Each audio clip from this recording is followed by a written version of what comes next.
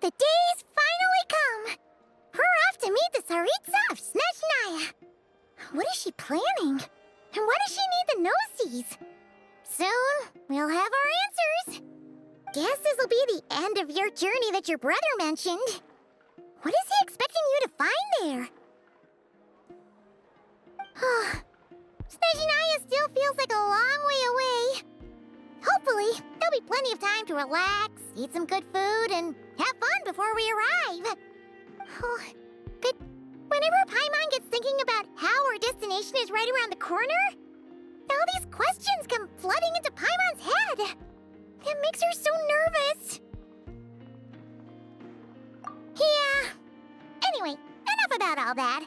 We can't start the final leg of our journey with that kind of mindset. Just think. We've fought dragons and sea monsters, defeated creations of the gods, faced prophecies of doom and the threat of the abyss. Heck, we've even been to the moon! With all that experience under our belts, how could we be any more prepared? Sure thing! Now, stick close to Paimon, the best guide you could ever ask for, and let's charge straight for the finish line! Off we go! What about me? Do I get a call out? Whoa! Columbina? You kind of snuck up on us there.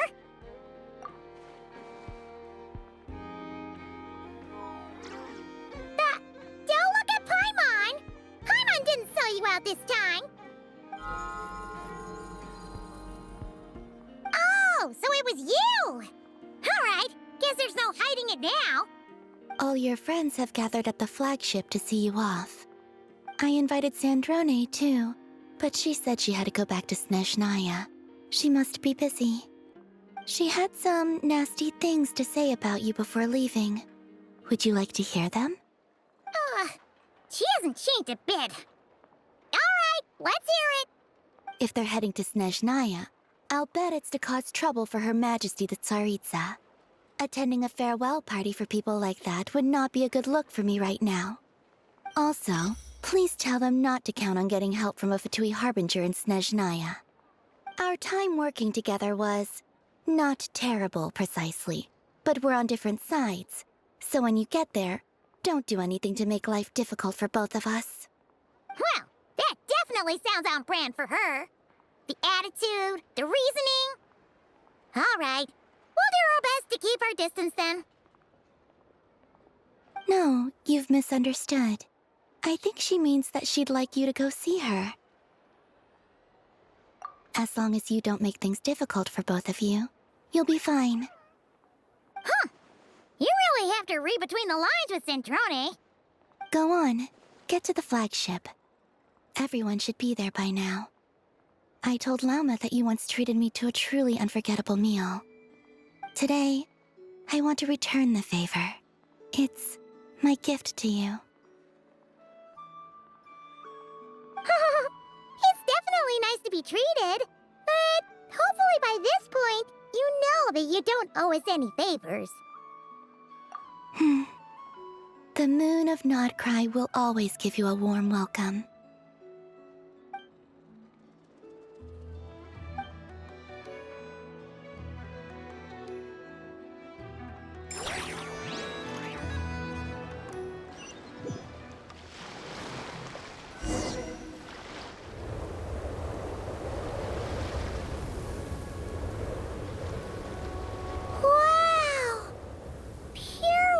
As far as the eye can see. It's so pretty.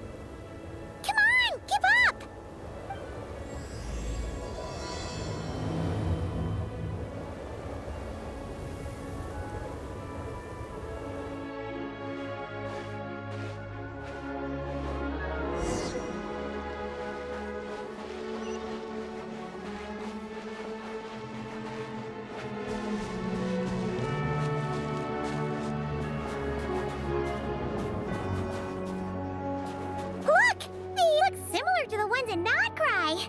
You know, just minus the effects of Kawaki. That's a sure sign that we're officially in Snezhnaya now.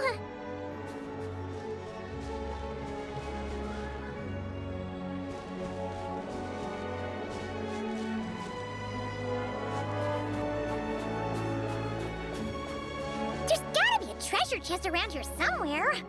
No adventure is complete without a chest or two. Wah!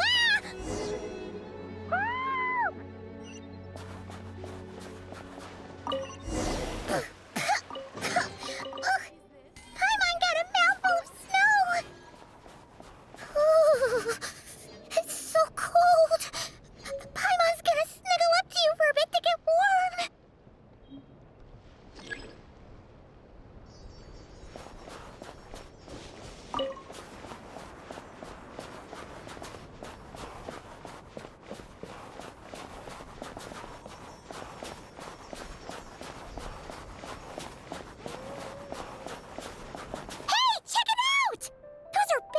Right?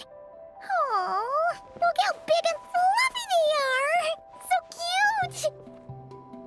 Quick, take a picture before the moment passes. Right here. If we get any closer, we might scare them away.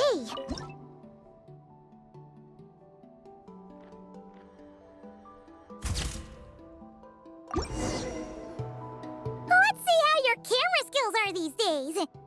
Whoa, wait a sec. Paimon sees something! Come on, quick! It looks like a train carriage!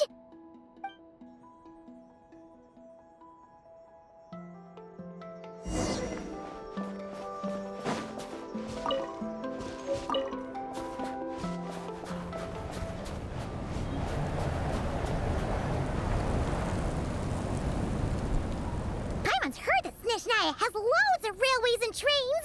This must be one of them! But why is it abandoned? Ooh, it's still so cold. Ooh, I don't know. Maybe. Also, is it just Paimon or is the snow getting heavier? Yeah. So it can't just be because of the cold. It's hard to describe, but Paimon feels so weird. She's never felt like this before. Everything feels heavy. Getting kinda dizzy, too. Oh, no need. Paimon's just feeling a little low on energy. That's all. It's nothing serious. Not worth ruining our travel plans over. Yep, sure thing. Snezhnaya, here we come!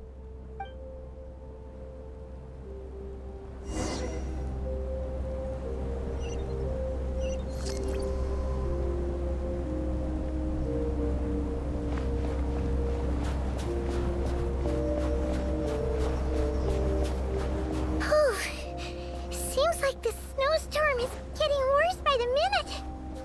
Paimon can barely fly.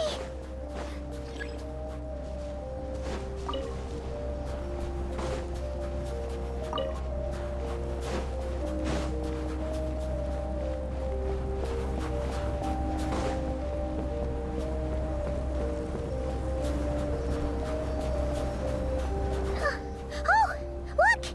There's a cabin over there. Phew. Let's get out of this storm.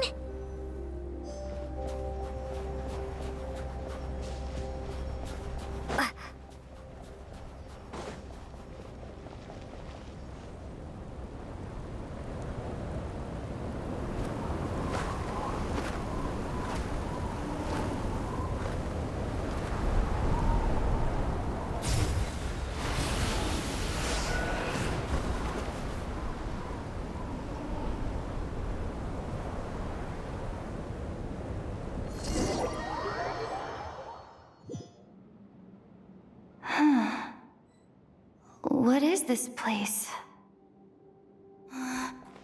Where's Paimon? I need to find her. Fast!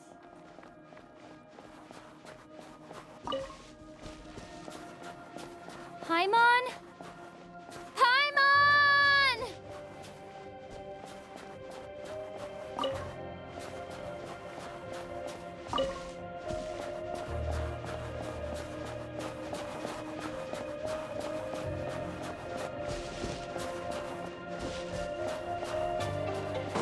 That's strange. Where could she be? I guess I'll try further ahead. Hang in there, Paimon.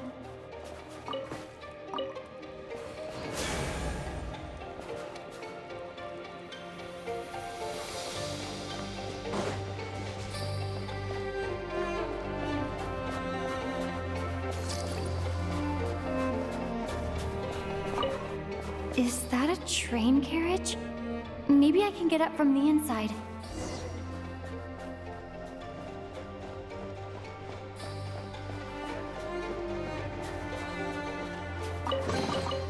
Is this an answer from this world?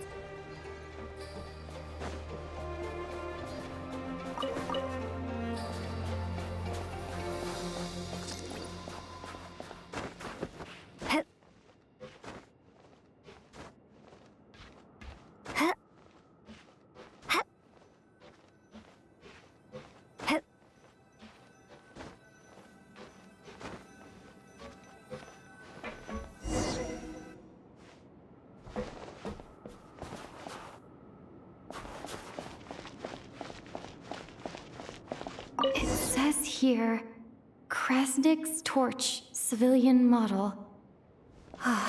It's definitely getting a little warmer now it's turned on. I really hope Paimon's okay.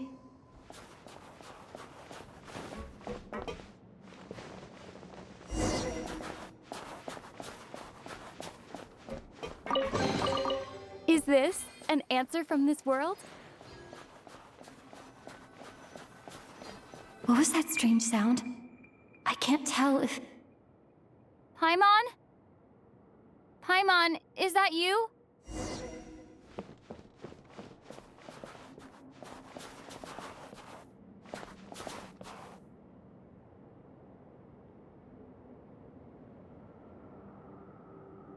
Incoming entity detected. Authorization granted. Initiating original. Hello, Descender, who's reached the eve of tomorrow. Eye of Gray at your service. Time since last activation. Time measurement unavailable due to the influence of... Anyway, it must have been a very long time.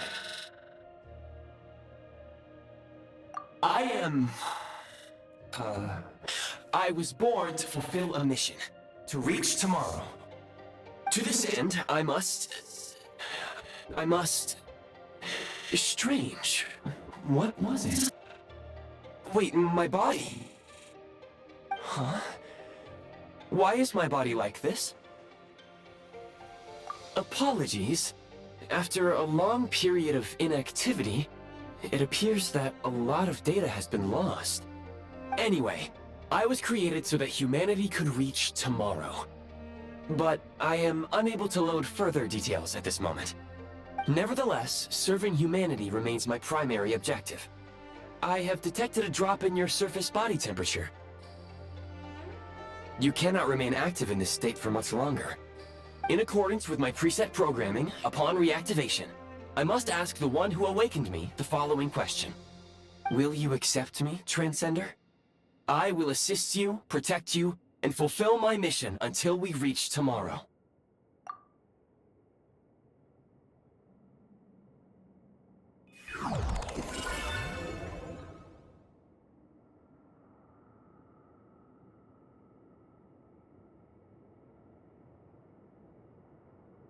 You have made a very wise decision. Now, I detected that you called out a name earlier. Presumably that of your missing companion? The name was Paimon. After helping you get out of here, I will search for a match in the nearby area and pinpoint their location. Merely the tip of the iceberg. Now that we have reached an accord, you will be my new user. May I ask your name? Very well. I will remember this name until the mission is complete. I need to recover my body, retrieve the power to unlock tomorrow, and help the suffering masses to reach the far shores where the empty Ark floats. I can sense my power scattered across this ice-covered land. I even have a vague sense of where it might be found. But right now, that is not essential. The key right now is you. You must survive and reunite with your companion.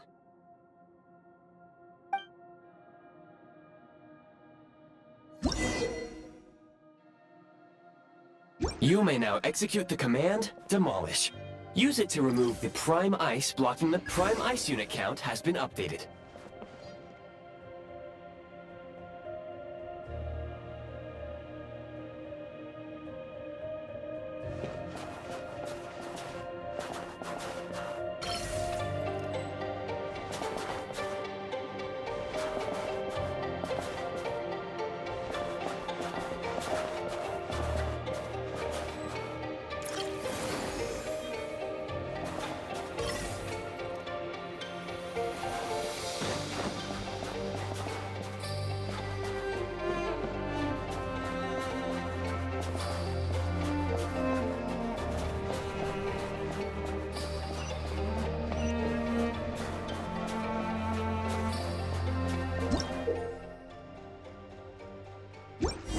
You may now execute the command, Build.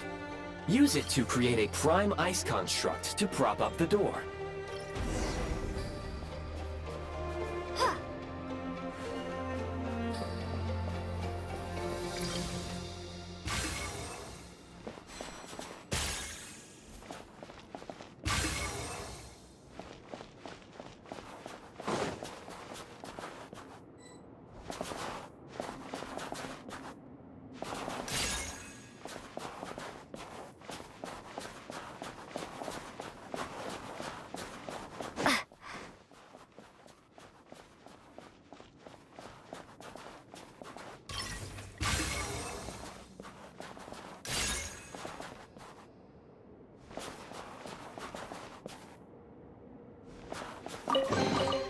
A reward on the road.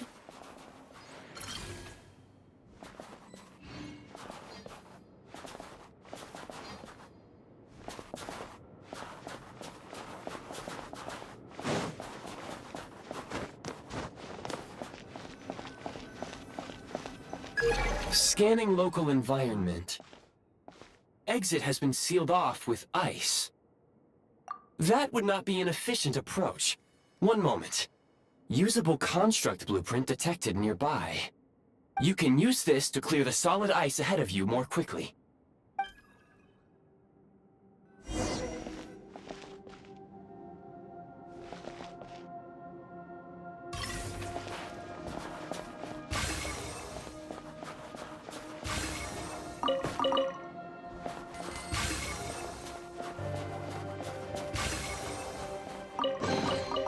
I'll keep this close.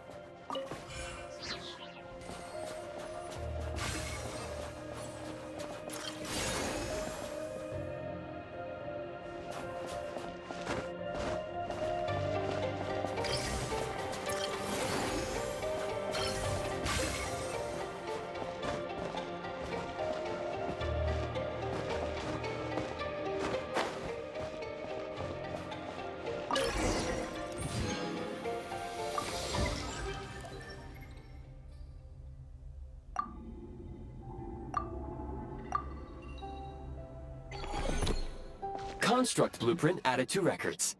You may now execute the command, Build Heat Source. Generate a temporary heat source to rapidly melt the solid ice.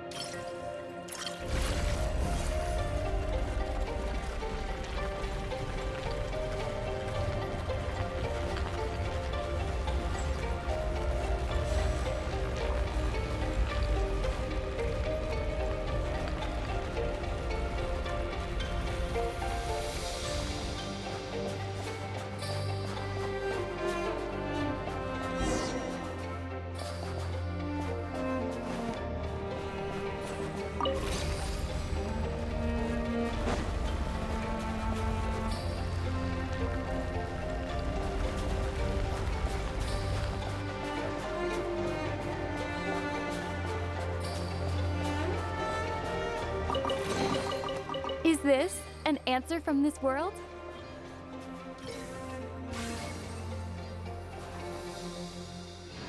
My scan indicates the path is straight ahead. I recommend we proceed.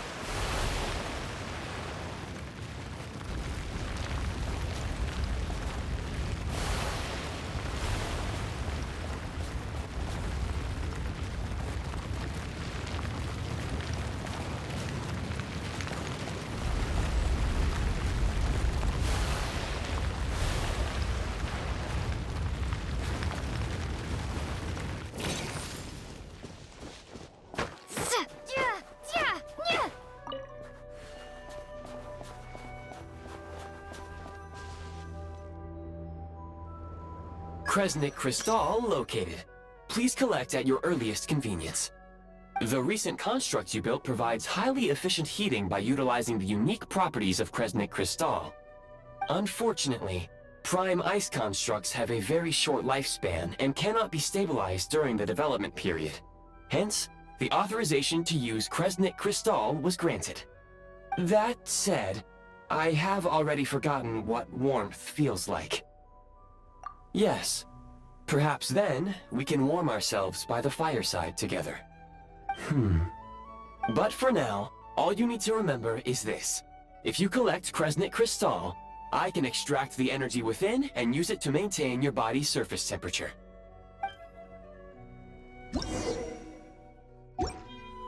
Low power. Please use Kresnik Crystal to replenish energy reserves.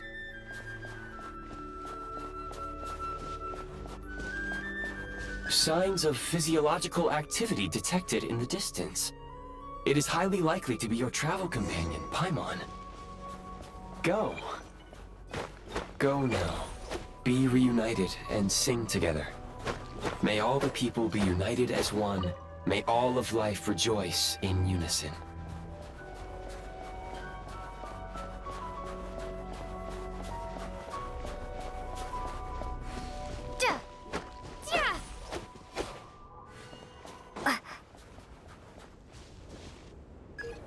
Approaching the target location. Scanning for signs of life. Life forms detected. 2. Affirmative. However, that is not the reason for my confusion. According to my database, this location is a train station, meaning the number of life forms is unusually low. Real-time environmental data suggests that the train station may no longer be in use. But whatever the situation, please exercise caution.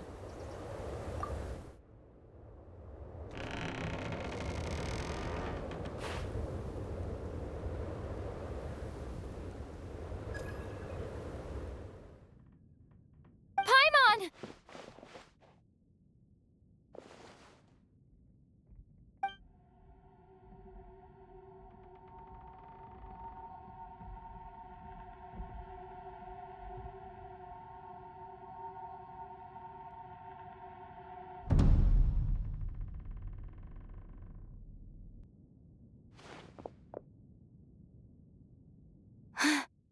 Who are you? Don't worry. She's only sleeping. You must be the Traveler. She called your name repeatedly while attempting to battle her way through the blizzard. Newcomers to Snezhnaya struggle to adapt to the sheer cold at the best of times. Lately, even the locals are suffering, with a powerful monster having summoned a bitter snowstorm.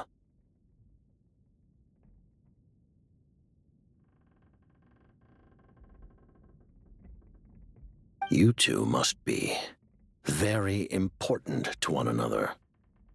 You should take more care not to get separated. Your eyes. Are you Conrian? There are indeed some Conrians left in this world who survived the cataclysm. But I doubt that is news to you. It would be unwise to interrogate my identity here. Focus your attention on your travel companion instead. We will meet again very soon.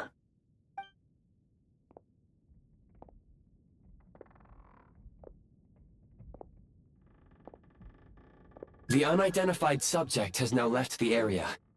He appears to be an individual of great significance, but my search has yielded no relevant data. I will try searching the database again. Against the odds, your companion is safe and sound. The other person even left a blanket for her.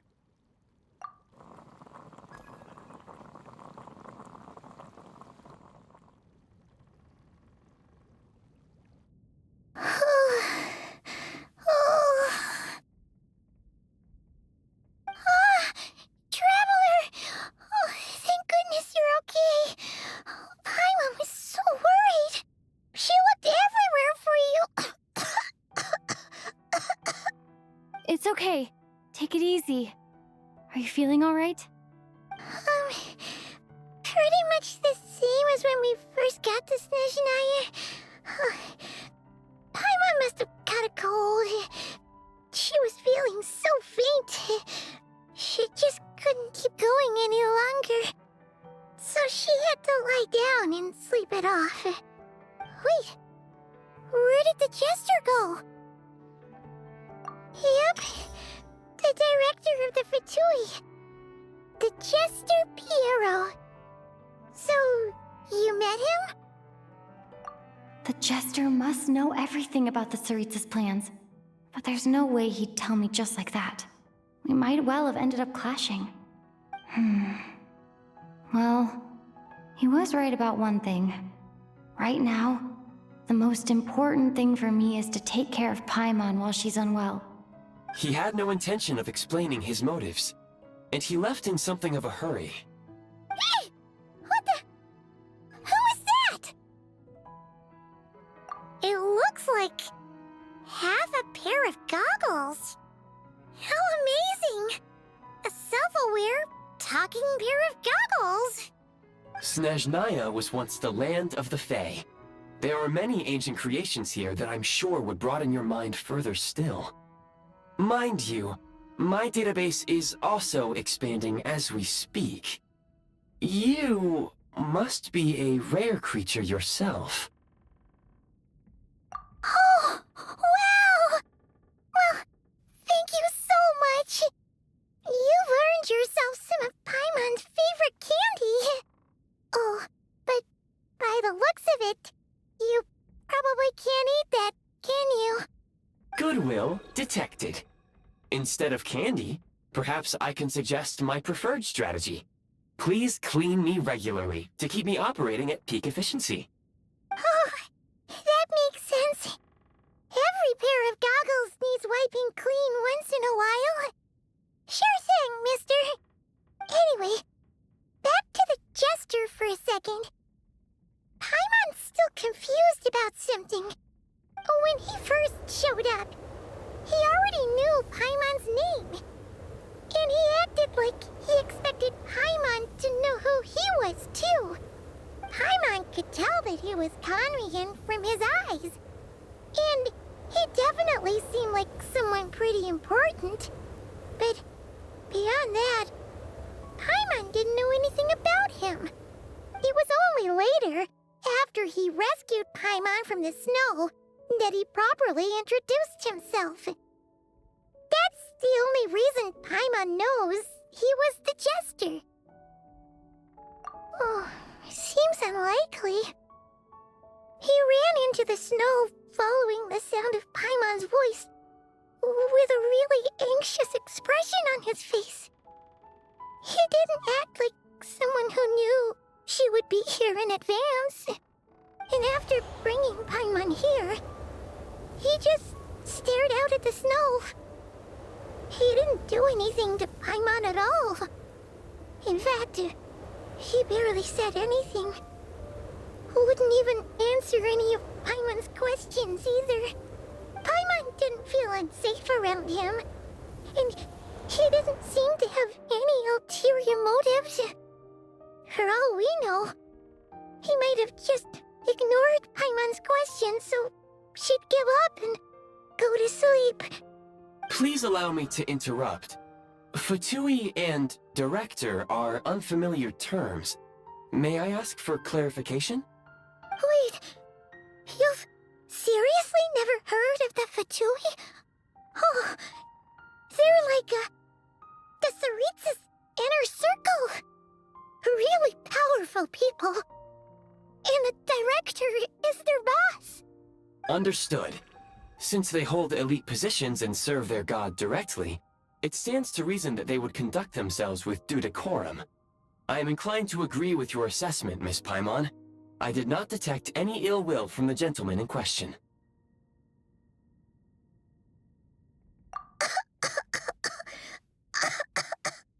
Sorry, I shouldn't have encouraged you to talk so much.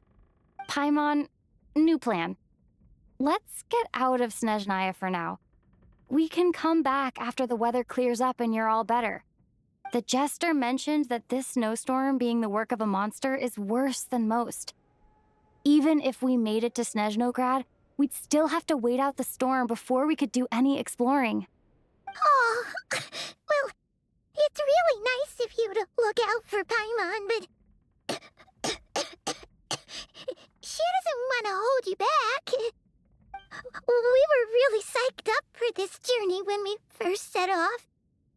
Just think of all the burning questions we have. If we turn back now, who knows how long it'll take before we finally get answers. Further information is required regarding the monster situation. But objectively speaking, there is another, more pressing issue at hand. At this point, we have traveled a significant distance into the blizzard. Were we to turn back now, the road would be extremely treacherous, especially since we would need to travel on foot. If, however, we continue onward, there may be a better solution. Do you remember what I said as we neared this location? I told you that this is a train station. While it has evidently fallen into disuse for unknown reasons, the tracks remain intact. We can break through the blizzard and forge ahead by driving a train. That is the Snezhnayan way.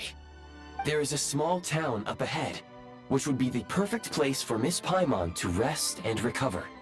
Paimon thinks Goggles here makes a great point. Let's do that! Oh, come on. Don't worry.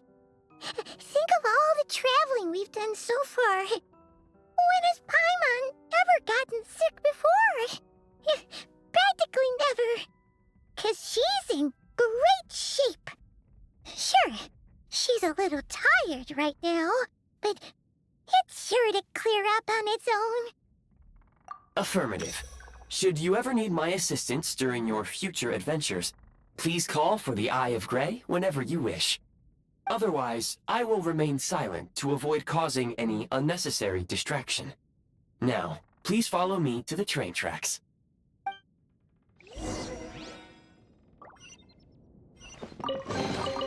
A reward on the road.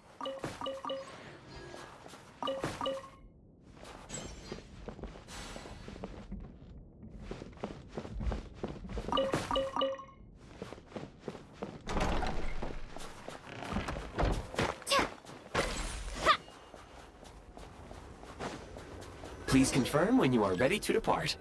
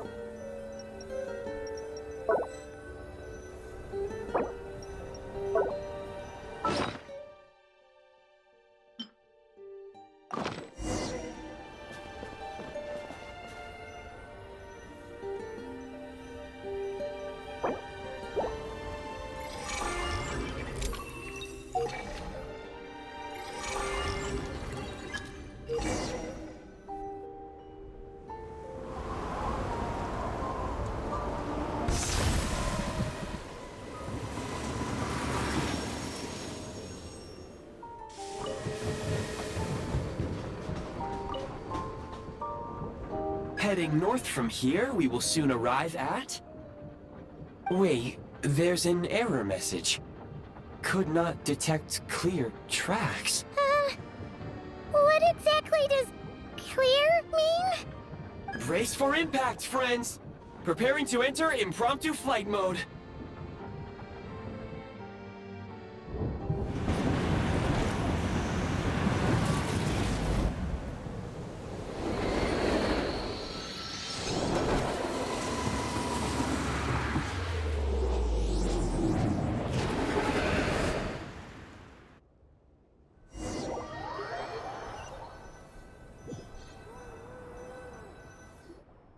How strange. Not only was the station's status different from my records, but even the railroads and the terrain itself have changed substantially. Yeah. Thanks to your quick reflexes. My sincere apologies for putting you in danger. I'm afraid I'm as confused by all this as you are. Agreed. This is likely a consequence of outdated railroad data. The discrepancies between the old data and present reality are far greater than I anticipated. Fortunately, our crash landing has at least brought us much closer to the town. According to the data, anyway. Your data had better be right this time. I can assure you, it certainly is. Please look this way, and you will see a Kresnik's torch. It seems our ill-fated train ride was a blessing in disguise. We have taken the shortest possible route. Rest assured that I will take user preferences into account next time I plan a route. Next time, I will get it right.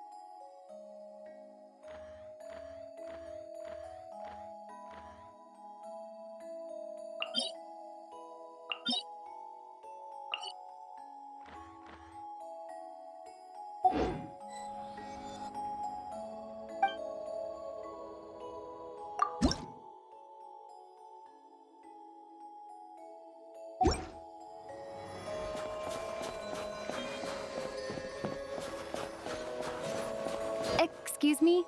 Is there an inn nearby? I'm sorry, but they've all closed.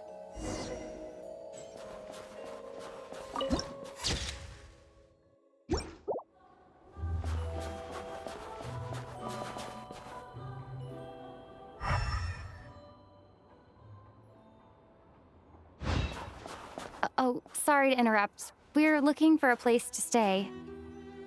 I can't even afford to warm my own house, let alone run a business.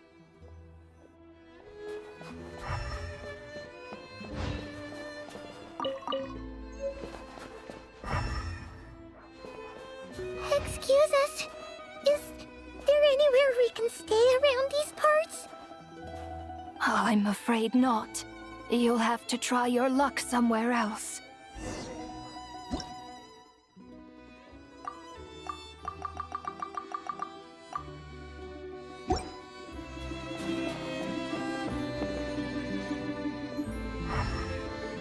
All we can do is wait for the next shipment of Kresnik Crystal to get here.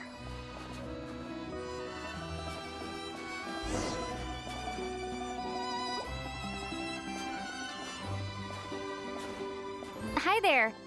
Do you know if there are any inns still taking guests in this town? Doubt it. They're probably all closed. No one has enough Kresnik Crystal to heat their own homes, let alone a business. Oh, what a bummer. I clocked you a while back. You adventurers or something? We don't get many tourists in inland Snezhnaya these days. Why's that? Because of the snowstorm? In part, but the bigger reason's Project Stuzha. Since it's Her Majesty's will, we have to put up with it whether we like it or not.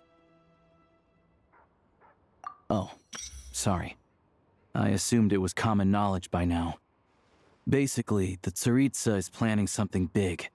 Something that requires an enormous amount of energy. Even if they used all the surplus Kresnik Crystal in Snezhnaya, it still wouldn't be enough to meet demand. So, the VII passed a resolution requiring all factories and households to reduce their energy consumption.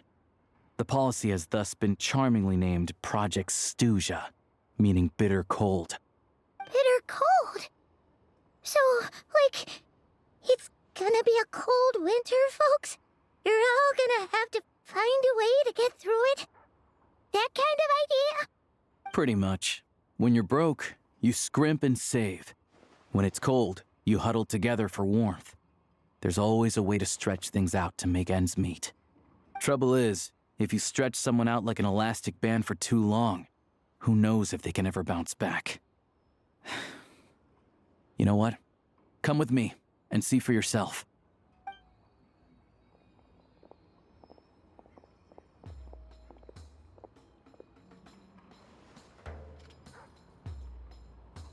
Can you please explain to me why the price of Kresnik Crystal has gone up by 1/3 again? Even as our purchase quota has gone down. You only come here twice a month. This won't even last us a week.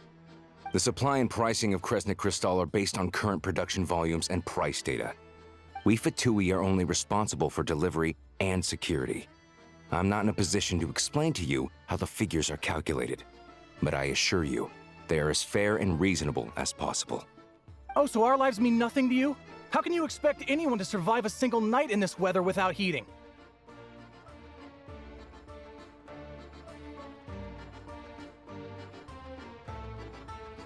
Since you insist on making me repeat myself every single visit, I will remind you again. There is no monopoly on the trade of Kresnik Crystal. You are free to purchase the shortfall from elsewhere on the market. What market? Nobody else is selling! And when they do, they charge 8 times the normal rate! It's robbery is what it is!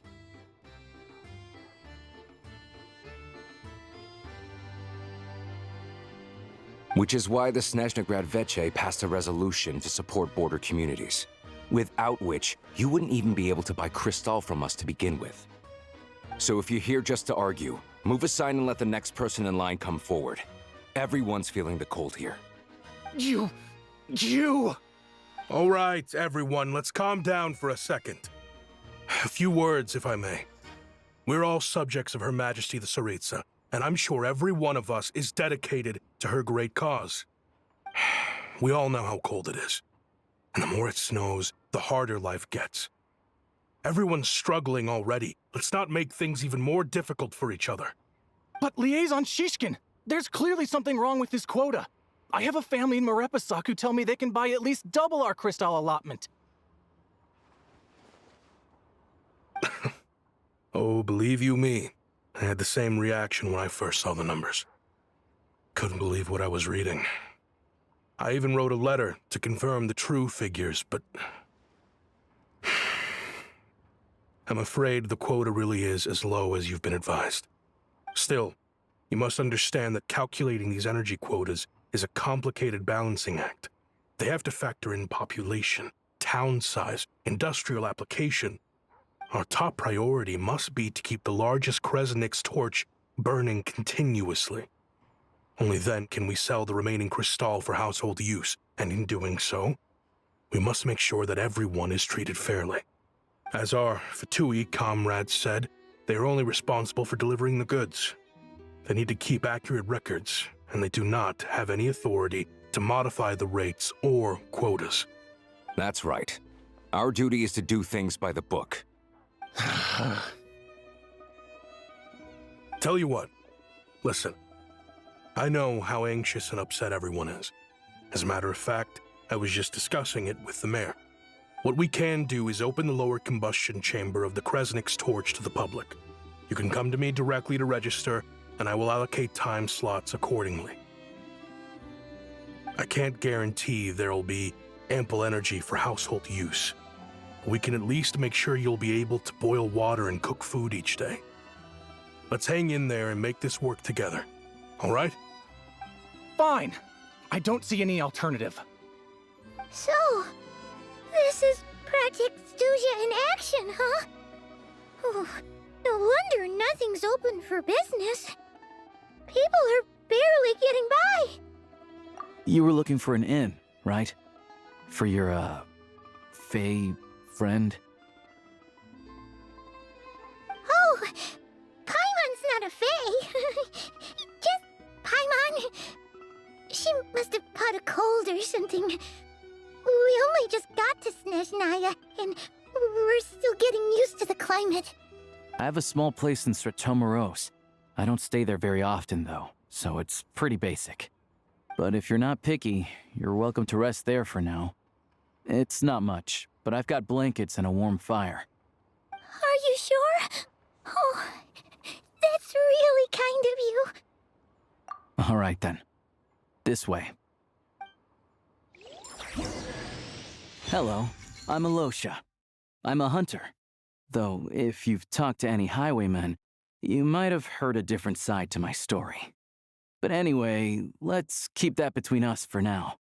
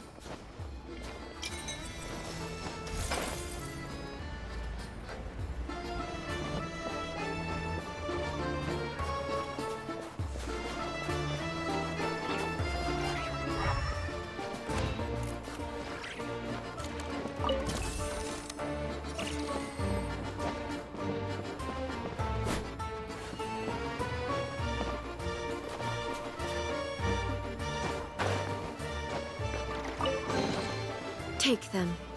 I have no need.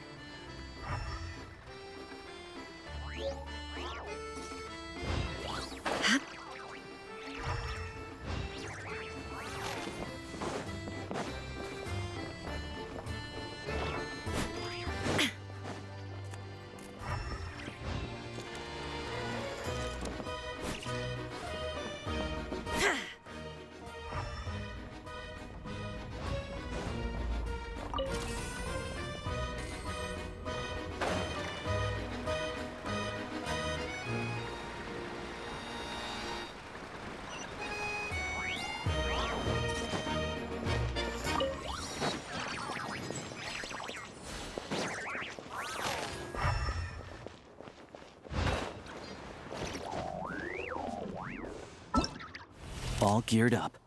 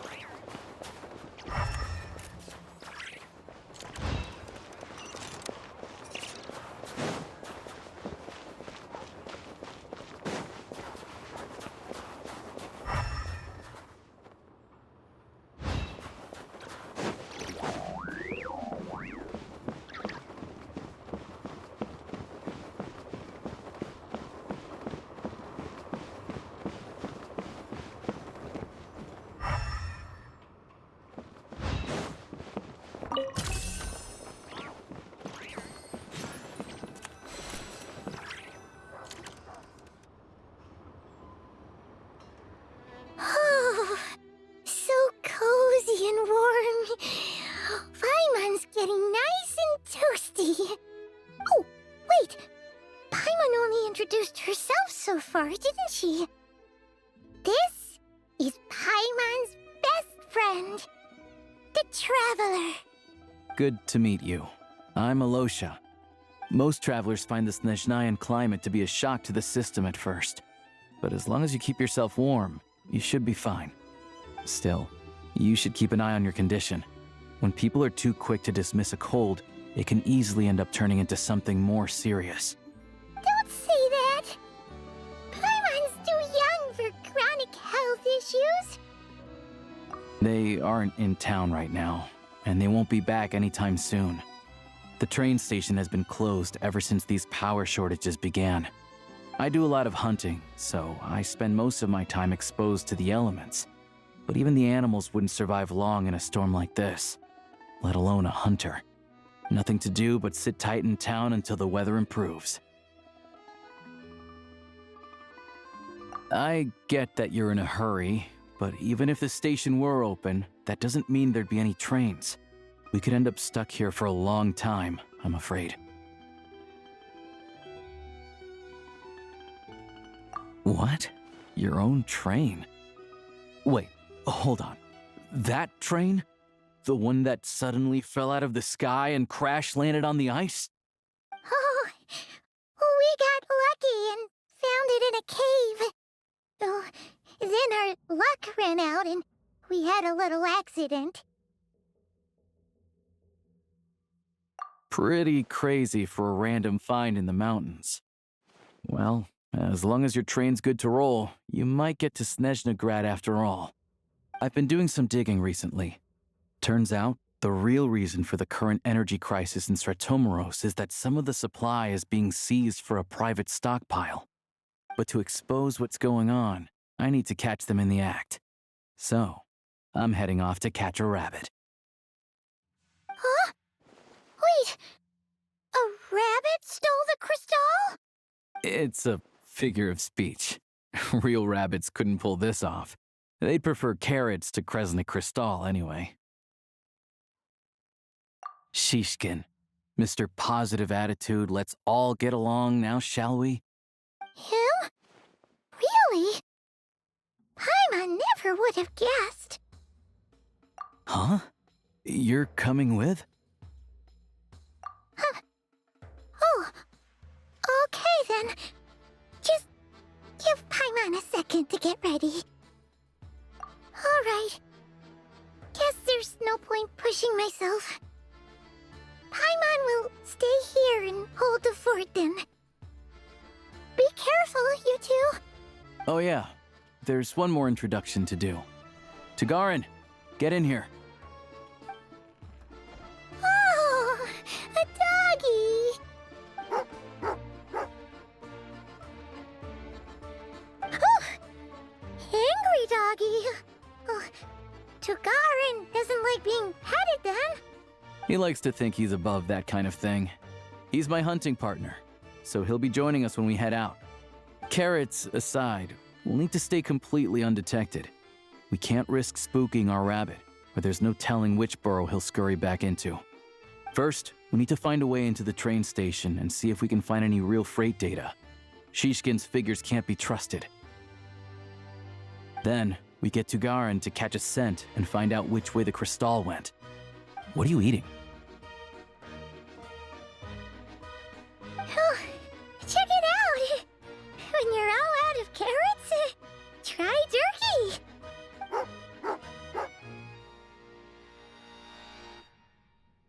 Good doggy! Good doggy! A fellow dog lover, huh? Yup! And rabbit lover! Carrots are great too, you know. Good to know. Eat up, Tagarin. We got a lot of work to do.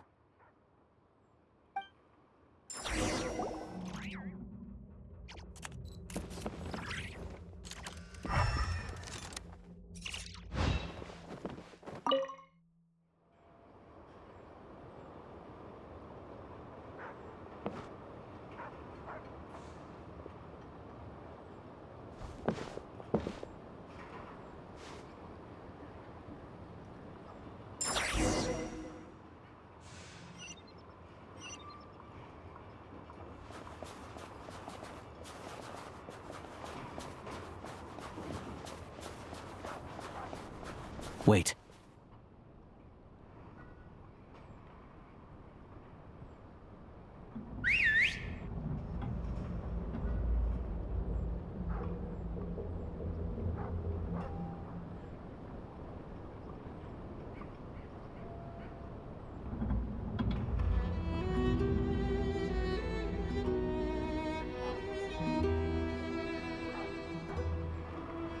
Nice work, Tugarin. Come on, we'll go around.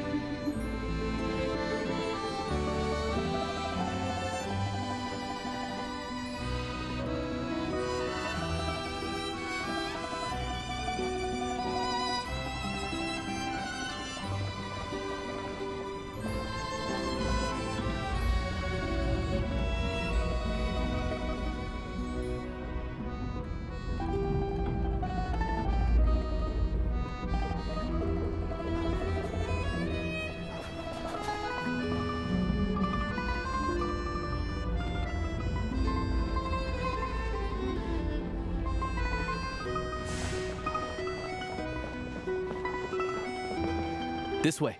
We'll enter from the upper floor.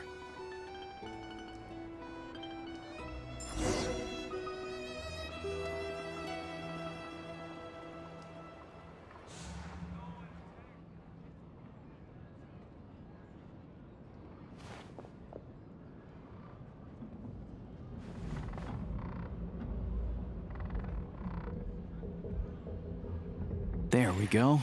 A freight list. Straight from the Fatui. So Shishkin won't have had the chance to doctor the figures. Looks as new as the day it was printed. I guess no one bothers reading these unless they have ulterior motives. Yeah, this is all we need. Come on, let's get out of here, then go track down the Crystal. Tugarin's a keen hunter, and catching rabbits is his specialty.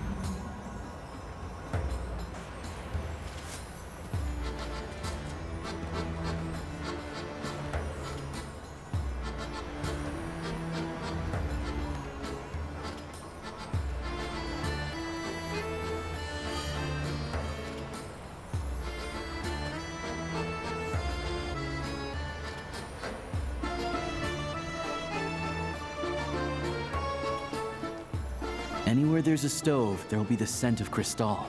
That's normal.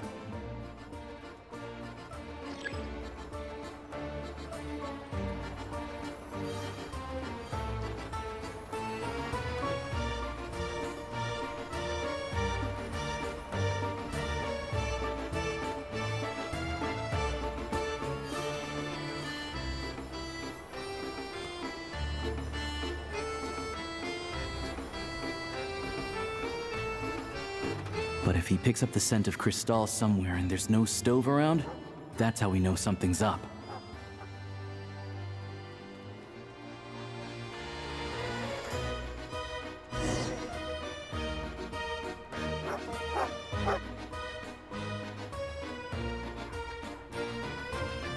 This must be the rabbit's warren. Good job, boy. Sure enough, there's a tunnel. You stay here and keep watch. I'm gonna take a look inside.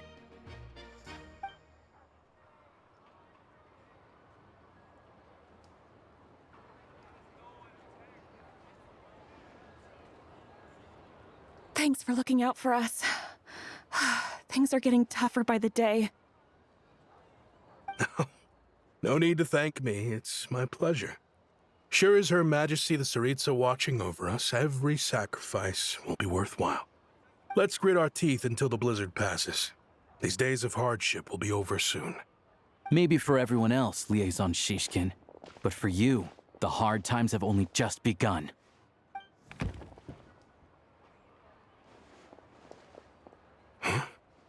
Who are you? What's the matter?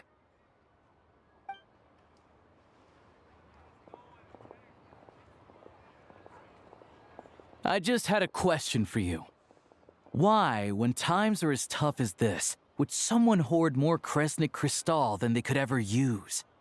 All the crates here are from the most recent shipment, but they weren't brought here for sale.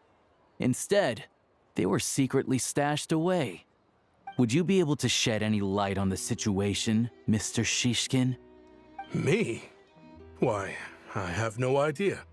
But look at how much there is. It's quite a godsend. Now there will be plenty to go around. This godsend was found in a cellar adjacent to your residence following a tip from Mr. ALYOSHA. And this is only a fraction of what we found down there. We're still taking a full inventory. The official figures will be finalized shortly. I've always been grateful for your efforts to mediate between us and the townspeople of Sretomaros. But now, Mr. Shishkin, it appears you were the source of the conflict all along. How could you do this to us? We trusted you to have our backs. You've been lying to us this whole time? Hey, I owe you all an apology. I'm sorry. I'm so very sorry. This isn't who I am. Please believe me, this was a one-time mistake that I will never repeat. We all know how difficult life has been since Project Stuja came into force. Energy is an increasingly scarce resource. People everywhere are getting desperate, but some places have been hit harder than others. I grew up in Alatyr, a small village with no train station. Deliveries of Kresnik Crystal have ceased there entirely. If nothing is done, they're all going to freeze to death. You know as well as I do how downright impossible it is to buy Crystal these days. The thought of my poor mother and father, with no one to help them, I felt so afraid.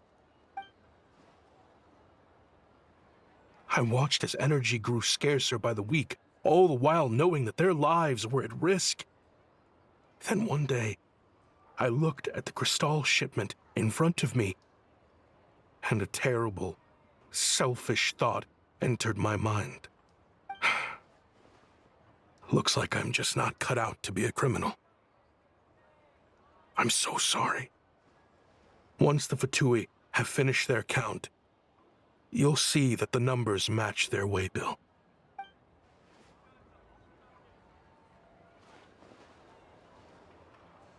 I have the official Snezhnayan quotas here. Anyone who has already purchased energy, please make your way over here to correct your transactions. I'll make a batch purchase of Crystal worth 3 months' salary for you all to use free of charge. As for Alatyr, I'll think of something else. You don't have to go that far. Yeah, owning up to your mistake is enough for me. You've done plenty of good for the community in the past. I'm not looking for a handout. Drop the act. You claim this was a one-time mistake, but the real reason there's only 1 shipment's worth of stolen Crystal in your basement is that you have an accomplice. Reporting in, sir. We've conducted a full search of the mayor's house. As expected, we found many crates full of Crystal, half of which were still in their original shipping containers. This wasn't your first time at all. You've been colluding with the mayor of Sretomaros for a long time now. The train station's currently out of service, but it does open for a short window every time there's an energy delivery. And every time a train pulls in, you're there on site to take inventory and oversee the workers unloading the cargo. The mayor handpicks said workers. Per his instructions, they transport the Crystal by tunnel at night to the mayor's house, and he sells it out of town. But since he can't get the goods out of town by train, he had to arrange an alternative method of transportation. This meant slower sales, which gave me plenty of opportunity to catch him in the act. Wait, the mayor's involved in this too? Preposterous. What proof do you have of any of this?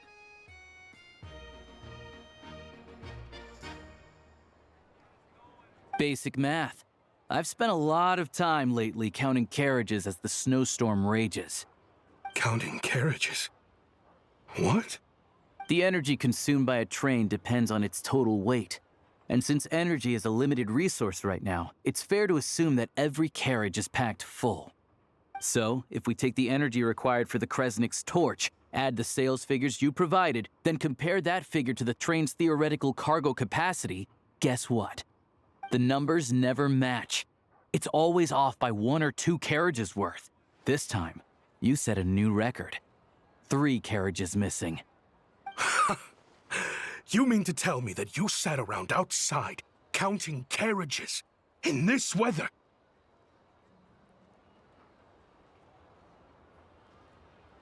I'm a hunter. I have 2 options. Hunt or starve. Well, I've heard enough. The evidence speaks for itself. Take Shishkin and the mayor into custody and escort them back to Snezhnograd.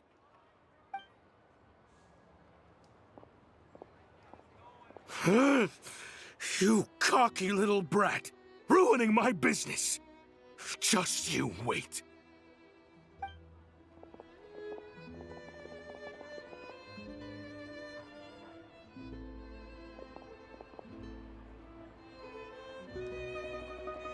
Yeah, something felt off, so I just followed my gut. Math isn't my strong suit, though. I'm lucky my dad made me learn enough to get by, but all this number crunching was a million times harder than the aim and fire work I'm used to. Thank you for your assistance. You're a brave lad. Shishkin was quite the cunning criminal, as I'm sure you can tell. He did all of this right under our noses, and we never suspected a thing. A wolf in sheep's clothing. He had everyone fooled. Even with that sob story he fed us. He was probably trying to keep the mayor out of it, not just mask his own motives. Without the compelling case you put together, even I might have fallen for it. ALYOSHA, was it? Tell me, are you really a hunter? We can go find some wild animals if you want. I'll fire off a couple of shots, and you'll see whether I'm the real deal. I didn't mean to cast suspicion on your identity. It's just, well, I'm sure you've heard of the Rokot. Recently, they've been recruiting people with your kind of talent. They hide in plain sight under false identities, working against Project Stusha, sometimes directly opposing the Tsaritsa herself. They aren't a violent organization, and their goal is to improve the lives of the common folk. But still, as a member of the Fatui, I wouldn't be doing my job if I didn't keep tabs on them. First I've heard of this. I don't really keep up with what goes on in the city. All I know is, people who don't mind their own business in the city end up paranoid about everything. As for me, I just couldn't stand Shishkin. I'm from Alatyr myself, and I can tell you, nobody's lived there in years. Why would an abandoned village need Crystal? Of course, no one really cares about the fate of that place. I'm guessing today is the first you've heard of it. I see. It does sound quite tragic. Really. Well, thanks again for your assistance, and your friend here too. I will report this incident to Snezhnograd. The Fatui will take over energy distribution until new officials are appointed. We'll also ensure that the train station resumes normal service as soon as possible. Looks like it's my turn to brush up on math now. I never liked it as a kid either.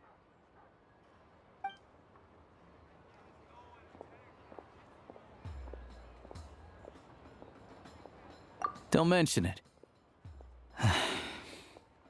Isn't the soldier overseeing the delivery supposed to verify the quantity of the goods? Was he just careless?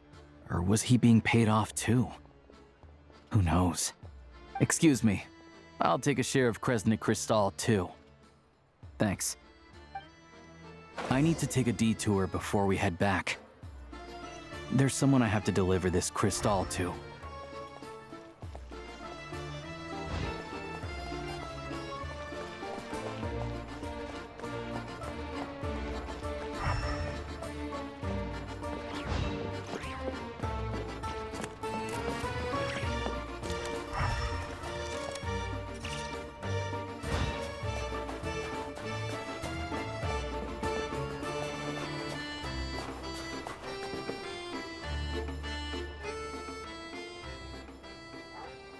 hang tight for a moment. This old lady, she doesn't really know who's who anymore.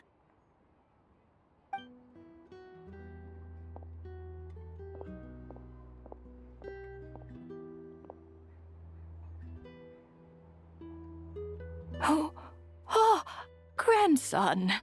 It's so cold today. You must be freezing. Ma'am, it's me, ALYOSHA. ALYOSHA? ALYOSHA who? You know me. I came by earlier today. Cleaned the ashes out of your stove, gave you some warmer bedding, and washed your back.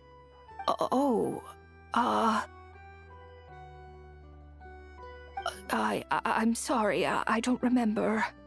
Now, how often do I get to see my grandson, hmm? Come on, take a seat and relax while I fix you something to eat. It's okay. You just rest. I'm fine. Oh, you. It's nice to come and visit your old granny once in a while, isn't it? Sretomaros, a good town. All sorts of things to do and people to meet. And the local officials are good to us. Sit down, come on, take a seat. I still have some fruit left. Let me get it for you. Please, don't get up on my account. You need to rest. Where's the fruit? Right under the basket by the door. Or maybe it was on the bedside cabinet.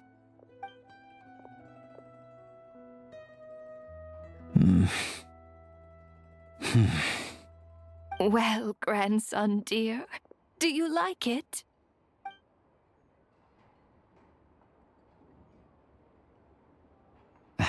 Very much, ma'am. It's delicious. Good, good.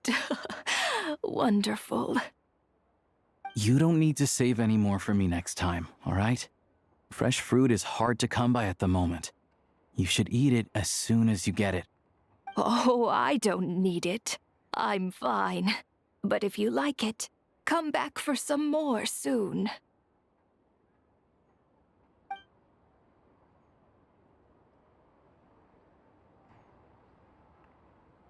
Some kind soul must have given these to her. But she always saves the nicer things for special occasions. I met her at the market back before her health began declining. She was a lovely old lady. We're from the same hometown. Not many people have heard of Alatir. And if they have, it's usually for all the wrong reasons. There's a gang of highwaymen that came from there. Now that it's an abandoned village, it's rare to find anyone who shares fond memories of our hometown. So after we got talking and realized we were from the same place, we decided to keep in touch by letter.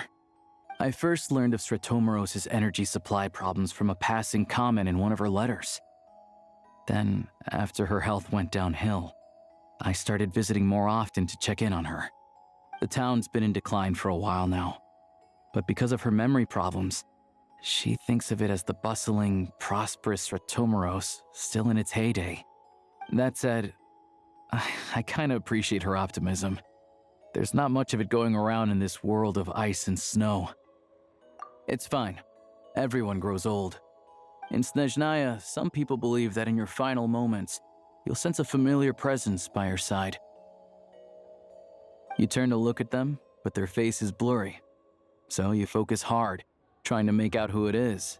And when you finally see their face, the Grim Reaper reaches out and takes your life. She still calls me grandson, though. So at least I'm not a blurry face in her world just yet. Come on, let's get back and see how Paimon's doing.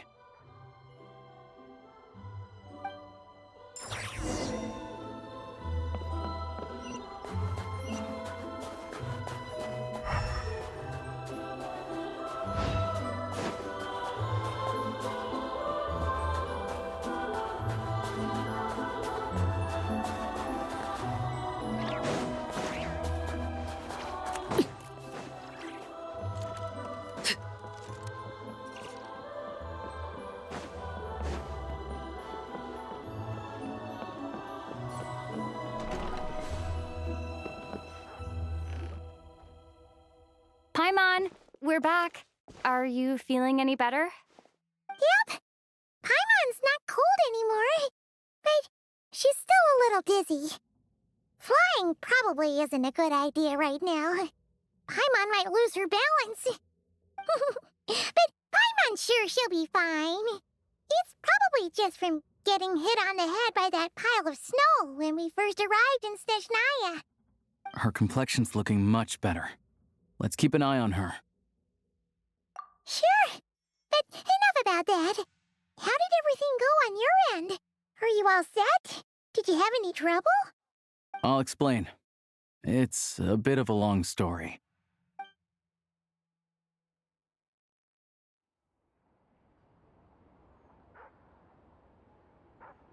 Jeez, you guys got pretty busy. Sounds like the liaison officer and the mayor were running quite an operation. Good riddance to both of them. It's a good thing you managed to catch them. So, you said the train station will open again soon, right? And everyone has enough crystal now? Yeah. Well, enough to survive at least. Project Stuja isn't going away anytime soon. People will still have to scrimp and save to make ends meet. Don't know. The goal of Project Stuja is to gather energy for the Tsaritsa, but no one knows where that energy's going. It's never been made public. The thing is, we were told that the project would only last for 6 months, but time and time again, they keep extending it. Extending it? Does that mean the Tsaritsa's plan isn't going very smoothly? That's what everyone suspects. In principle, any proposed extension needs to pass by majority vote in the Snezhna Veche. But even though opposition has been growing, any detractors end up caving in to political pressure from the rooster, Pulcinella. He's the chair of the Snezhna Veche and a key figure in the voting process. He has the backing of many powerful and influential people. How come the Fatui are picking on ordinary people even here in Snezhnaya? I don't see it like that. Fundamentally, the Fatui will always think and act in the Tsaritsa's interests. But that doesn't mean they don't care about the plight of the common folk. The only reason Sratomiro still receives crystal shipments is because of a relief proposal put forward by the rooster himself. Then there's the Fatui soldiers providing support in every corner of the nation. Even the Northland Bank provided some mora for disaster relief, and they're as conservative and indifferent as they come. It's just that the rich and powerful in their fancy palaces live in a completely different world from us. There's always going to be some conflict when those worlds collide. Yeah, well, even though we all believe in Her Majesty the Tsaritsa, there are still many differences of opinion on how best to tackle the big issues of the day. Regular folk don't have an easy way of getting their voices heard in Snezhna, while the rich and powerful are either unwilling or afraid to speak out for all sorts of complicated reasons. The Rokad provides the disaffected with false identities and an outlet to vent their frustrations. Of course, an organization like that exists in a gray area. The moment the Veche think they've crossed a line, there's sure to be a crackdown. But so far, they've been doing their best to help the common folk. Like us, don't you mean? You didn't hesitate to join in. You're not new to this, I can tell. That's because we're adventurers. It's our job to help people out with commissions and get to the bottom of things. Sounds like we're going to get along. So, what's your business in Snezhna, aside from taking your friend to see a doctor, of course? I want to meet the Tsaritsa. It's complicated. I've had run-ins with many of the Harbingers along the way, and I really need to know what the Tsaritsa is up to. Her ultimate goal, what the Gnosis mean in all of this. Since I've made it this far in my journey, I have to find the truth, whatever it takes. Wait, so... no way. Are you who I think you are? Sounds like you've heard of us then. We're getting more famous by the day. I didn't realize I was in the company of giants. Honestly, we're all as curious as you are about what the Tsaritsa's planning, and why it has to involve us freezing to death in the snow. But getting in the same room as her won't be easy. The common folk aren't permitted to meet her at the best of times, and right now, she's probably not even in Snezhnograd. Word is, she's heading east on a campaign to slay a monster. Yeah, so you've heard of it. A wild, unpredictable monster with the power to summon snowstorms. It also absorbs everything around it into its body, so it's growing constantly. Now, it's so big that the Tsaritsa has deemed it the #1 threat. Luckily, as it grew, it became increasingly less mobile, so it doesn't pose an immediate threat to this town or to Snezhnograd. I'm sure that Tsaritsa and her personal guard, the Druzhna, won't have any trouble defeating the creature between them. It's just a question of how long it'll take. Suffice to say, you won't be seeing her anytime soon. You'll have to wait until she gets back. Fair. Well, the Fatui will be taking over management of the train station for the time being. Things should be up and running by tomorrow. Once it's open, we can see about getting your train towed to the station. Whoa! That's gotta take a lot of manpower. Are you sure we can talk them into it? The Fatui aren't exactly spotless in this whole mess. Plus, we helped them out. Should be easy enough to negotiate. As far as I know, all the paperwork is dealt with upon manufacture. I've never seen anyone check it, so I wouldn't worry. Having a train makes everything much easier. We'll reach Snezhnograd in no time. I need to head there myself anyway. Got some game to trade for Mora. I know a good doctor in the city. I'll introduce you when we get there. Oh, thanks so much. Let's get a good night's sleep ahead of our big trip tomorrow.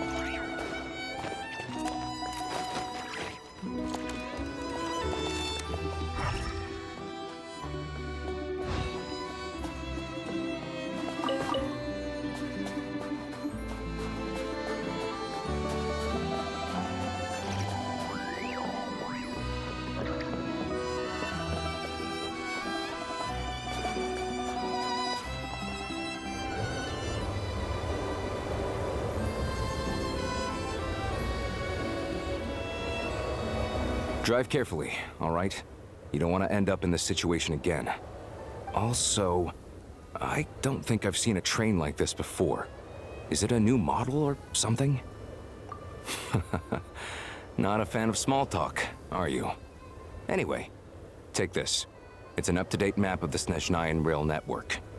All the track switching is automated, so as long as the train's moving, you don't need to worry about collisions or anything. We'll leave you to examine the train's conditions yourselves. Fingers crossed nothing's broken. I doubt Sretomaros has any engineers with experience working on this model. Shouldn't be a problem. Thanks for everything. All right then. Have a safe journey. And make sure to check everything's working before you set off.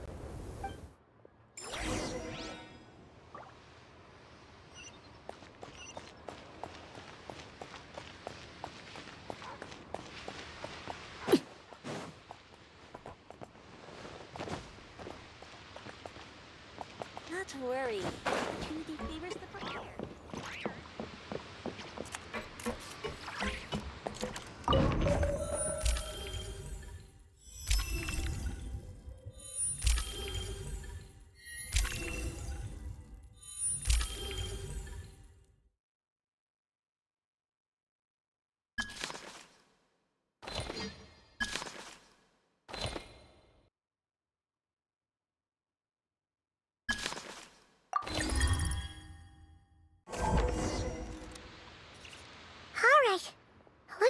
destination settings have been applied. Let's give this thing a final once-over and then head out. Goggles, your time to shine! Affirmative. Running vehicle diagnostics. What's this? Engine, green. Wheels, green. Frame, minor damage, but no impact on function. Diagnostics complete. All systems nominal. Neat! Huh. Paimon still can't get over the fact that you just found this tech lying around in a random cave. I've lived in Snezhnaya my whole life, and I've never heard of an interactive, talking train autopilot. Strictly speaking, I wasn't designed purely to drive trains, though I doubt you have any interest in navigating the practically unreadable operator's manual yourself. All configurations are complete. Should you require any further assistance, please call for the Eye of Grey. Away we go! Oh, nope. Paimon's gonna find a warmer seat.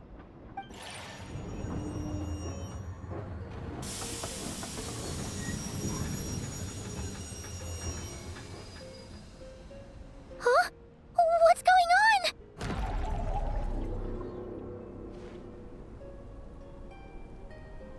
Oh no.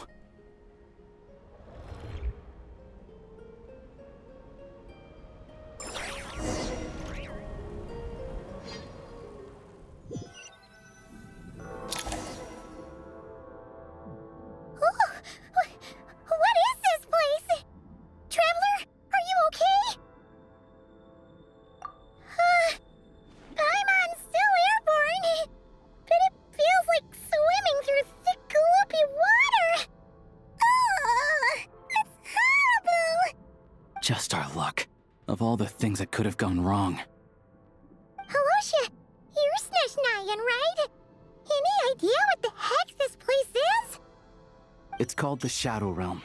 A place where no wind blows, no light shines, and no elemental energy flows. Even time itself doesn't exist here. It's a world where everything seems to come to a standstill. I've only seen it a few times before, and this is my first time inside. It's a dangerous place. Most people who get sucked into the Shadow Realm are never seen again. And the few who do make it back, they're never quite the same. Huh? Then what the heck do we do now? Oh, maybe Goggles knows something. Goggles? Great! Now we're done for! Hold it together. Let's not get ahead of ourselves. I heard a story once about the world of shadows. If it's true, there's a way to escape. We just need to find the exit. Come on, let's explore.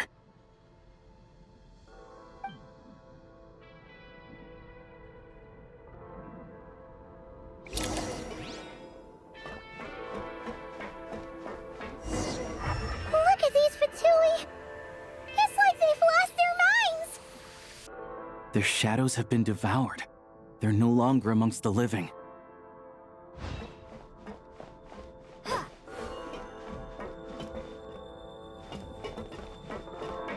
Let's hammer this out.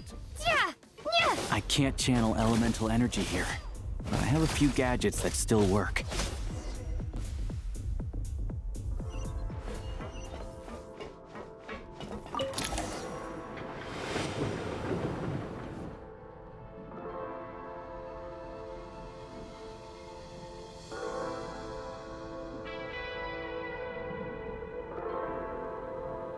Wait! What's that blue thing? Is that... Goggles? Guess we'd better find a way over.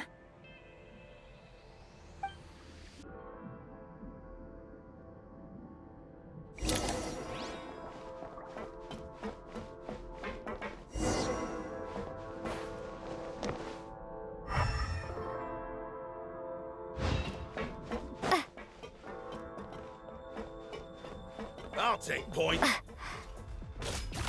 This is the last one. What do we do next? Play it by ear.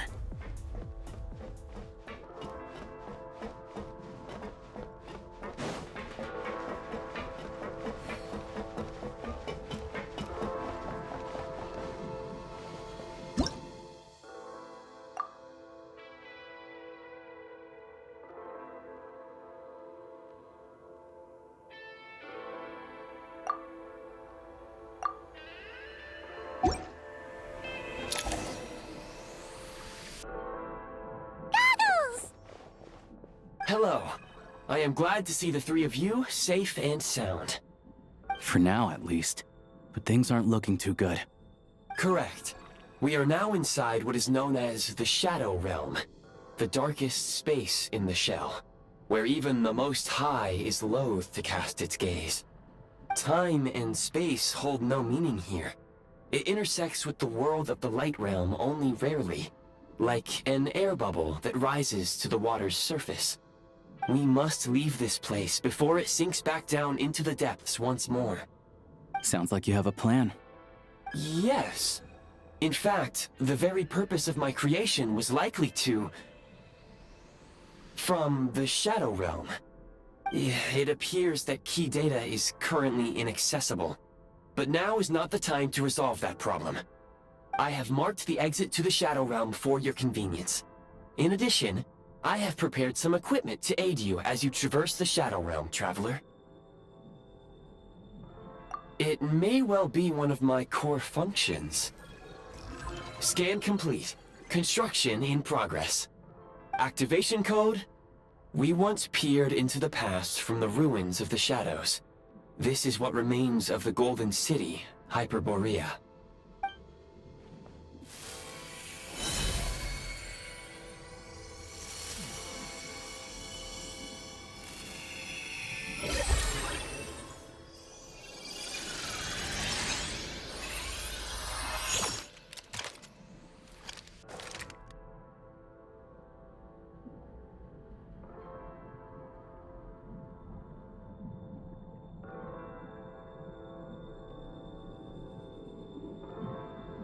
Whoa!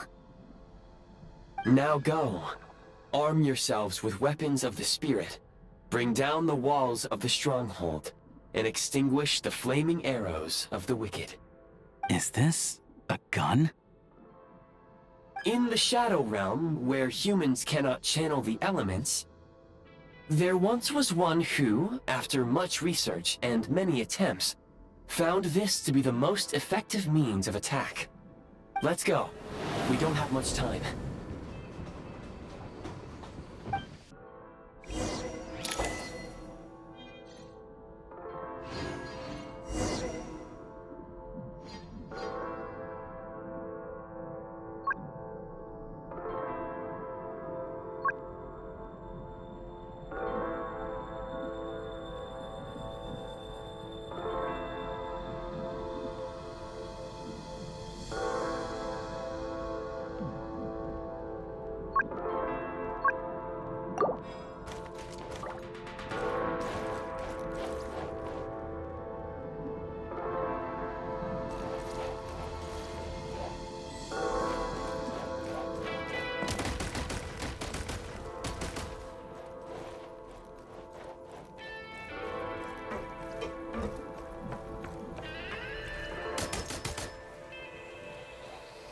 When you encounter small obstacles, you can simply clamber over them.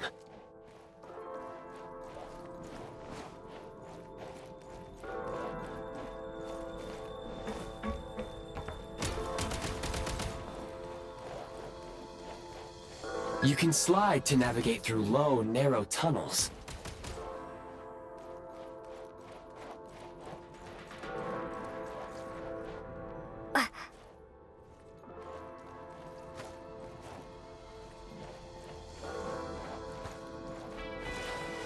Obstruction ahead. You may be able to use the explosives nearby.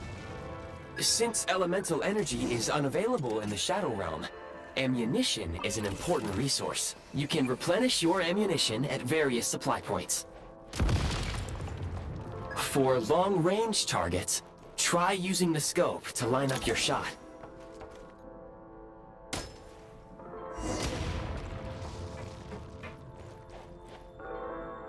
Many hostile units approaching. I suggest a new strategy. Take cover, and pick them off one by one. The advantage is ours! Charge!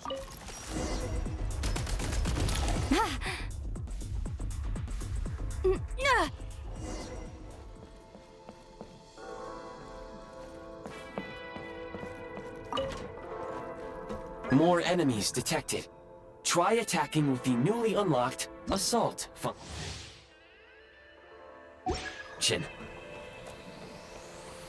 Back in business. Charge! The defenses have been breached. Reload! Over. State number 2. Mind the rhythm. Where's the...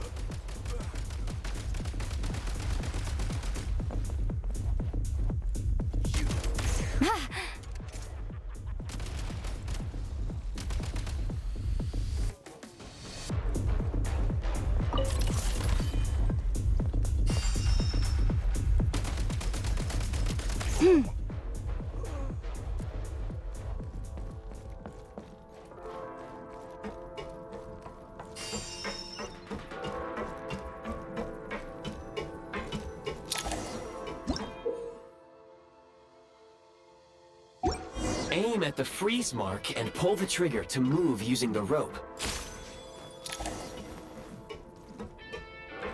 Light him up!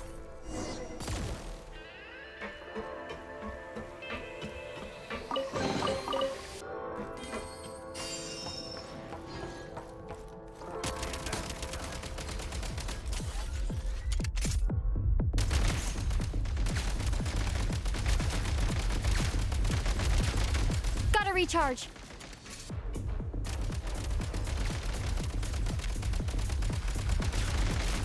Some supply points can restore a small amount of stamina. Press on.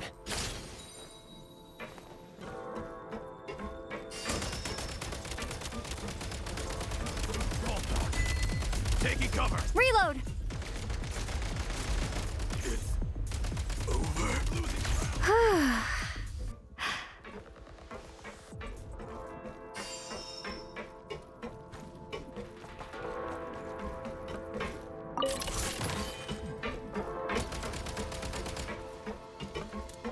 Change of tactics! You should be able to use the prime ice construct left here to cover long distances. Mind the rhythm.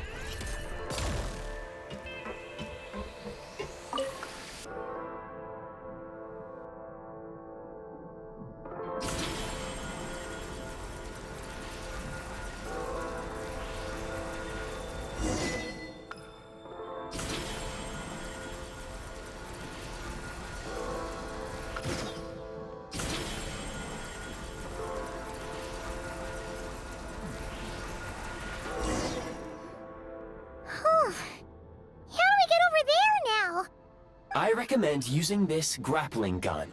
Such devices were originally used to secure structures in the Shadow Realm.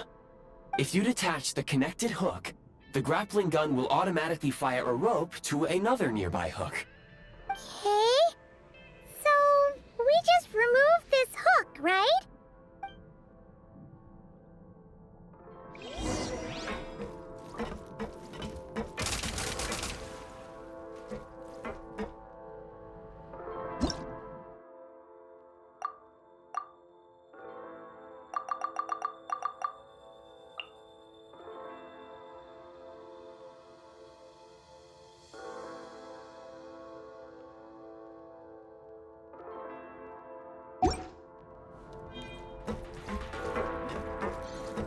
Gotta recharge.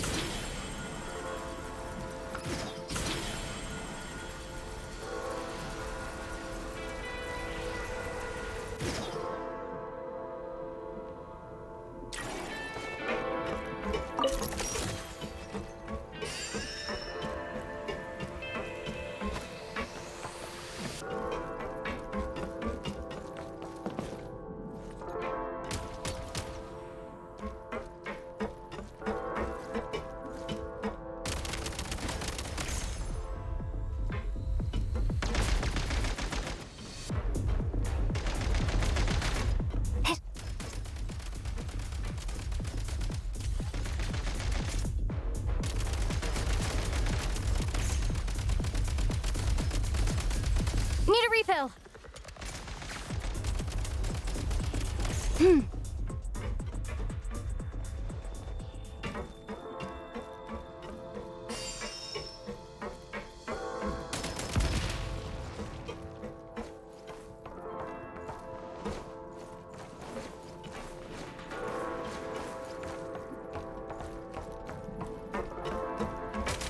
Sprint at the prime ice launcher to reach high places with ease.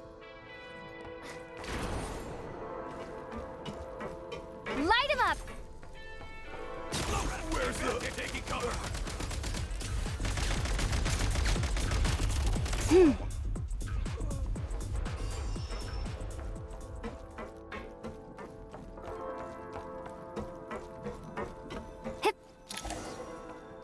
Usable munitions detected. Frag crystal.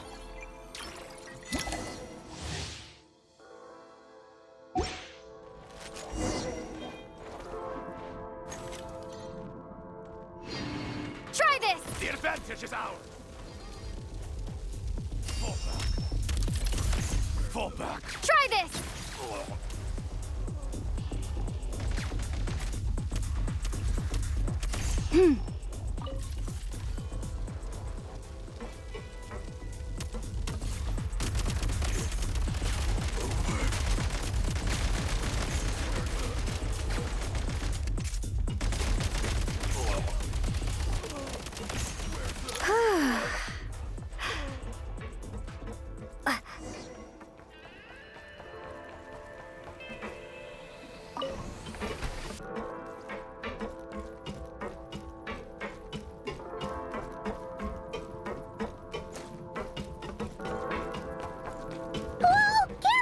Shift your center of gravity and slide down.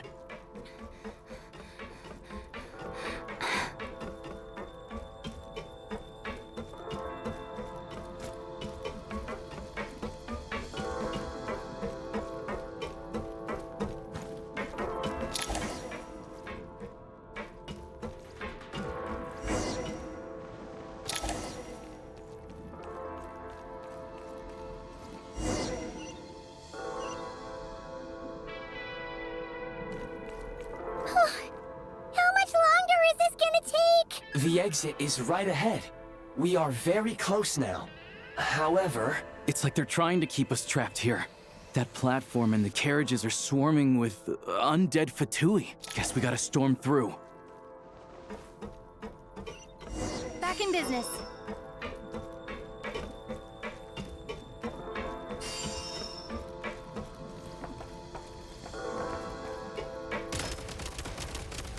Need a refill.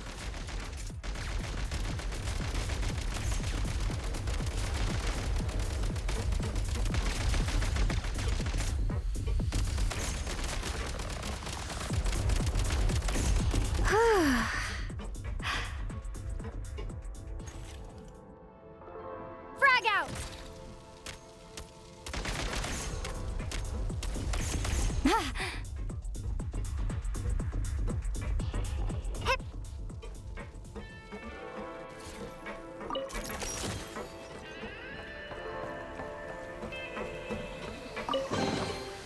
Time to catch my breath.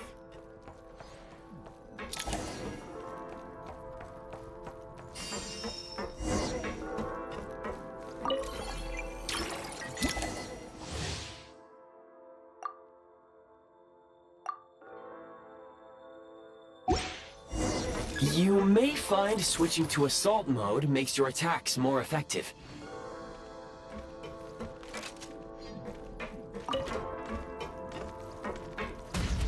Where's the...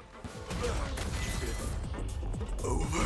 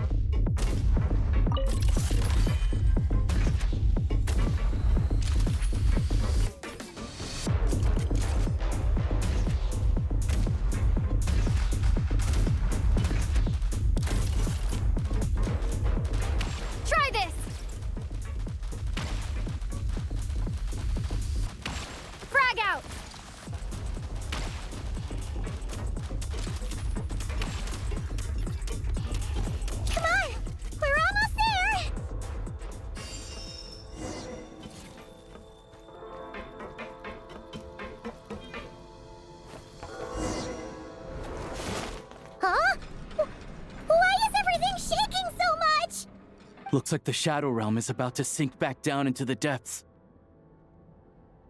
The exit is right here. You mean this weird bubble thing? Wait, how exactly do we... No time to think. We just gotta go for it.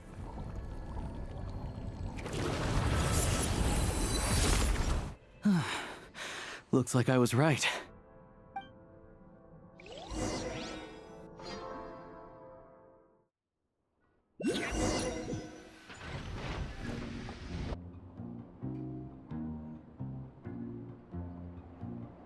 I can't believe the Shadow Realm manifested right on the railroad tracks. It's almost unheard of. Lucky we made it out. All thanks to you and that awesome gun. Ah, so you have heard of the Golden City before? Yeah, it came up a whole bunch in Nokrai. You're a pretty neat surprise in that sense, aren't you, Goggles? We had no idea they left cool gadgets like you behind. Make no mistake, it was a team effort. For a first-time firearm user, your performance was quite outstanding, far beyond my expectations. As ALYOSHA said, it is highly unusual for the Shadow Realm to manifest in a place like this, but we should still watch out for similar dangers ahead. Oh, let's hope not. If anything else goes wrong with this trip, Paimon's gonna have train trauma for life. The Shadow Realm can appear anywhere, not just on the railroad. I am simply advising that we take sensible precautions. Now, if you wish to further calibrate and upgrade your firearm, you may do so over there, provided you have the necessary components. Please take a moment to catch your breath while I repair the body of the train. Amongst other things, this will ensure Paimon is a little warmer while on board. Oh, thanks, Goggles. You're a trusty train conductor. Well, maybe trusty isn't quite the right word, considering. Anyway, at least you get the job done. Yes, of course. And just like the Eye of Grey, I am sure it will be a great asset to you in your future adventures. If not the trustiest, then it will at least get the job done. Let's get some fresh air while the Eye of Grey fixes the train. Yeah, sure. Paimon wants to forget all about the Shadow Realm. It was so creepy in there. Stretching our legs might help take our mind off things.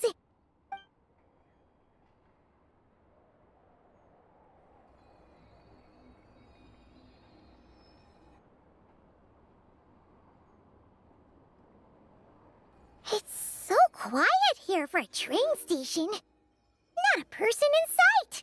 Just abandoned houses.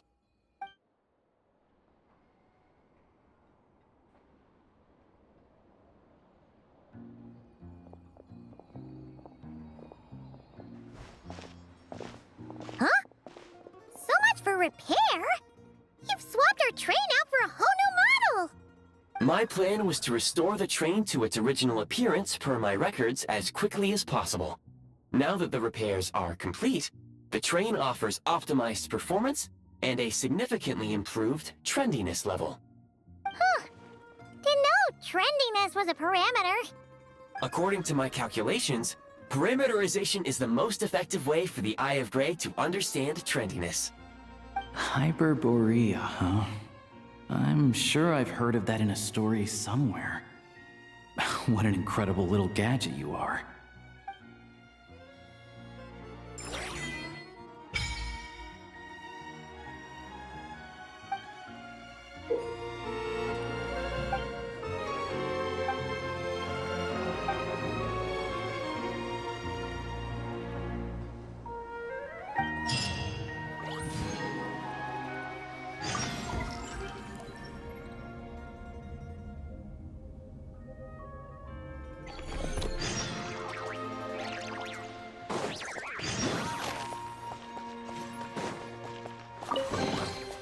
Ah, something with which to commemorate this occasion.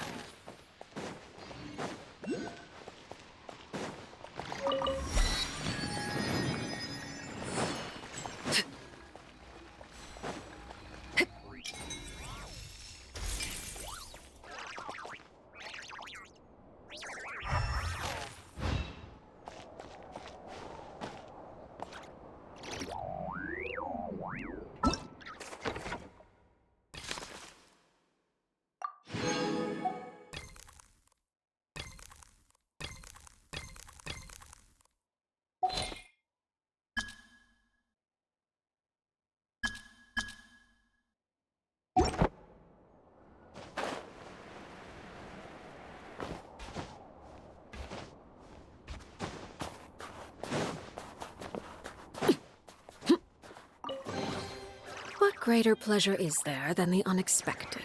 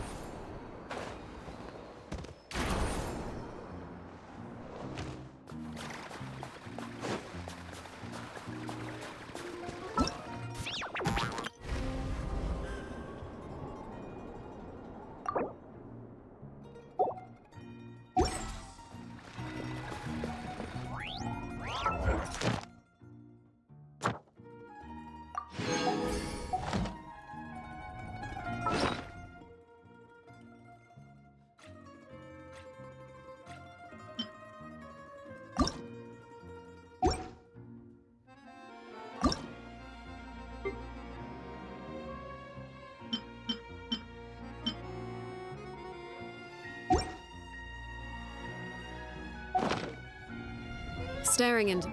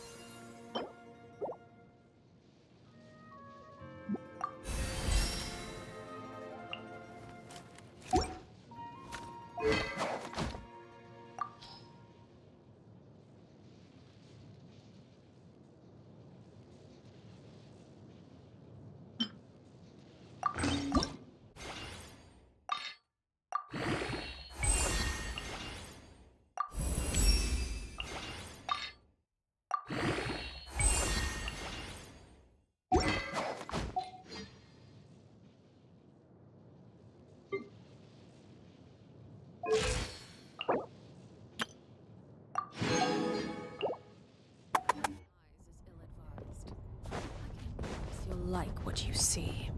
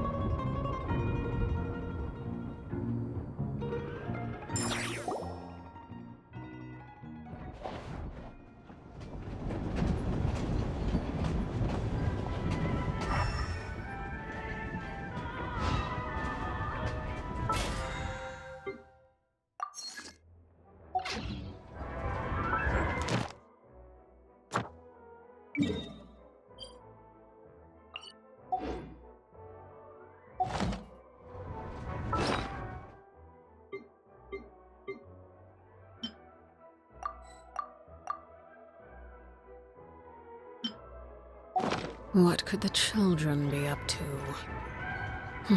Never mind.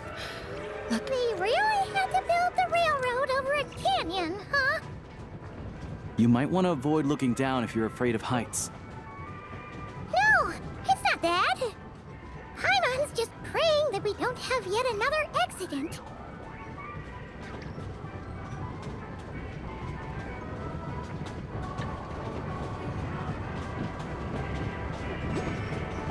That mountain is breathtaking. Reminds Paimon of Dragonspine. They say this mountain's the domain of a Snegovic lord. A lot of the Snegovic retreated there to live in seclusion, so it's a pretty mysterious place. You hear all kinds of stories. Even the residents of the nearby town of Svietlo-Lidovka steer clear of the summit, and they make a living off of harvesting prime ice.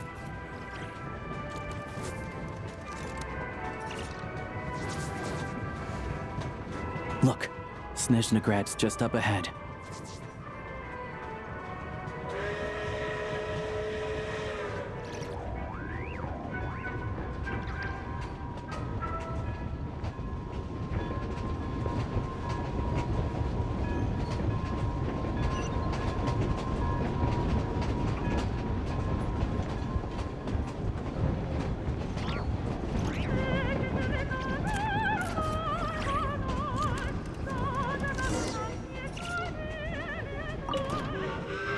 Passengers, please step back. Let others off before boarding and mind the gap.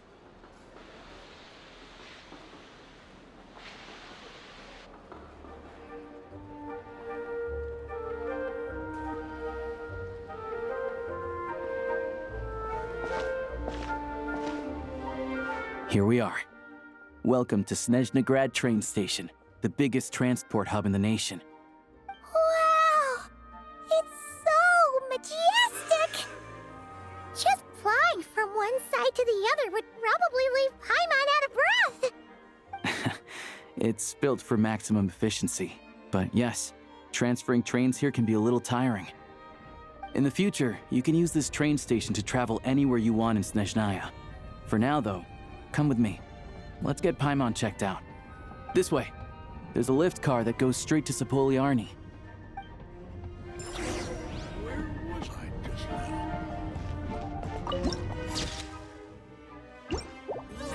Most exclusive news! Get yourself a copy!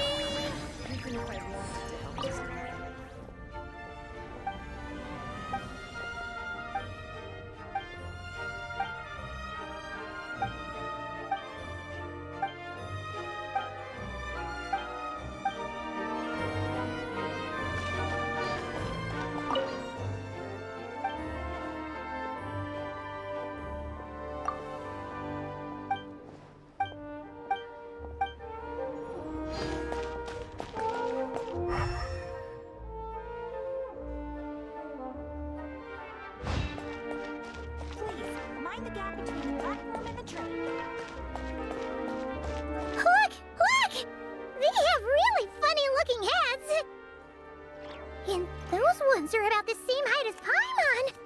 But it looks like they can't fly! Those would be Volkudlak and Domovoy. You'll also see the winged Vila and the snowborn Snegovic amongst others. No wonder! We'd heard that Snezhnaya used to be the realm of the Fae. Paimon can really see it now.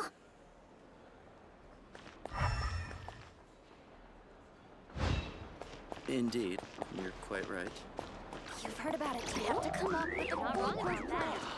Train delay.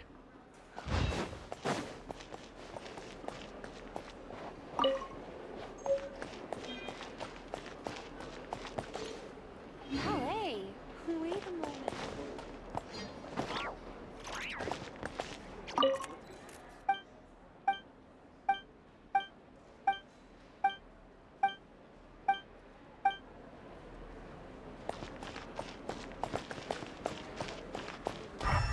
I understand your difficulty. How much longer? Why can't I find the answer?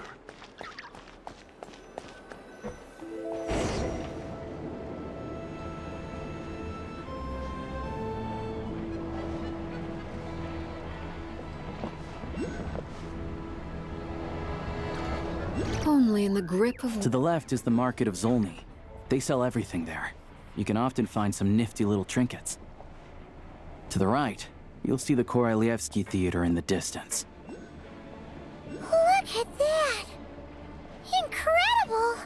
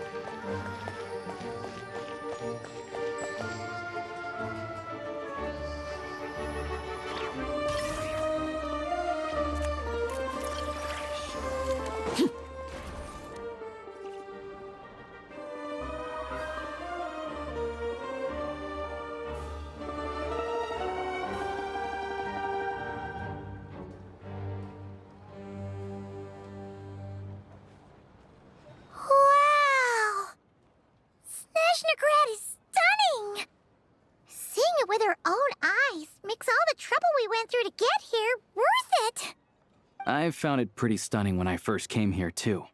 But I soon found out that stunningly beautiful means stunningly expensive. The prices here are crazy.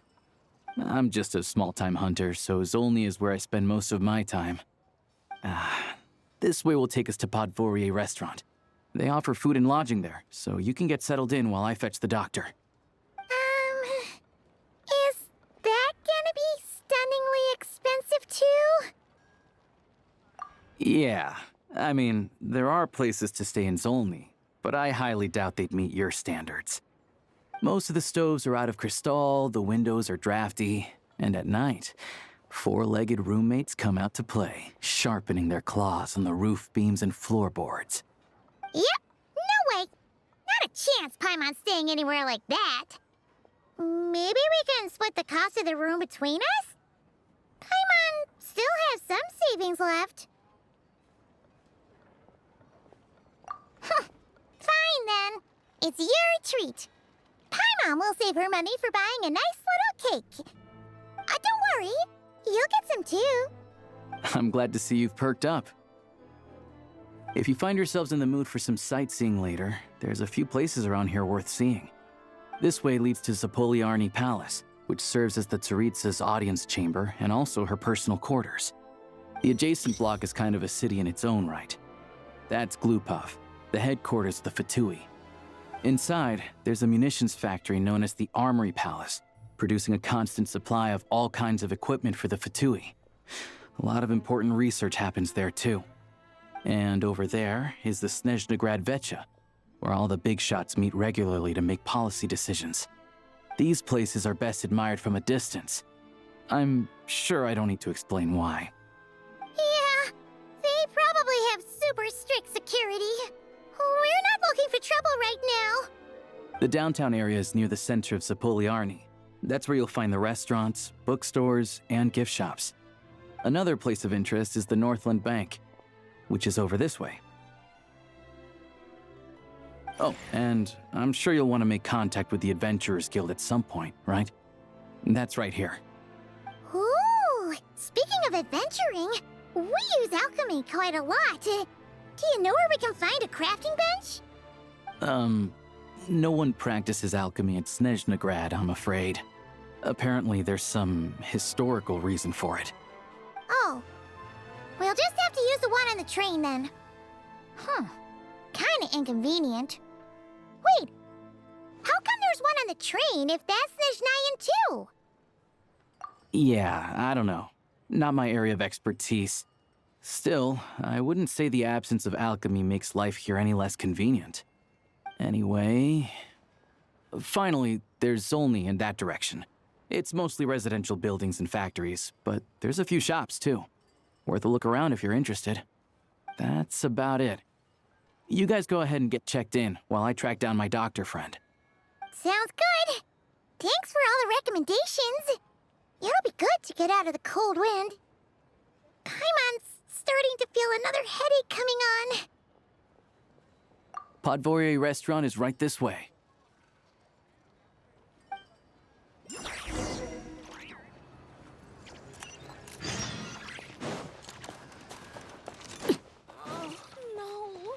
Rebooting.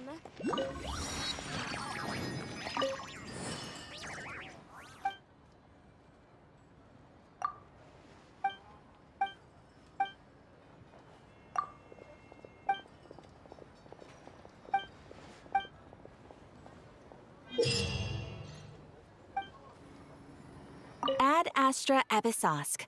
Welcome. Thank you for completing.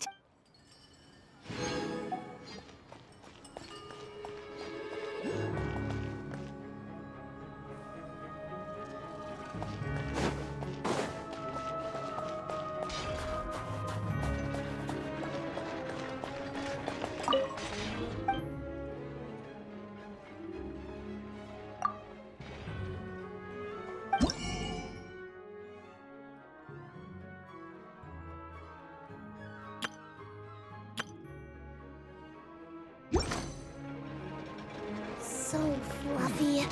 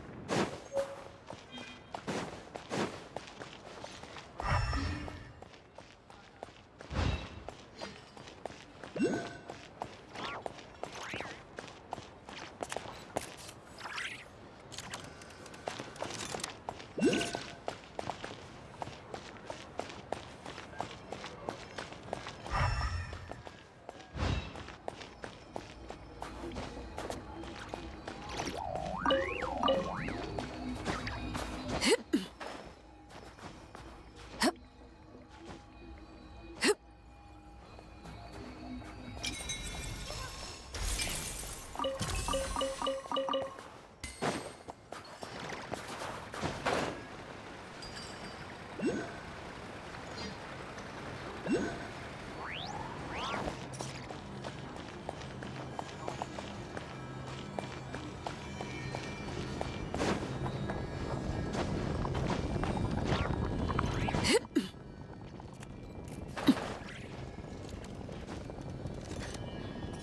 place is as noisy as ever.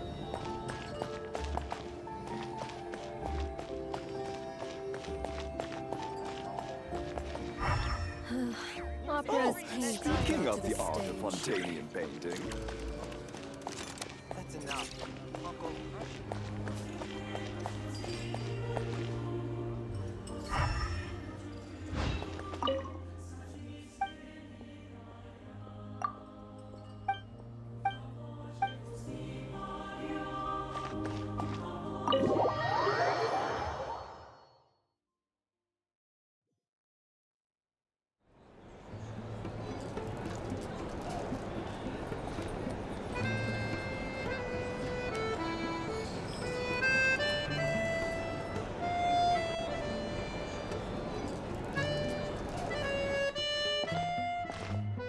Looks like you get what you pay for, huh? Paimon likes this room a lot. Yeah, much better now that we're out of the cold. Oh, thanks for taking such good care of Paimon. Honestly, she feels kind of bad for throwing a wrench in the works. If this were anywhere else, we'd be out investigating and adventuring by now. But instead, we're stuck here waiting for a doctor. You're right. No need to push ourselves too hard for no reason. A lot happened on our way into the city. Let's review what we've learned so far and try to figure out what to do next. Obviously, the million more question is, what is this Aritza planning? Everything else leads back to that. Sure was. And so far, we've learned that in addition to the 7 Gnosis, her plan also requires a ton of energy. But we won't get to see her anytime soon.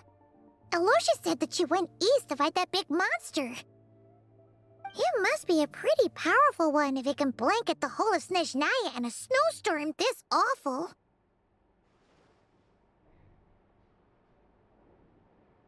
To be honest, what we're really lacking right now is information. The kind of information that only the higher-ups in the government would know. Not word-on-the-street type of info. Paimon can't think of a few people who might be able to help us. But...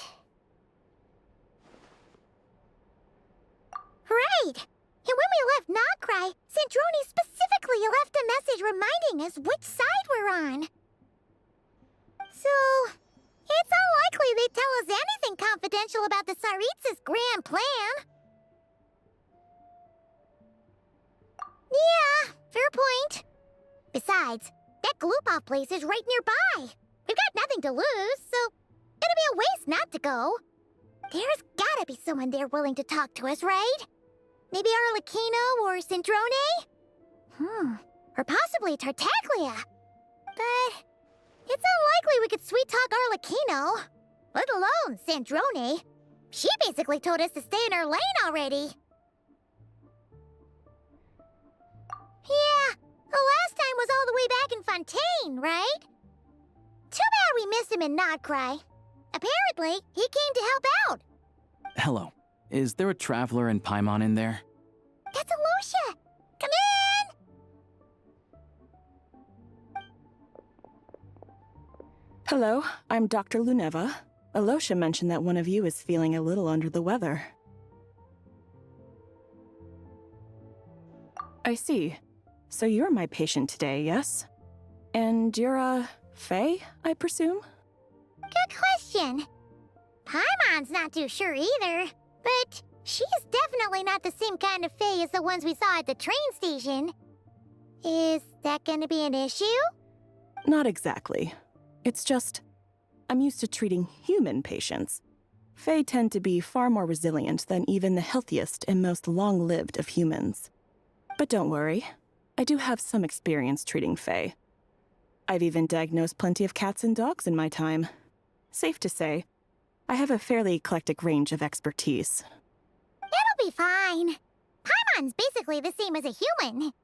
Right? We're no different when it comes down to it, are we? That's just because Paimon knows how to eat. Now, please take a seat.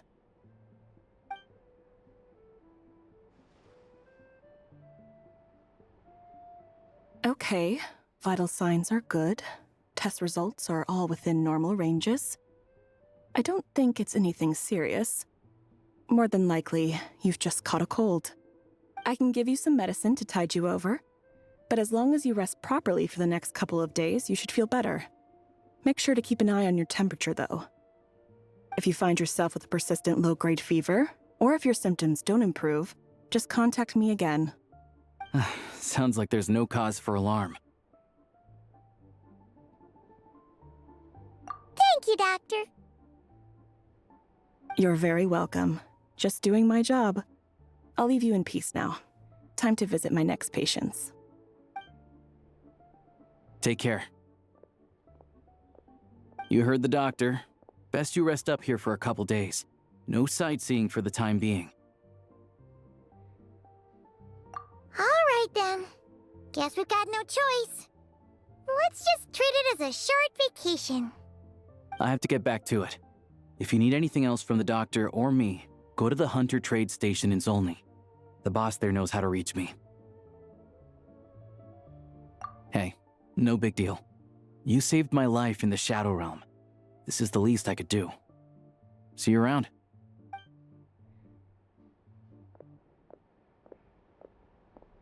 All right. Time to find Child and see what he can tell me.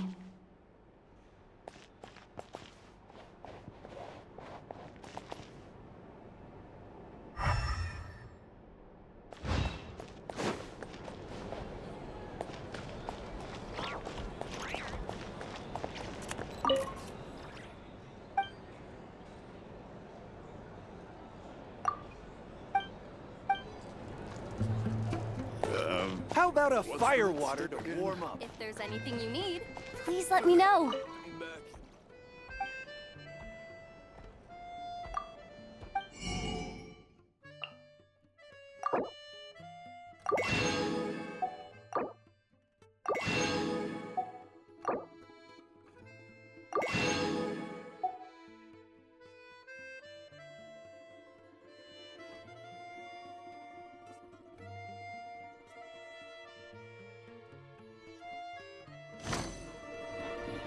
All right.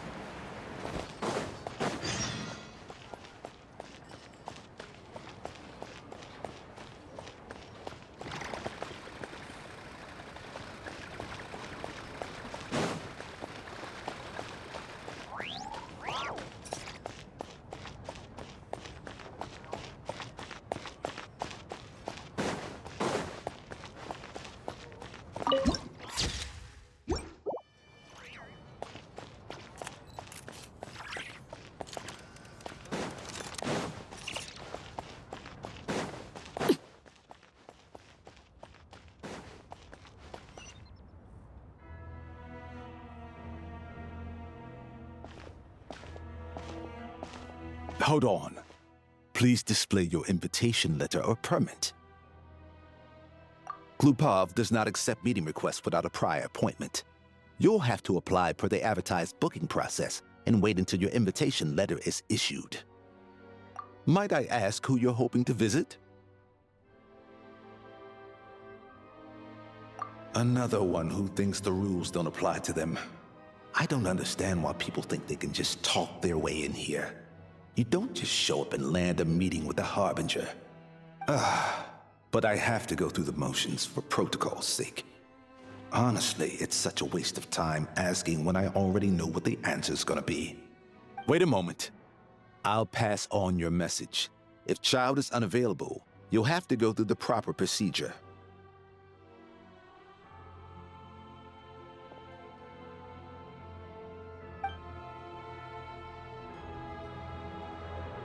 Lord Child is a busy man. He's probably not in Glupov at the present. If I were you, I'd cut your losses. No point in waiting any longer.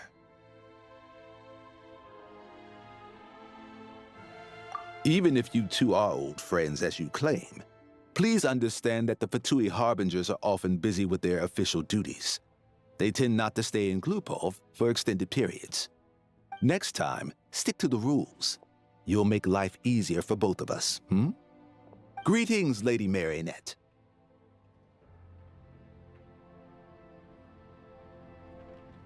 I'll take care of our guest here. It's her first time in Snezhnaya, so it's no surprise that she doesn't know the rules yet. I trust no choice words have been exchanged. No misunderstandings I should be aware of. No, Lady Marionette. No incidents to report. Whew, that was a close call. Good thing I played it cool. Is that right? Good to know.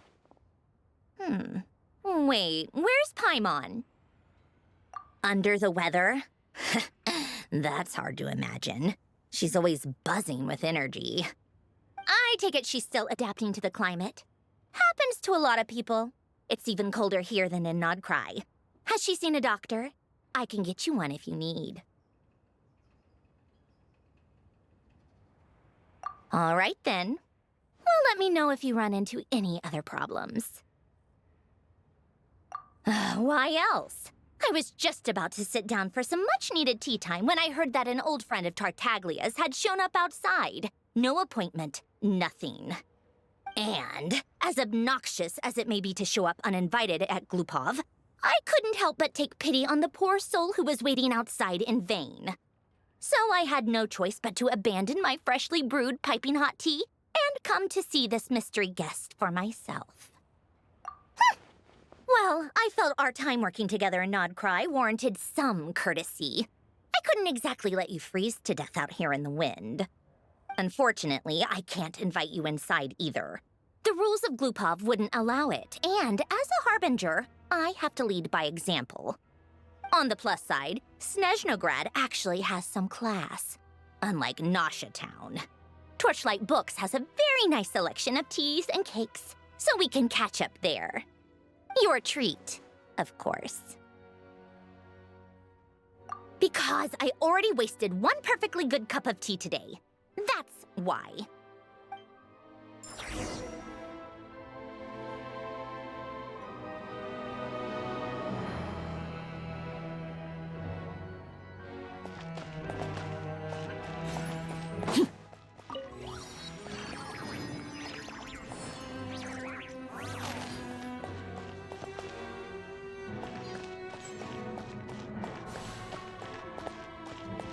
Safe travels, friend. Wishing you all the best.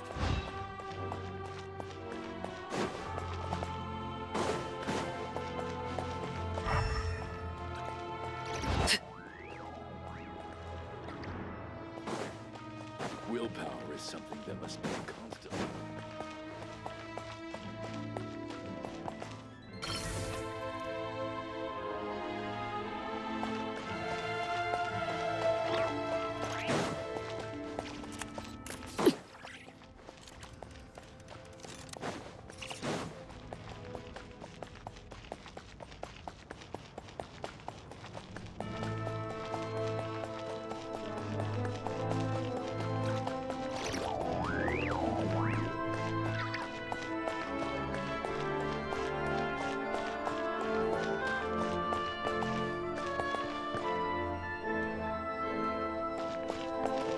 Only in the grip of winter do people truly appreciate the warmth of flames.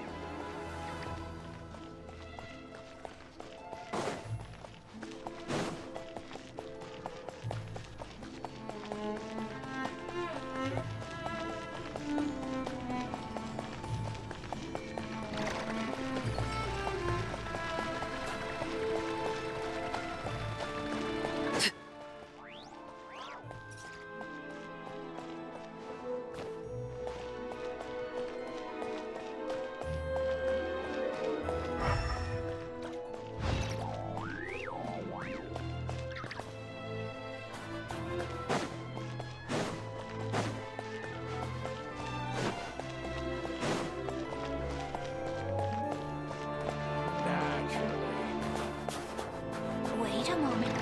You look as though you've run into trouble. How exquisite. Now this can truly be called art. I've ordered for the both of us. No objections, I assume. I'm sure you trust my taste. Okay, let's get down to business. I'm guessing you don't actually have any urgent business with Tartaglia, per se. You just want information, right? Wanna take a guess? Of course you'd say that. You shouldn't underestimate Counselor Tartaglia, you know. That's right. I'm sure you've heard of the Snezhnograd VII by now. Well, he's busy preparing some paperwork for their next meeting.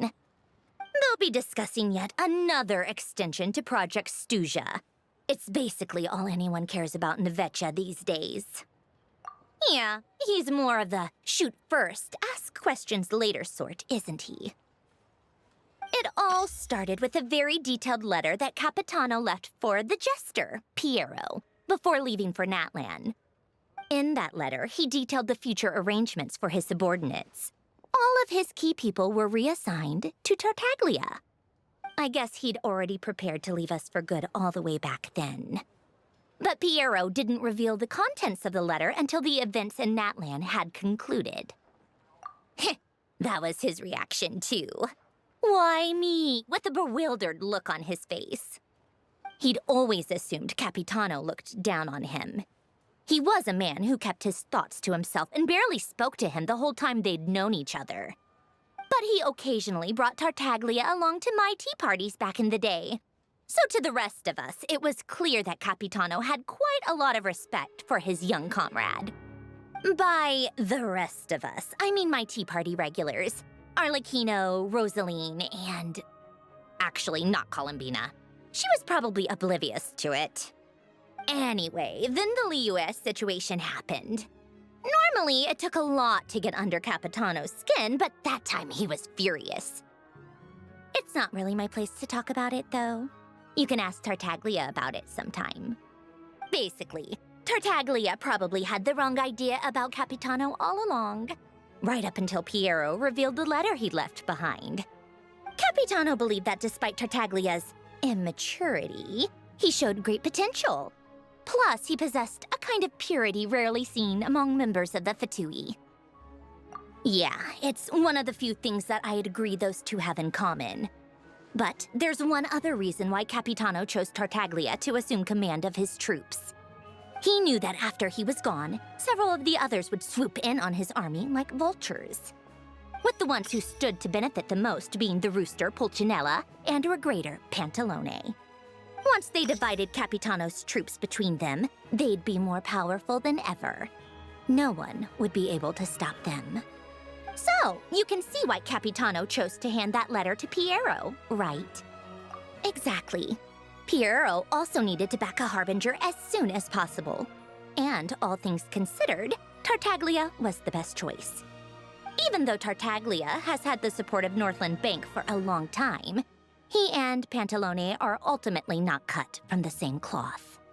I'd say Capitano made a good judgment call. Anyone else caught in this situation would probably feel like they'd been hung out to dry. His best course of action will be to distance himself from any shady business, while still maintaining friendly relations with Pantalone, but seeking Pulcinella's support at the same time. What's the point in having a tea party if you don't spill a little tea? Besides, none of this is confidential anyway. Ask any journalist out there. They'll give you all the lurid details. You'll see it firsthand if you ever sit in on a session of the Snezhnograd Vecha. All the factional strife, whether open or unspoken, it plays out for all to see in that one little room. Having a voice in the Vecha is the only way to steer policies in your favor. So, every person in that room represents a particular interest group. Pantalone, for instance, represents the financial sector, and Tartaglia represents the Fatui soldiers. Personally, I have no interest in political jousting, but since I have a number of engineers and researchers under my command, I have to make their voices heard. Then there's Pulcinella, the linchpin of the Vecha. He represents politics itself. Everything involves him, so nothing can bypass him. Any issue that comes up, he knows how to mediate. That's what the Tsaritsa values most about him. I'm starting to see why everyone is so frustrated with the way things are, but also powerless to change it. A complex web of interests connects all parties involved, and the Tsaritsa sitting at the top adds another layer of complexity. It must be nearly impossible to come up with a perfect solution. All right, I'm done carrying this conversation. Time for you to answer a question of mine. You must have known that you can get the info you needed from me. So why was Tartaglia the first person you asked to see and not me? Huh? Jealous? As if. Wait. Oh, I think I know what it is. Columbina passed on my message to you before you left Notcry, right? I only meant you should be mindful of which side you're on. Is that actually why you didn't ask for me? Because you took that to heart? Fair enough. It's not your fault. I blame all these politicians I've been hanging around with lately. Always beating about the bush when they talk. I guess it must have rubbed off on me. Anyway, just ask for my help next time, okay? Little things like this are no problem. Lady Marionette. What now? Can't you see I'm on my break? Whatever it is, just leave it on my desk. I'll look at it later. Sorry to disturb you during your break, ma'am, but I'm afraid it's an emergency. Isn't it always? I've told you before, fixing the tracks and transporting ice blocks does not constitute an emergency. The equipment in Svietlo-Lidovka is in urgent need of maintenance. With how the weather's been recently, we suspect that the cause is a buildup of snow, exceeding the maximum weight limit. The supports on one of the machines broke and fell, awakening a dormant beast and leaving many of the ice miners trapped in a nearby ice cave. Luckily, Odette's team was nearby and launched a rescue operation, but we're still facing a severe manpower shortage for both the rescue and engineering teams. I guess that's it then. Our tea party will have to end here. I'm the only engineer you'll need. Do you actually want to come with, or are you just saying that? Nice of you to return the favor. I'll have a couple of people look after Paimon. They can let her know that you had to step out for a while. Given how urgent this is, I'm sure she'll understand. And honestly, I'd rather have your help than anyone else's. Between your skills and experience, you'd be reliable help. Then let's go. You, take 2 people to Podvorye Restaurant. Find her room and watch it like a hawk until we get back. If anything happens to Paimon, you'll be answering to me. Yes, Lady Marionette.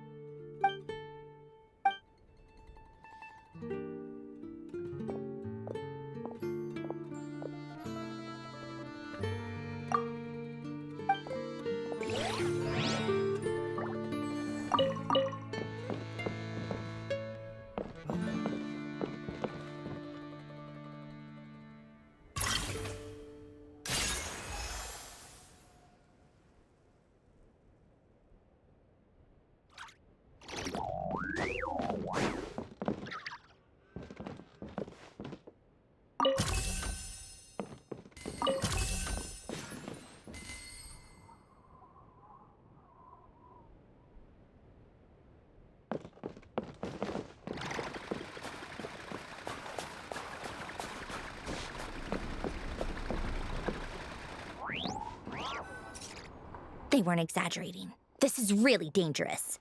It's a good thing only one of them broke. From what I've been told, most of the trapped miners are over in that direction. Yeah, you do that while I check the rest of the equipment. I'll evacuate the people around here as I go. Meet me back here as soon as you're done. Sympathize. But rules are rules.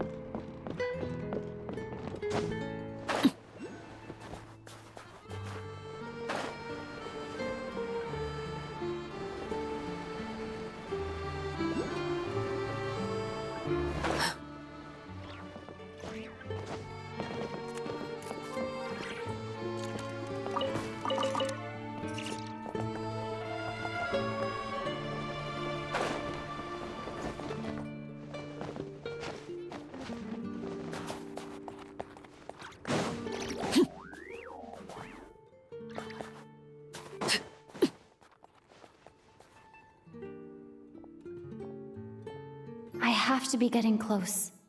Don't go any further.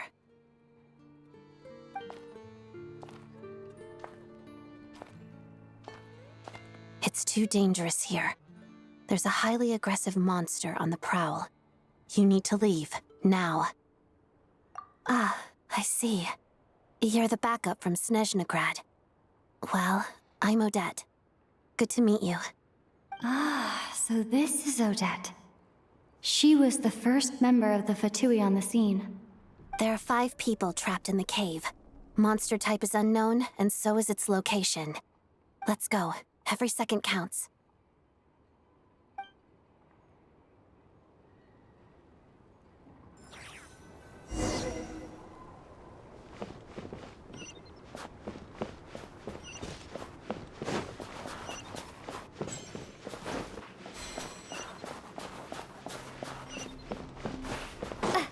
Careful.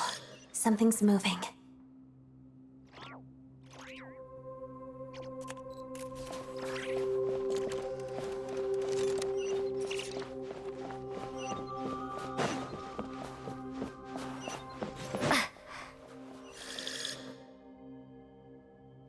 This must be the monster's shadow. Looks like a tough opponent. Waltz of the snowflakes!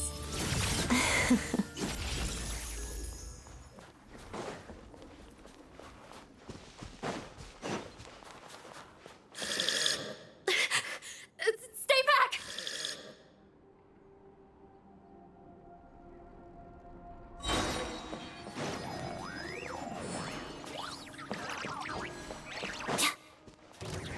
Together, witness the snow swan's grace. Pirouette.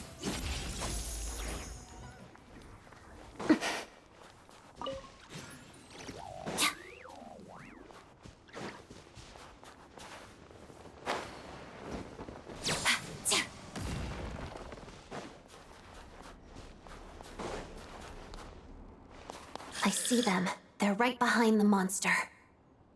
The monster seems very agitated. It could attack at any moment. Let's make the first move. Let's begin. Thunderclap! Pas de deux.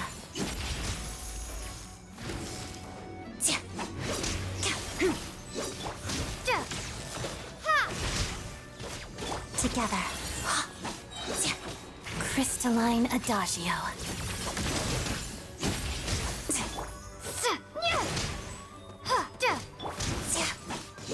Lightning Slash! Let's begin.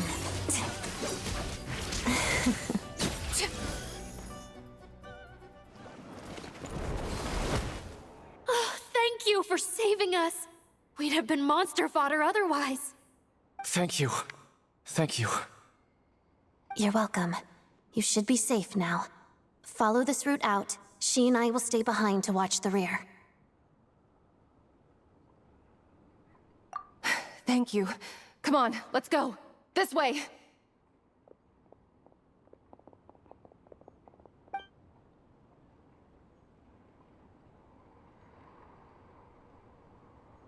I've searched the area. Pretty sure the monster made a tactical retreat. Yeah, but with us here, it won't be coming back anytime soon. It may be small, but don't be fooled. It's a ferocious beast. People are just food in its eyes. It's lucky we got here when we did. The trapped miners have been successfully evacuated. Time for us to leave. Wait, this place... There's... something unusual about it.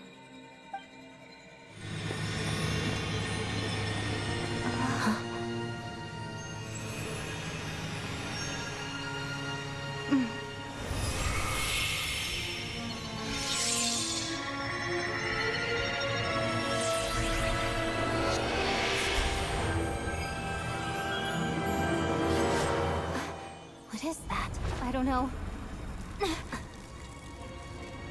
It's back? Yes, it has family.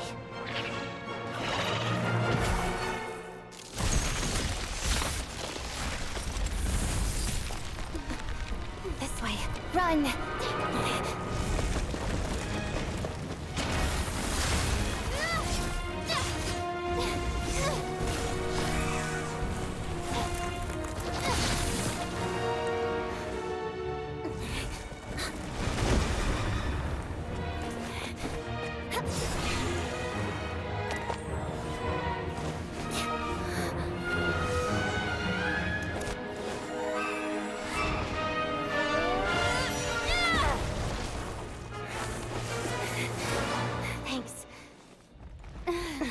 out of here.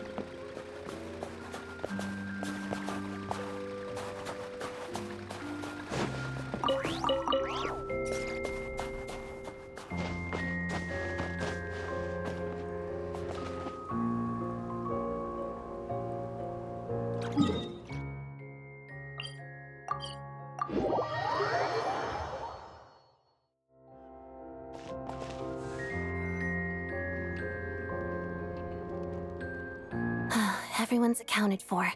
We managed to rescue them all. We also placed a sign at the entrance to the cave, warning people to stay away. You really held your own today. I still don't know your name. Don't think I've seen you before. I'll remember the name. All right then. See you around. Hello, Lady Marionette. I hear the rescue operation was a great success. I knew I could count on you. What brings you here, Odette? Here for a performance? No, a Fatui mission. I happened to be nearby and heard the crash. She hasn't introduced herself then. Odette is the prima ballerina of Snezhnograd. She's quite the celebrity. If you ever hear people mention the two crowning jewels of the Korolievsky troupe, they're talking about Odette and the prima donna, Vodianitsa. On top of that, Odette's also a rising Fatui star.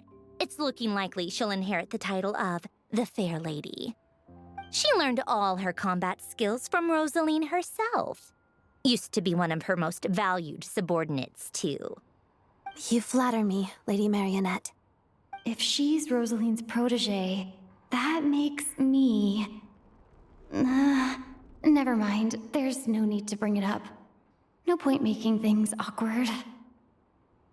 How's progress on your end, Lady Marionette? Equally successful. I finished reinforcing all the equipment. Took me a little longer without Polonia's help. But the outcome is the same, of course.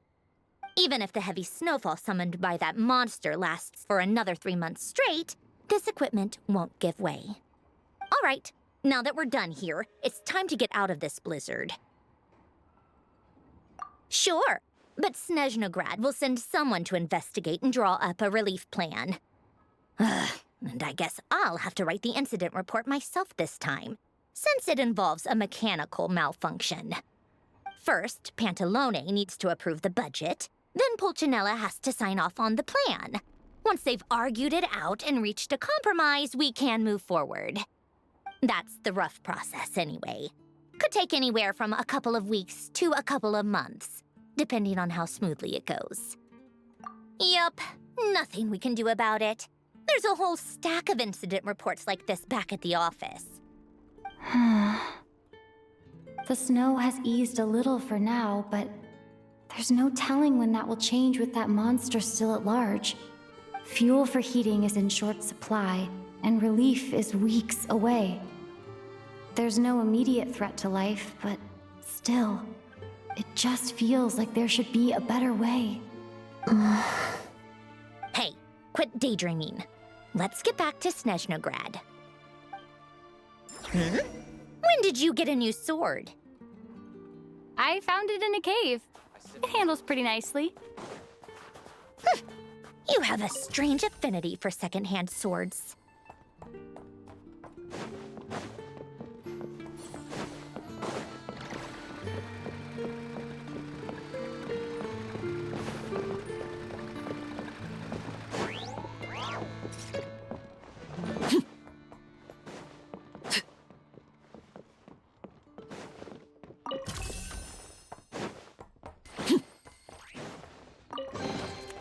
Ah, something with which to commemorate this occasion.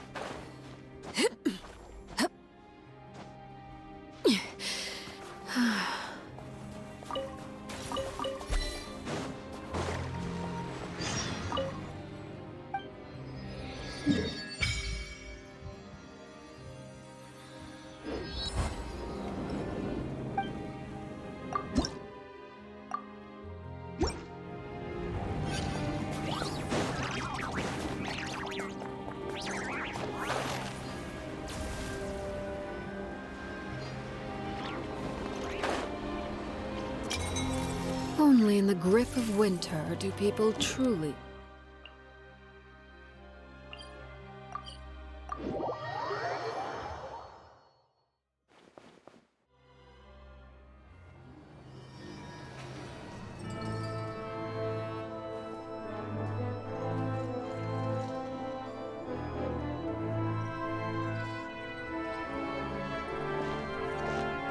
Huh. Well, if it isn't Counselor Tartaglia, Mr. Big Shot himself. Go easy on me, all right? I'm still recovering from the interrogation the real big shots put me through. Hey, comrade, it's been too long. I heard you came looking for me earlier. Nicest surprise I've had in a while. Good to see you too, Odette. I'm guessing you guys just got back from Sviatlo-Lajdovka. How'd it go? Crisis averted? It went fine. How about you? Any new developments? Not really. Same as ever. Growing opposition to Project Stuja, and the usual rebuttals are starting to ring hollow. The results of the mock vote were pretty dire. Pulcinella was fuming. I've never seen the old man so angry. That's not good news. It takes a lot to rattle him. Yeah, obviously if push comes to shove, there are ways to crack down on dissent. But... Sorry, I have to ask something. This is going to sound blunt, but may I? Huh? Of course, fire away. It sounds to me like everyone's tearing their hair out trying to figure out how to deal with opposition to Project Stuja. But what exactly is this project's purpose?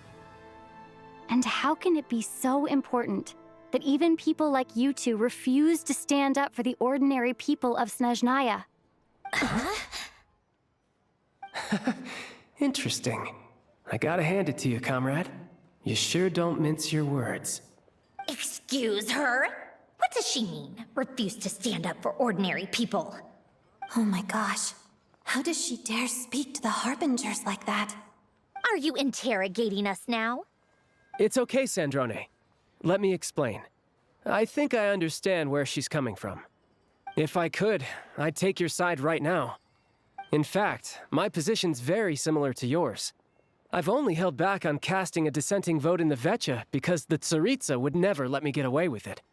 Still, I have a responsibility to the Fatui armed forces, so I do what I can to make their voices heard. Most of them are just regular folks from small towns far from the capital. I'm sure you've seen how much those kinds of places are struggling right now. Oh, and for what it's worth, I'm from Arepasak myself. Things aren't going so swell there either. The Tsaritsa wants to create a better, safer future for the people of Snezhnaya, but she's thinking long-term. I don't doubt that from where you're standing, Project Stuja seems to be creating all sorts of issues for everyone. But considering the Tsaritsa's vision for the future, these are sacrifices worth making. Sounds cold, I know, but I promise it's not as black and white as it seems. Maybe Sandrone and I can't oppose Project Stuja outright, but we're constantly raising our concerns in Vecha meetings. And even though we can't put an end to it, there are plenty of other ways to make a difference. We're trying everything we can think of, and so is Pulcinella. I respect Her Majesty, the Tsaritsa, and trust her decisions. But at the end of the day, I'm still just a normal guy who cares deeply about my homeland. And my family, who all live here. There's no way I would ever abandon them. As contentious as things can get within the Vecha, there's no selfishness or malice behind it. Everyone wants to get through this period as smoothly as possible. The issue is that there's no way of pleasing everyone under the present circumstances. Most of the time, we're trying to decide on the lesser of two evils, which obviously isn't a great look. But that is not the same thing as being blindly loyal to the Tsaritsa. No one's got their head in the sand here. We're all well aware of the way things are. We're just doing our best to make it work. In fairness to Sandrone, she rushed to Sviatlo-Lajdovka's aid the moment she heard that people were in danger.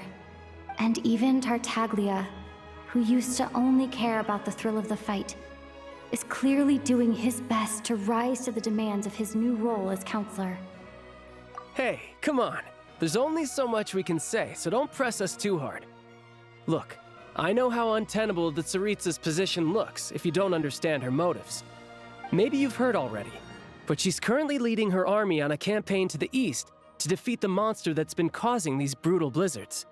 Striking that monster down will be a significant step in dealing with the present energy crisis. As laser-focused as she is on realizing her lifelong ambitions, she's still putting time and energy into taking down this powerful monster. To me, that says a lot. If she thought Snezhnaya and its people didn't matter in the grand scheme of things, why would she waste her time on something like this? Thanks. I meant every word I said, though. I wasn't just trying to placate you. I've already done more than enough diplomacy for one day. I still think this adventurer raises a very important point. Our two harbingers have made their positions very clear. But there are many others in the Vetcha who must feel trapped and forced to vote against their conscience. I think it's a very valuable quality to be willing to speak one's mind, despite the risk of offending powerful figures. You can say that again. I highly doubt we'd feel the need to explain ourselves so much if we didn't know you so well. Forgive me, adventurer, but might I be so bold as to ask about your background? How is it that you can converse so openly with two harbingers? Oh, haven't you been properly introduced? Easier said than done. I like to think I'm not the kind of person who goes around busting open people's old wounds. I've only learned her name so far, and no details of her experiences. Is something wrong? Uh-oh. Is there no avoiding the subject of Rosaline? No, it's just... all right, I guess there's no getting around it. This is the world-renowned traveler who helped resolve the storm terror threat in Mondstadt, cleaned up after the mess I made in Liyue, and then went to Inazuma, where there was a duel before the throne in which the traveler defeated Rosaline. Oh. I'm sorry. I didn't think you two would be seeing much of each other, so I figured it wasn't worth bringing up. It's fine. It was a long time ago. It's fine. Sorry, I just remembered that we have a rehearsal coming up. Please excuse me. I should get going.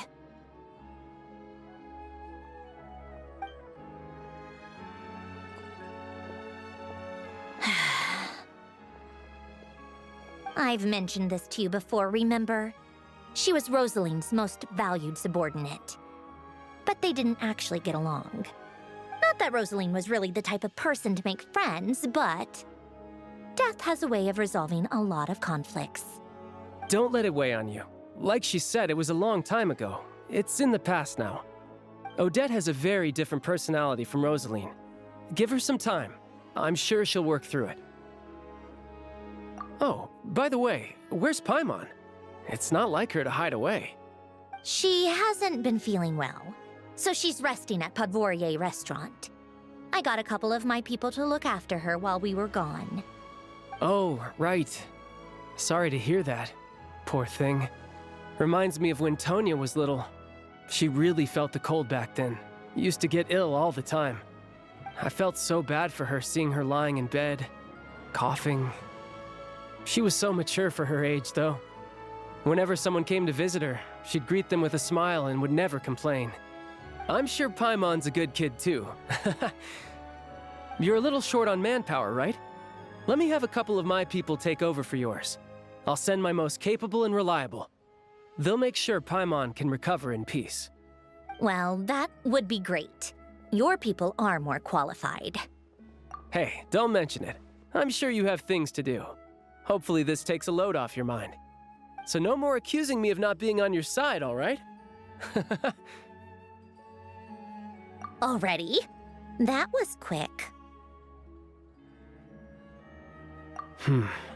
I'm afraid I can't help you there. Our director's recent movements are confidential. Even we're not in the loop. If you hadn't told me, I never would have known he'd gone south. I assumed he'd been in Glupov this whole time. Well, I guess I'd better go sort out Paimon's security situation. I have some other work to catch up on at Glupov anyway. Me too. I have an incident report to write up. Let's leave it there for now. I guess everyone's in a difficult position. But Tartaglia's right. I have things to do. Things I want to do, and things I ought to do. To start with, I should go ask ALYOSHA if he knows of any way to help Sviatla-Ledovka.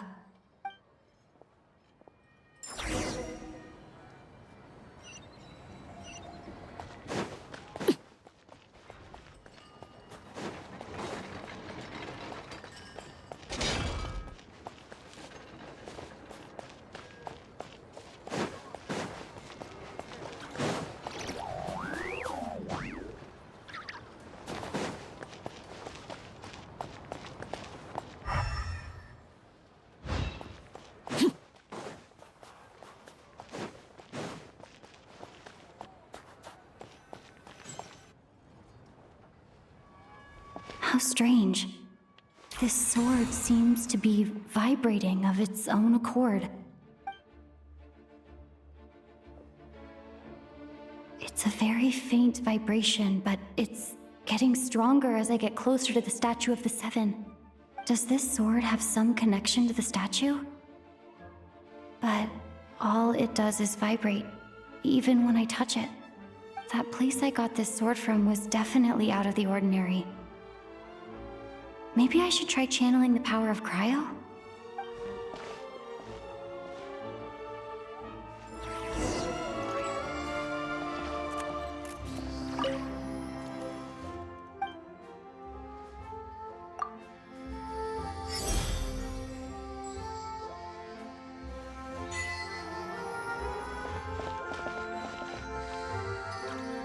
In case!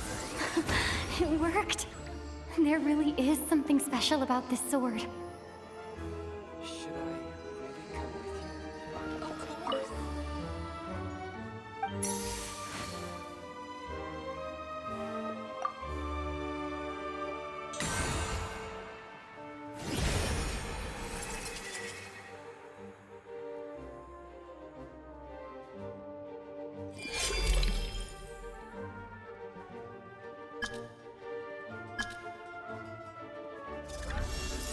I don't really understand what just happened, but I'm pretty sure this sword just got a little more powerful. I'll have to try the same thing again when I come across another statue of the Seven. In the meantime, I better go find ALYOSHA.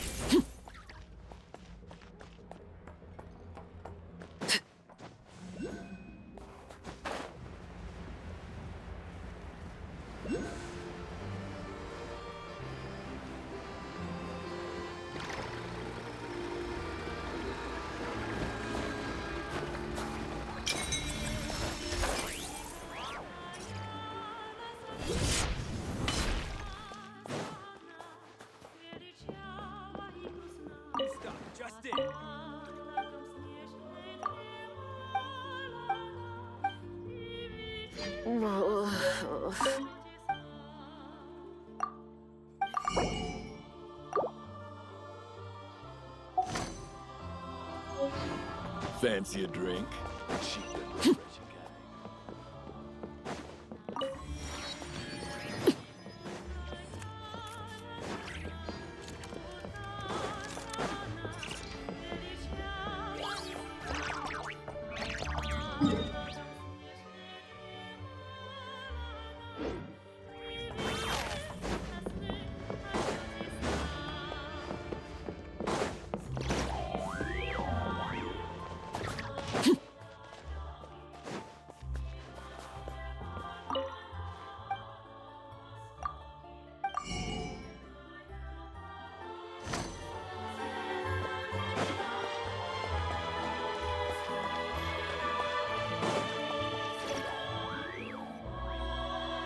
Hello there. How can I help? Ah, sure thing. Give me a second. I'll go fetch them for you.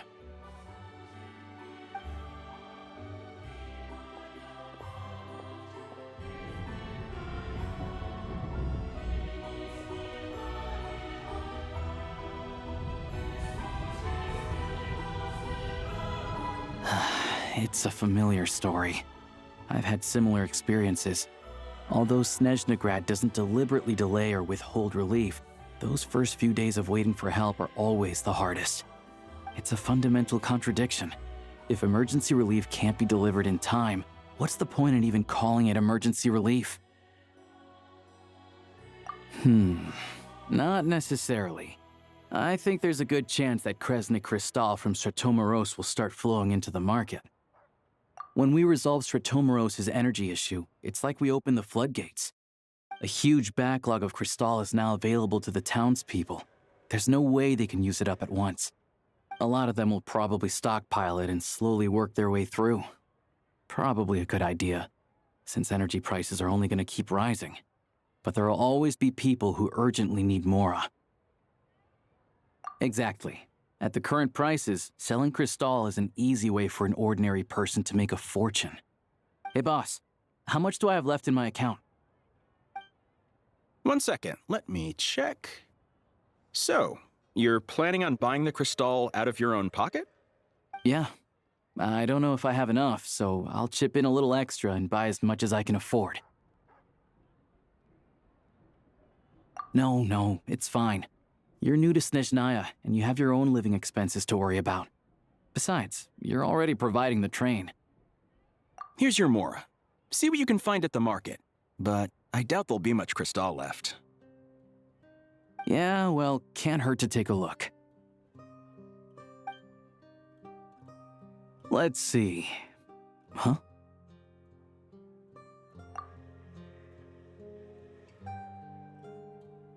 Oh, ALYOSHA, and...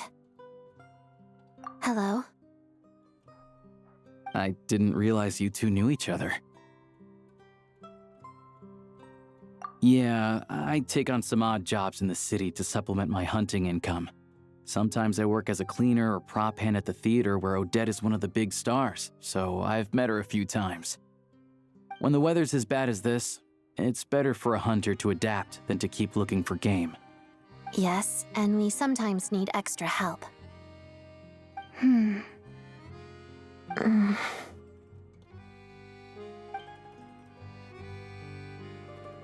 Wait, why is the atmosphere so awkward? I thought things went pretty smoothly in Sviatlo-Lydovka. So, what brings you here, Miss Odette? Looking for some new props? No. After I got back to the theater, I couldn't stop thinking about the situation in Sviatlo-Lydovka. It bothered me so much I couldn't focus on my dancing.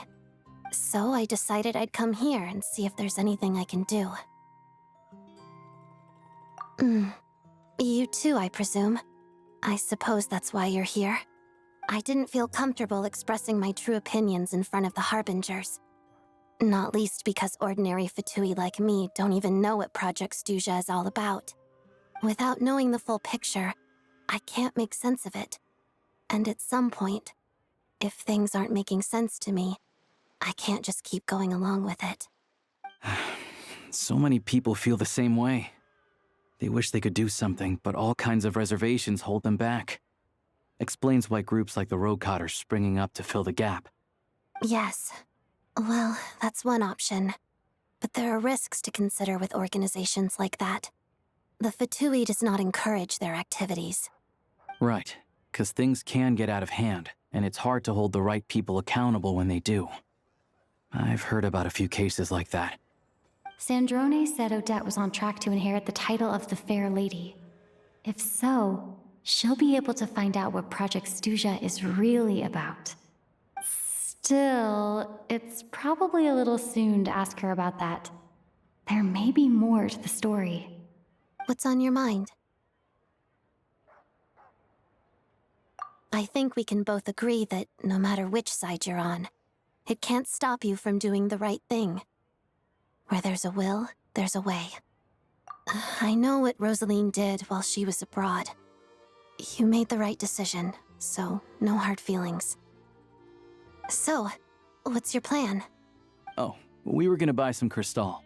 I heard there's some on the market right now. Funny, I had the same idea. In that case, let me pay. I can claim it back as mission expenses. The real issue here is that government relief is behind schedule. Surely it makes more sense for the state to cover these costs than for us to pay out of our own pockets. True. It's a huge expense after all.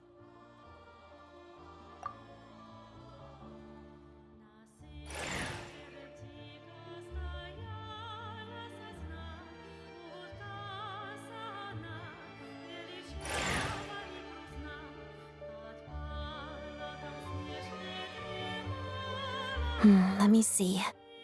I'll take it all, please. And I'll be needing a receipt. Right. Choose mission budget under the expense category, but be sure to specify emergency rescue operation in the description. Otherwise, the normal reimbursement limit will apply. Let's book this train. Regulations say that if we need to transport Kresnik Cristal during Project Stuja, extra carriages can be added 1 hour before departure.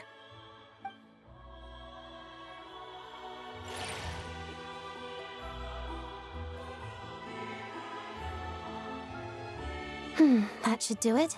The train will be escorted to its destination by Fatui guards.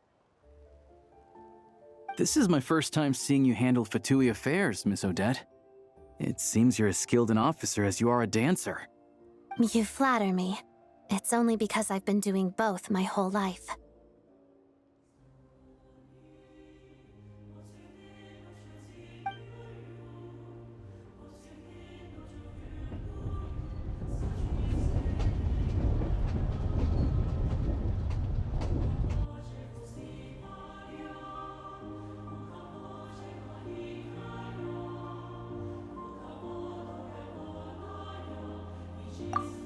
Anyway, I bet you've been non-stop today, am I right?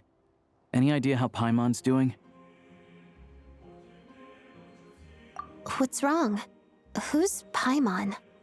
Her travel buddy hasn't been feeling well. She caught a cold right after they got to Snezhnaya. Sounds like she's important to you. I can't believe you've been dealing with this on top of everything you've been doing to help the people of Snezhnaya. I've got nothing going on right now, so I'll join you. I want to see how she's doing. May I come too? I have some candy that someone gave me back in Svietlo-Lidovka. Plus, I know a little bit about relieving cold symptoms. All right then, let's go.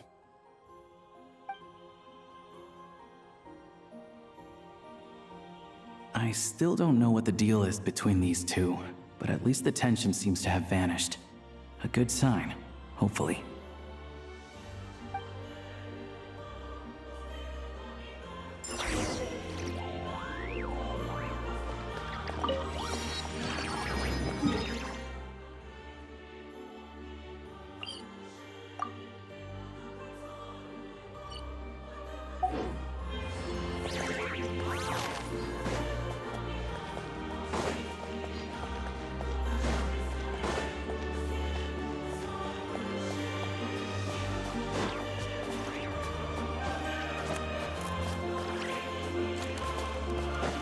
Only in the grip of winter do people truly appreciate the warmth of flames.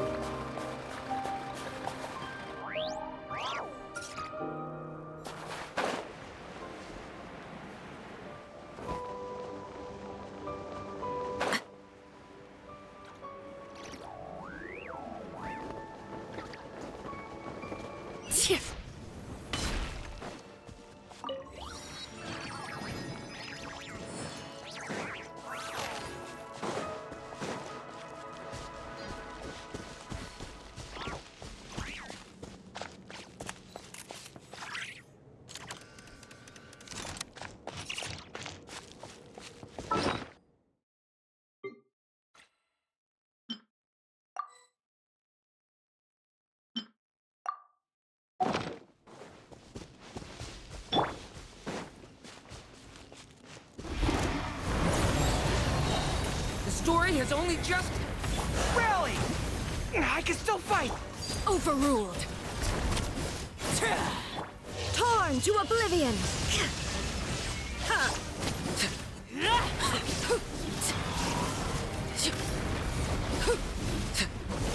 Stay back. Okay. Laid bare. Illusion shattered.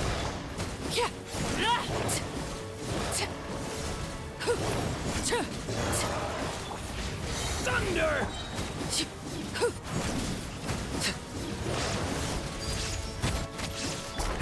A lament for the... Shine down!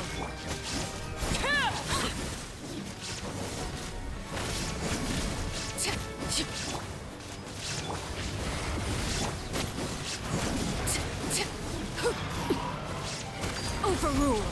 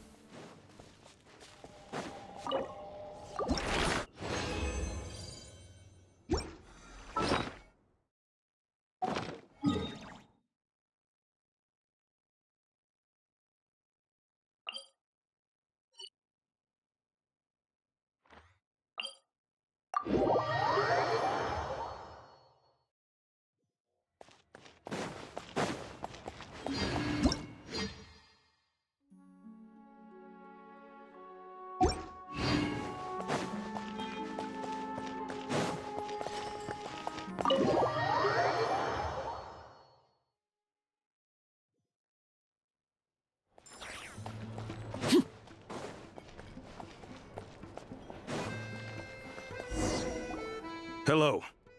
Sorry, but there's a sick person recovering in this room. Can I help you? What happened? Oh, please, excuse me. Are you the Traveler? Could I take a quick look at your Adventurer Handbook? Master Child said I should verify your identity.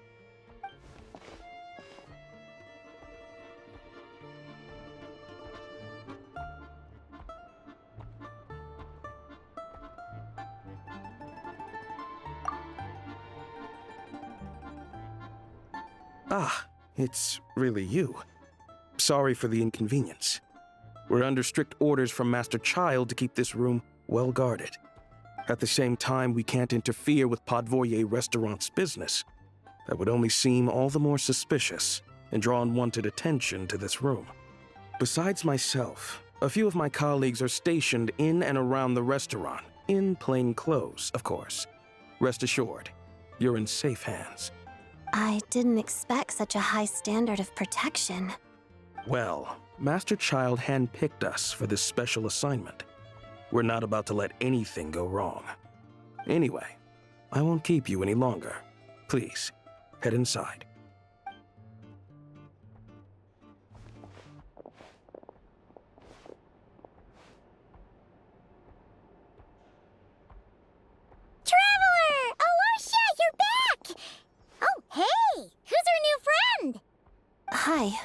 I'm Odette. The Traveler and I crossed paths a few times. Another friend from the Fatui, huh? You're practically a member yourself by this point.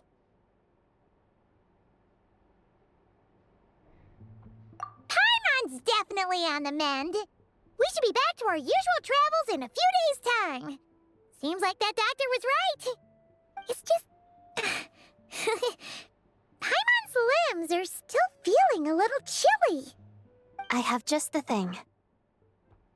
Whoa! What's this? Is that a flame inside an ice cube? Wait, is this real ice? How's it not melting? And how does the fire keep on burning? All keen observations. You're right. This is called core ignis. Whenever I've caught a cold in the past, I found I recover much more quickly if I place this by my bed. You're welcome to borrow it. Awesome! Wow! It's so nice and warm! Oh, it's like magic. Your name was Odette, right? How did you two meet again? Looks like she's in pretty good spirits. That's a relief. Any progress with your investigation yet?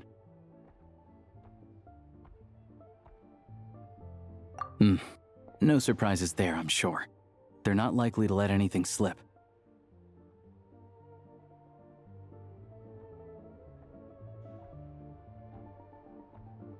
The Rokad, huh?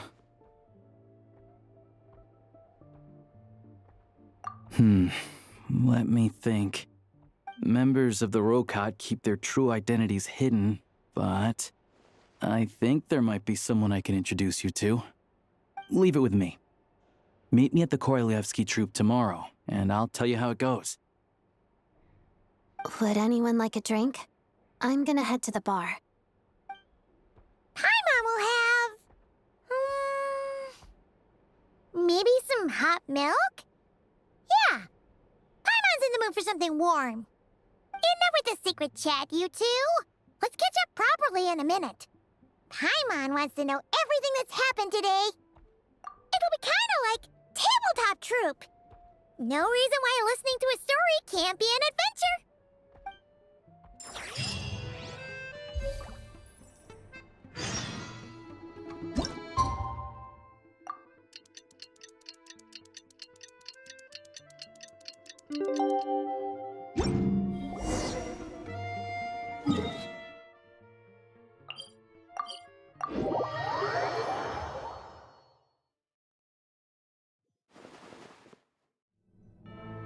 Ah, you made it.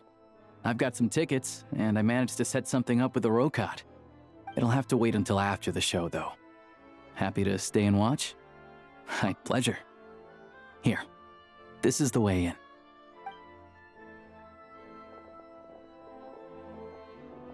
Please present yourself for a routine inspection in accordance with theater regulations. Thank you.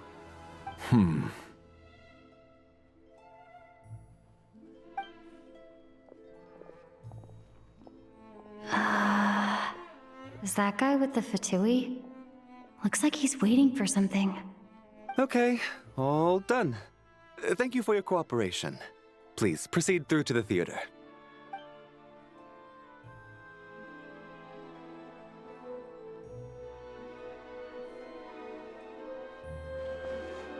What's up?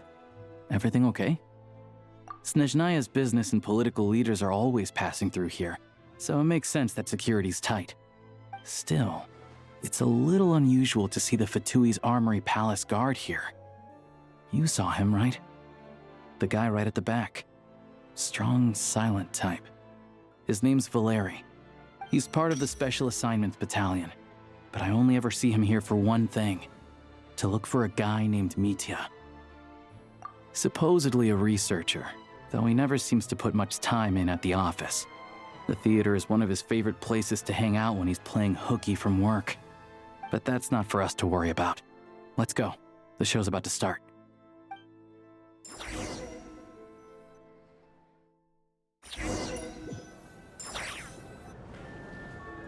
What do you think? Pretty impressive, huh?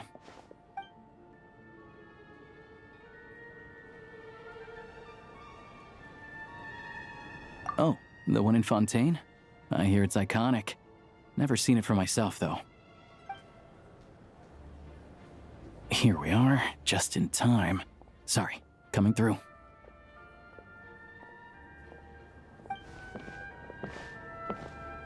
Ugh. If you're gonna show up late, keep your mouth shut.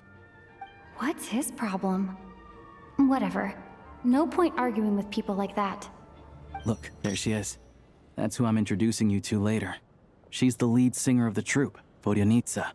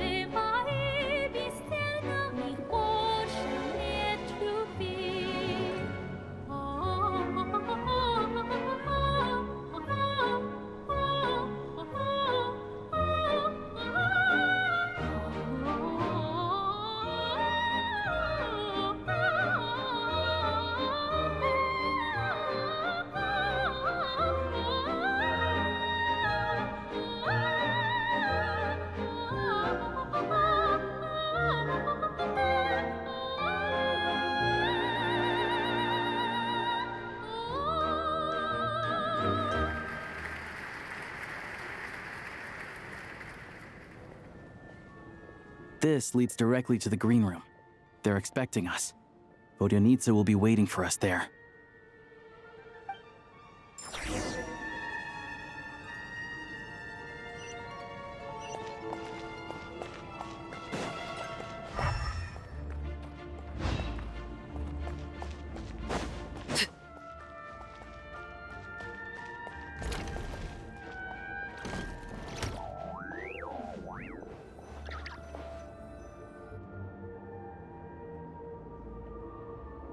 Hey there. Excuse me. Ugh! Can you believe it? I'm so mad right now. Come in. Oh, it's you two. Huh? You know each other? Oh, wait. Is this who you were telling me about? The one you met yesterday and couldn't stop thinking about? I never said that. Yes, you did. Why are you denying it? It was right before I went on that rant about the moody factory owner. Oh, I remember it so clearly. Might I ask what brings you two here? Oh, I just brought her here to see the show. And when it finished, she was full of praise for Vodyanitsa's performance. So I thought I'd try my luck, see if we could get the chance to chat for a bit. Maybe get an autograph? You work here. You of all people ought to know that's against the rules. It's not what the green room is there for. Oh, what's the big deal? Come on, don't be shy. I can give you an autograph. You can take a picture too if you want. Do as you please. I finished all my shows for the day. I'll leave you to chat.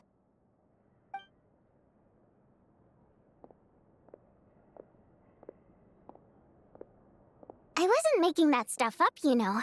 Odette's just too proud to admit it.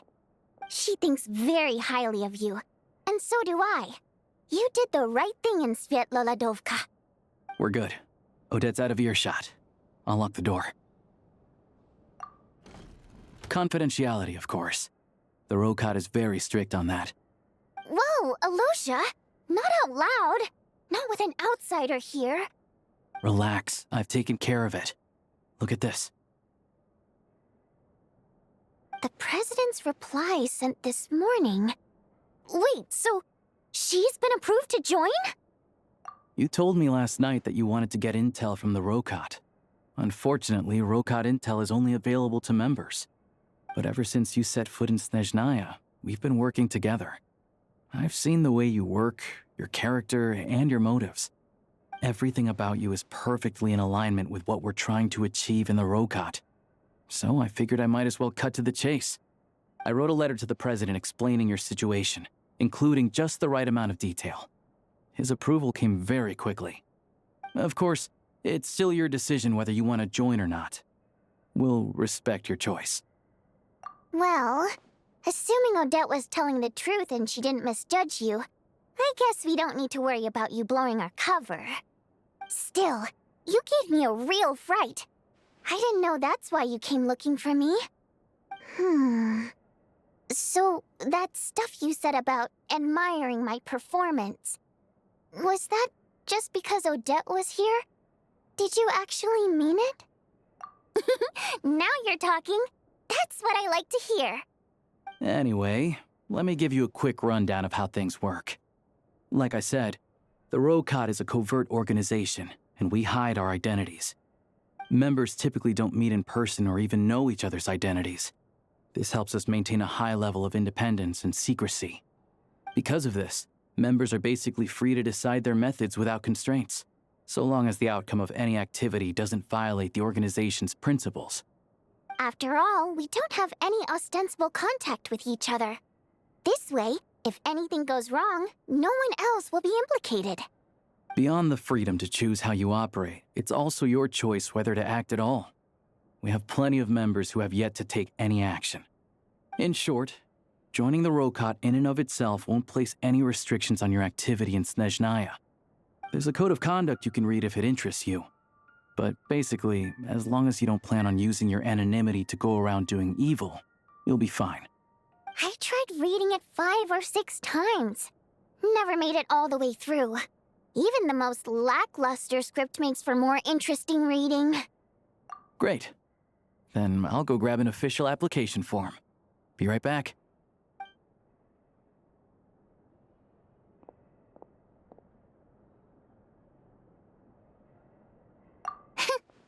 Well, ALYOSHA has this pet dog, you see.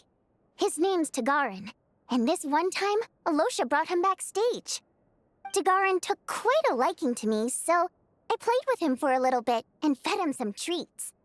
Then, the ROCOT was out on a mission one day, and even though we were all in disguise, Tagarin recognized me right away.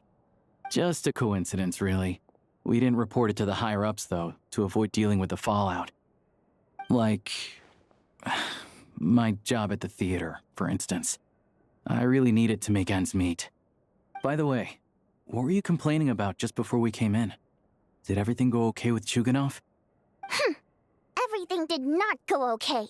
That's why I was so mad. I tried to make some small talk with him before I went on stage to fish for intel about the Iskra manufacturing plant. But he wouldn't take the bait. No matter what I said, he kept dodging the question. And then he started complaining. He said he didn't appreciate his second-rate seat in the stalls because he usually gets a private box.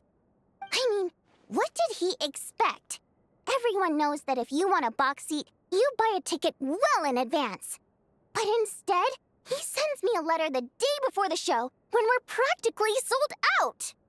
I had to juggle things around just to get him a half-decent seat, hoping he would appreciate the gesture enough to share some information. But nope, he didn't give me anything. Yeah, meeting Chuganov in person has definitely been a disappointing experience. Oh, you probably don't know who we're talking about, do you? Chuganov was that older guy you were sitting next to today. I'm sure he didn't make a great first impression on you either. To the citizenry, he's a family man and a kind boss. But our interactions with him tell a very different story. It's one thing to ask for a favor, but he acts like it's his right. He always expects special treatment. Take the ticket situation, for instance. I've actually gotten him a private box in the past. But not only was he not even grateful, now he's acting like I've sold him short this time. Not to mention that he's never paid for a single one of his tickets. And another thing, if he's such a big family man, why doesn't he bring his wife and daughter to see the show once in a while? I've never seen them here, not even once. Calm down, Vodyanitsa. If you won't do it the easy way, we'll have to try the hard way. But first things first, here's your application form. Go ahead and fill it out.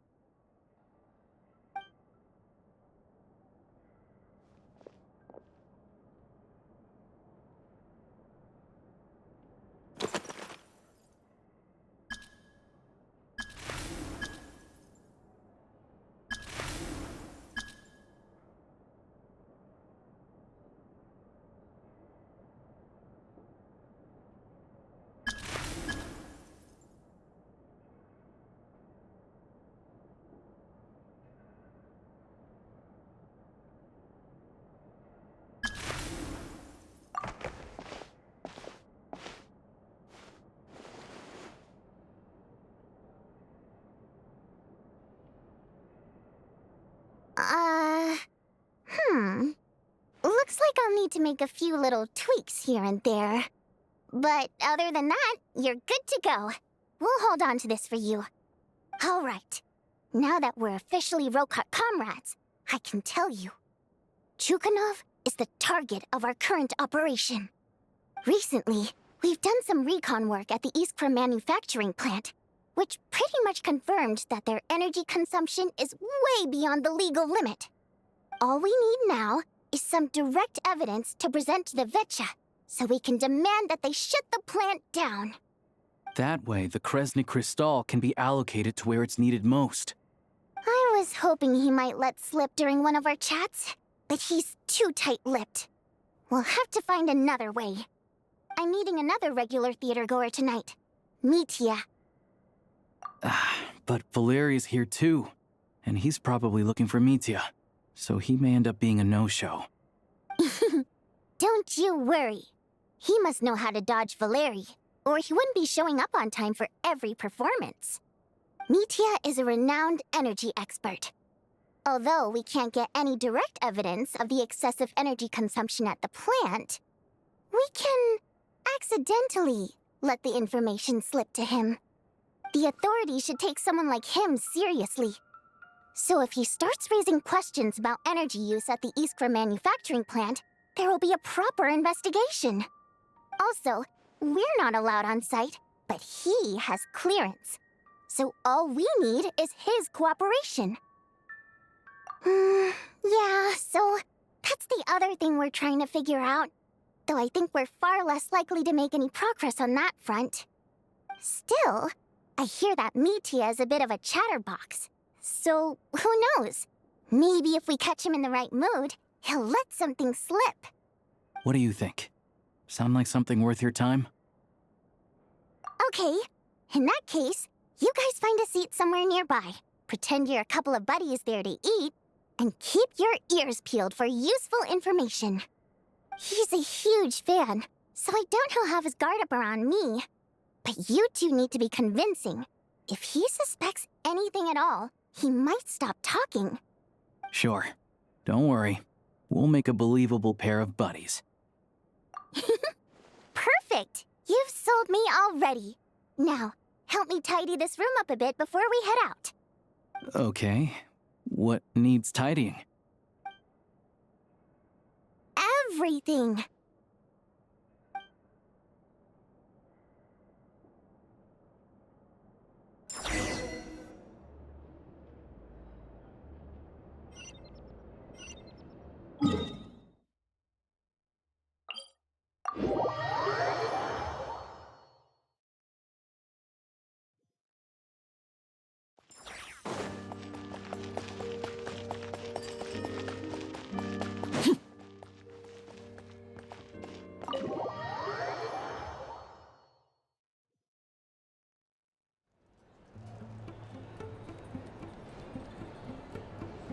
We come here often, so we shouldn't stand out. Let's sit here. Now, it's up to Vodyanitsa. Let's see how the conversation goes.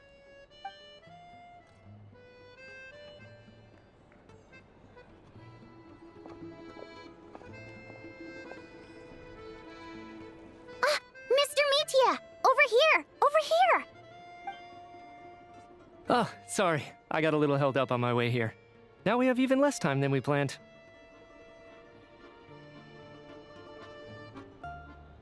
Go ahead and order some snacks and drinks, whatever you like. Let me see. According to my schedule, we still have 25 minutes left. You're really pressed for time today, huh? I was imagining this would be a leisurely chat. If you'd prefer, we can always reschedule for another afternoon when you have more time. No need. Getting to meet the lead singer is a very precious opportunity for me. I'm not about to pass it up. I've already had to decline your invitation several times because our schedules rarely align. If I don't grab this chance while it's here, who knows when the next one will come around? Well, it's very kind of you to make time just for me. I'm not too sure, to be honest. But Snezhnaya's full of weird and wonderful things like that, so people tend not to bat an eye. I'm sure the same will go for the Eye of Grey and Paimon. The reason I I invited you out for tea and a chat today was to get some feedback from a true fan of the theater. Well, I genuinely have nothing bad to say. No matter how many times I hear you sing, it never gets old. It always seems fresh and new somehow. Maybe it's because the more times I listen, the more details I notice. Or maybe you simply improve with every performance, delivering it better each time. Thank you! I'm delighted to hear that. Could you give me any specific examples? Oh, yeah. The piece you sang today, for example. Beneath the Frozen River? Hey, what's with you? I'm just praising a good performance. I always used to find that such a bleak and lonely song. But the more you listen, the more you realize that it's not as cold and nihilistic as it appears. When you really dig down into it, there's a certain level where you're surprised by the emergence of hope. Wow, I'm impressed. I didn't expect you to pick up on that. Actually, I only tried out that angle after talking with a composer. Still, Beneath the Frozen River wasn't on today's program. Oh, really? But it's a classic. You sing it every time. Almost every time. Oh, well then, let me say a few words about that other all-time classic, Flying in the Wind from the Mountain Sparrow. I didn't sing that one today either. My voice wasn't quite up to it, so I switched it out at the last minute. Oh, but, Sorry, Mr. Mitya, but you were at the theater today, yes? Of course I was. Remember? I said hello to all the troupe members before the show started. You, Odette, and the others. So what did Odette sing today? Elegy of the Snow-Winged Goose, of course. Correct. I see. I see. You find my singing boring, don't you? That's why you don't remember a single song.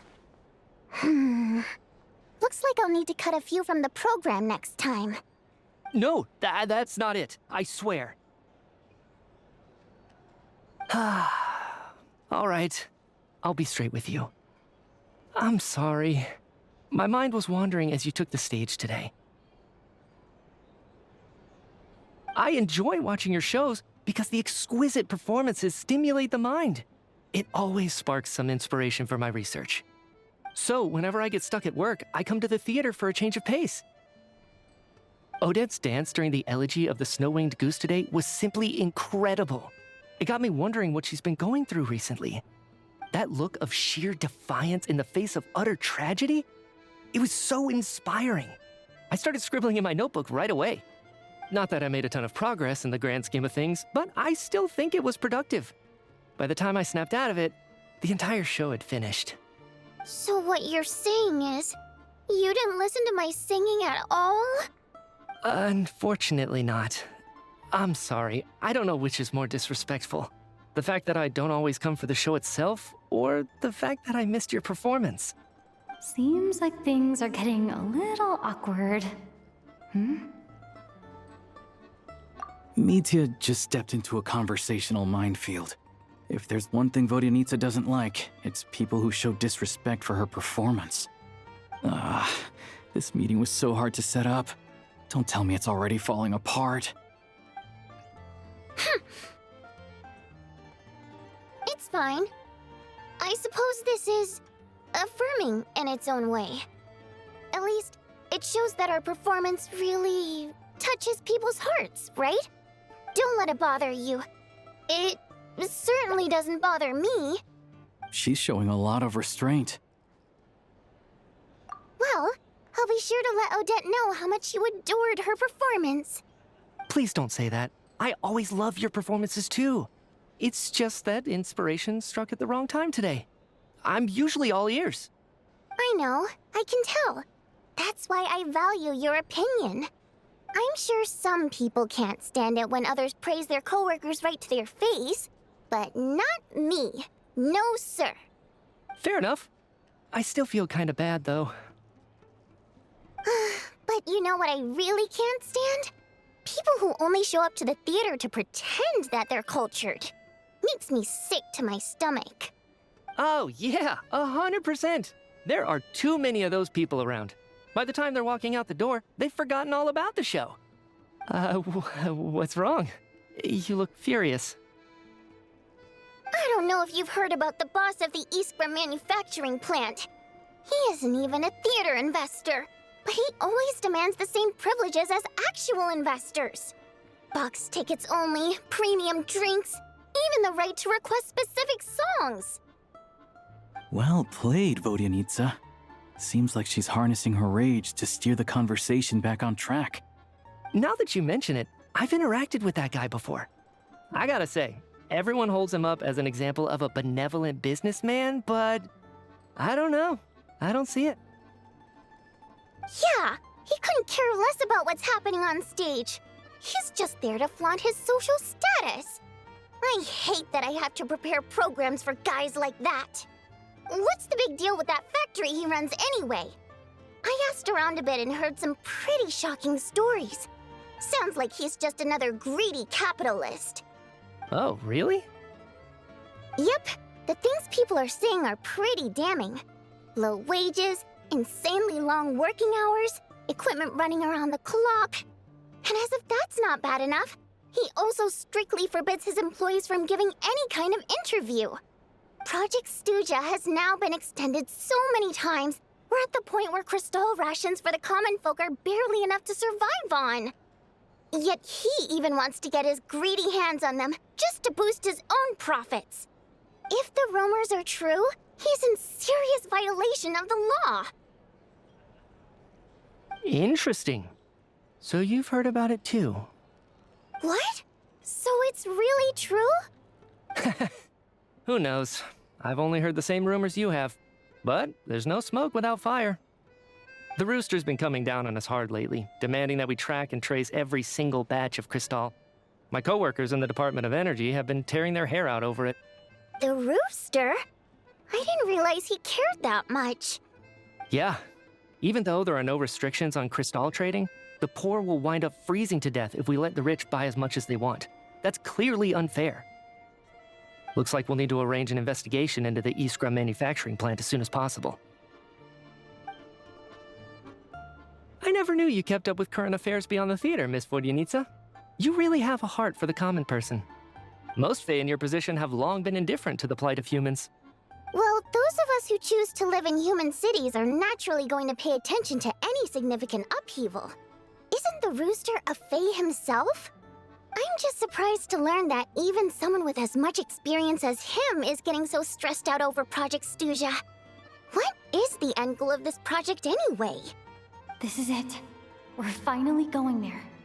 I'm sure Mitya can sense on some level that she's fishing for information. But since their conversation is so relaxed, he might just let something slip. It's stressing me out too. If I'd only made better progress with my research, things wouldn't have dragged on this long.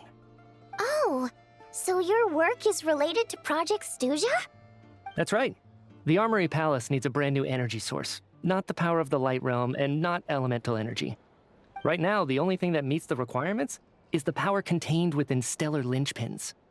But harnessing that power is costly. Each step of the process requires enormous amounts of Kresnik crystal, from extraction to quantification to attempts at conversion. Progress has been painfully slow, and the team is getting burned out as time goes by. Sometimes, I see people staring into space as if in a trance. Could it be that this new energy source has side effects? No, it doesn't affect us, because the energy is used for... Okay, I got it. Stop choking me. Sorry, I can't talk about that. I think we're all just exhausted. We've been working ourselves to the bone for so long with so little progress to show for it. It's no wonder people are struggling to stay motivated.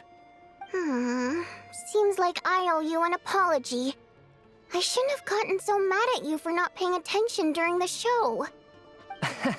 Don't worry about it. I count myself lucky, to be honest. I don't envy the people who work closely with the Tsaritsa herself. I'd much rather be in my current position. At least I don't have to shoulder any major responsibilities.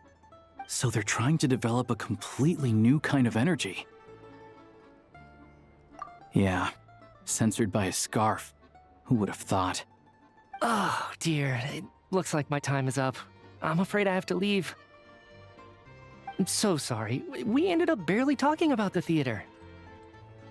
That's okay. It was a pleasure chatting with you, really. Let's make up for it next time. Yeah, hopefully once the work pressure eases up a little, I'll be able to focus more on the performance, and then we'll have more to discuss. We touched on some confidential issues today. I'd be grateful if you could keep it between us. That could have gone worse. Nice job. Why was Mitya in such a hurry to leave, though? Sorry, routine inspection.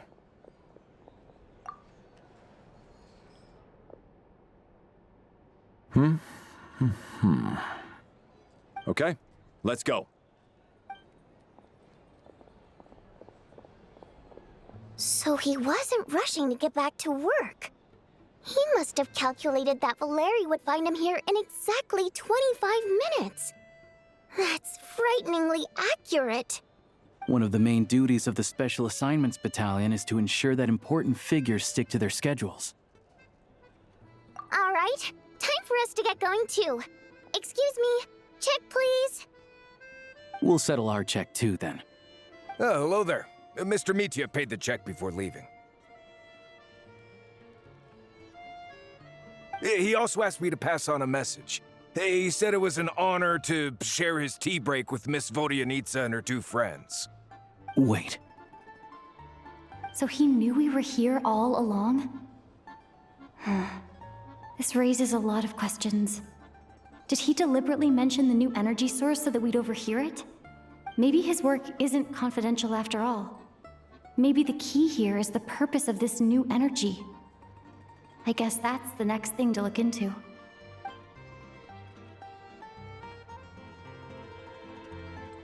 Vodyanitsa and ALYOSHA have both left. Time to head back and call it a day.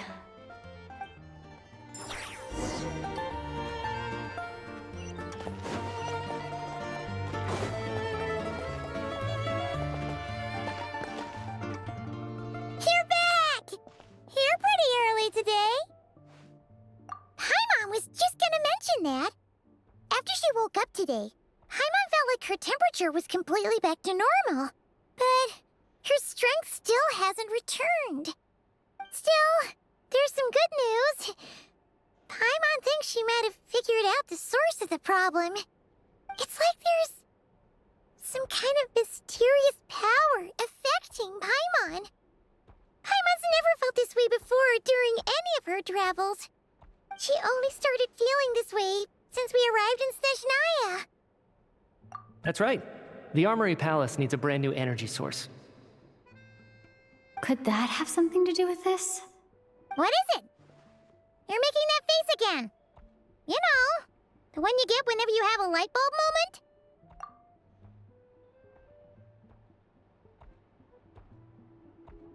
So, they're trying to develop a new energy source here? And you think that might be why Paimon's feeling unwell? Well, Mitya denied that the energy they're researching has any side effects. Although, he did say that people working on the project have been having issues with their concentration and short-term memory. And even so, those are completely different symptoms from Paimon's.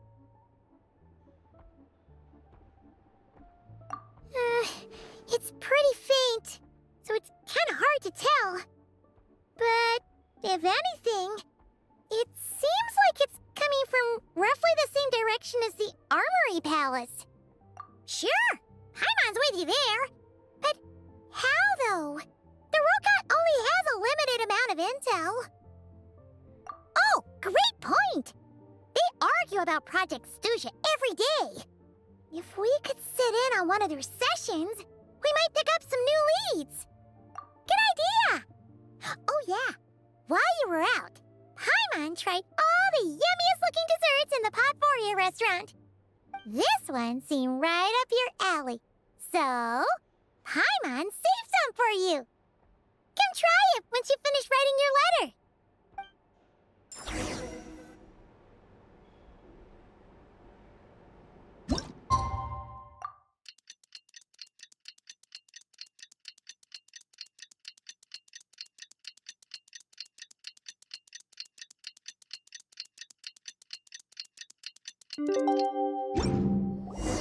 ALYOSHA replied, he says that we won't be able to speak at the VII, but he can arrange for us to attend as visitors. Time to get...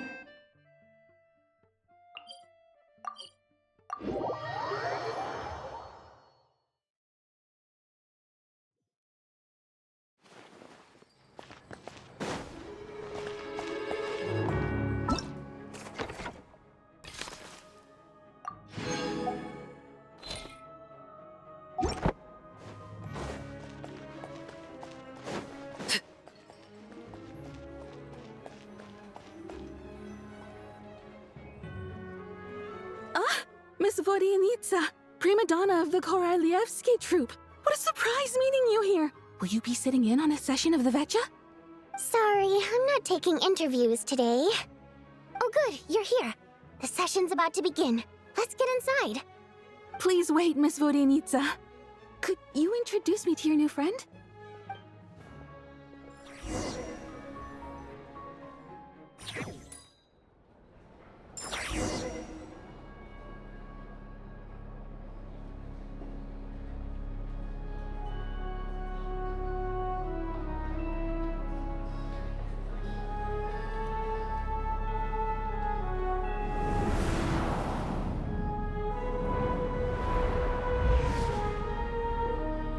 In summary, the energy management commitments made for the outgoing period have been delivered upon. Furthermore, both the production and consumption of Kresnik Crystal show clear signs of stabilizing. The relevant agencies have assessed the present circumstances and determined that the status quo can be sustained until the next period. For detailed statistics, I would refer you to the industry reports that have been distributed to all persons present. It should also be noted that while the recent blizzards have led to a significant increase in people's energy expenses, this is strictly a short-term phenomenon associated with a remotely located monster. Her Majesty the Tsaritsa is giving her full attention to this matter. We should have every confidence that it will be dealt with swiftly and conclusively. A financial report on disaster relief is also present in this report, courtesy of Pantalone. They cover the same old ground every single time. The rooster never seems to mind, but everyone else is getting tired of it. There's a general lack of trust. People aren't seeing any tangible benefits that affect them directly. Of course, none of that will be reflected in any of the reports on the table. Yeah, if it weren't for these hard copy documents, I could have at least made something up. Oh, don't mind me. I'm just out here trying to hit my interview quotas. Bring out the kvass. Ever read it? Best-selling newspaper in town. If I remember correctly, you guys don't even have a sales permit. You have to sell from stalls on the street. Okay then, best-selling street stall newspaper in town. Still counts.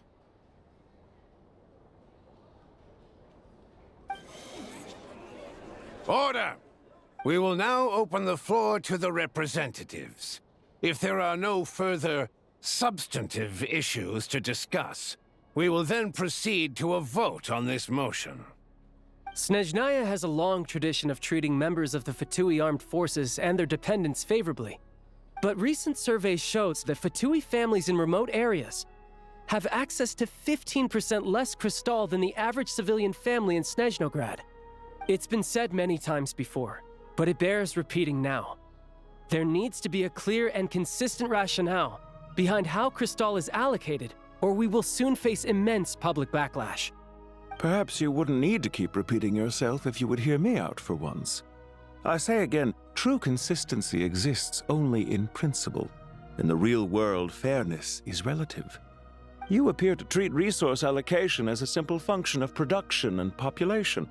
So what about when the equipment used in production breaks down? Have you factored that into your equation? And do you even know how long it's been since Snezhnaya last conducted a census? If I knew the answers to questions like that, I'm sure I'd be a very wealthy man. And I doubt I'd be going by child. I'd like to bring the focus back to the specific issue I raised. Or do you wish to deny that favorable treatment for Fatui dependents is our long-standing policy? It's easy to be a critic when there's no accountability. That seems to be a running theme in the anti-Project Stuja cohort. Defeat the ringleader and all other problems will magically resolve themselves. That's what they seem to think. But in case you aren't aware, not one jot in my report would change whether Project Stuja continues or not. So you have no intention whatsoever of finding a solution to this problem? On the contrary, I'm the only one here who ever brings solutions. Child opened by speaking up for the armed forces. Regrator struck back with style and a war of words ensued.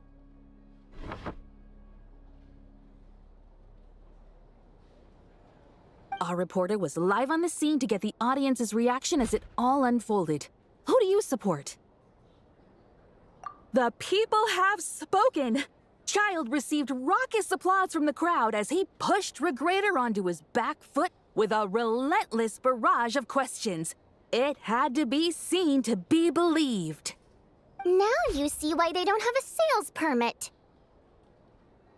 However this reporter wants to spin things, I haven't forgotten that Tartaglia was representing the Northland Bank when we first met in Liyue. So, surely their relationship can't always have been this strained. You two are getting off topic. Let's focus on what the data is saying. Mr. Pantalone, may I speak on your behalf? Oh, please do. I'm more than happy to save my breath. Crystal distribution policy undergoes modifications with each new period. The ultimate goal being to find the most reasonable method of allocation, which I believe is what Mr. Tartaglia also seeks. But I fear many may have been misled on this topic by extremist activists. To clarify, Project Stuja is not the root cause of the problem. It is merely a framework for resource distribution.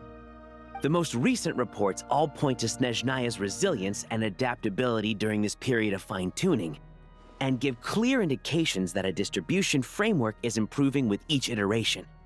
To make drastic adjustments without first considering the risks would likely do more harm than good. It would be a waste of the hard-won experience we've gained to date. Renowned scholar of finance, Arapov spoke up to clarify the fiscal logic, clearly alluding to social organizations like the Rokot in his words. With the notorious Lelek still active to this day, should the Rokot be held responsible? No, there is someone else to blame. She's just rephrasing what Mr. Pantalone said. The Rokot are the critics he accuses of taking no responsibility for their actions. As for Lilik, you won't have heard of him yet. He's currently the most famous member of the Rokot. Well, more like infamous. Ending Project Stuja has become an obsession for him. Unlike the more decent ones among us, he believes that votes in the Vetcha are all that matter. So whether it's threats, coercion, or bribery, he'll use whatever means necessary to get people to change their vote. And since we're already on the subject, what do you think of Lelek's methods? Are you for or against? Well, whatever the story is, his actions benefit us all. We stand with Lelek. At least someone here wants to take this discussion seriously. I've been considering that issue myself. What you really need is more precise regional data, right? I think it would be easiest to let the Fatui handle it, since they're already in charge of Crystal shipments anyway. We may as well get them to collect some data while they're at it. Whatever you need, you can ask the Fatui to look into it for you.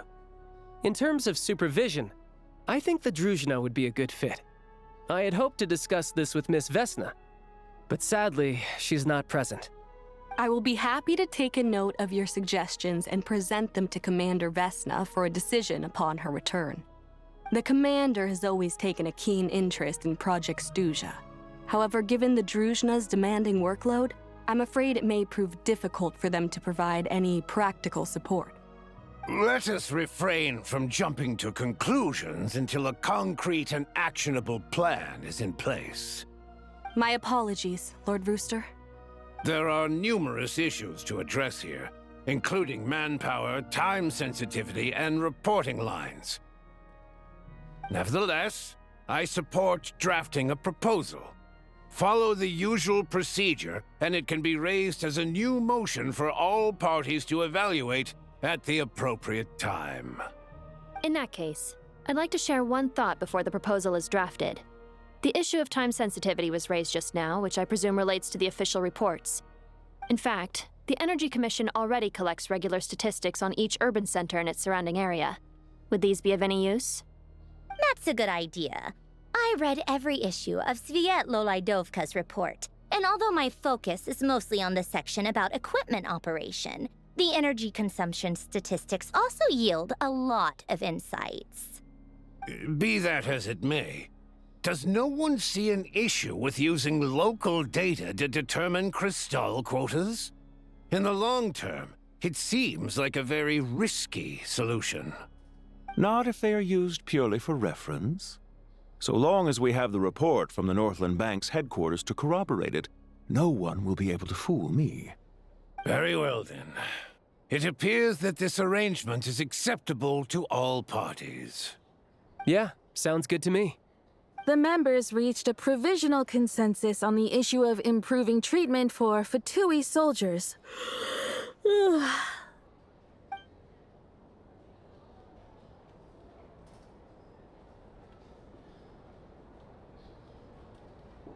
Today, the prima donna of the Korolievsky troupe attended a session of the Snezhnograd Vecha in the company of a most charming young lady. The question on all our minds is, what is the true nature of their relationship?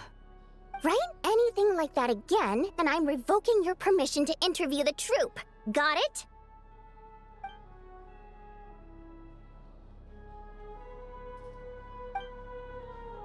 Now then, if there are no further contributions from those present, we shall proceed to the final vote. Hey, check it out!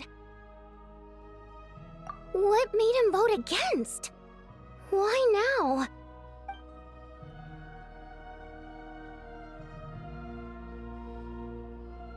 The votes have been tallied. Those in favor of continuing Project Stuja total 61%, securing a clear majority. That was too close. The margin has shrunk yet again. Chuganov was a huge loss. I'll bet Lelek is behind this. I wonder how Pulcinella will respond this time. Chuganov. I see. Lelek strikes again. Yes, go, Lelek. Once Project Stuja is defeated, our unwavering support at Bring Out the Kvass will finally pay off when we make our comeback. I can taste our victory already! In accordance with the result of this vote, Project Stuja will remain in effect until the next Vecha period. Finally, may I remind us all, we debate only for the greater glory and solidarity of our nation. May the aurora shine ever on, and the tundra always stand firm. The session is concluded.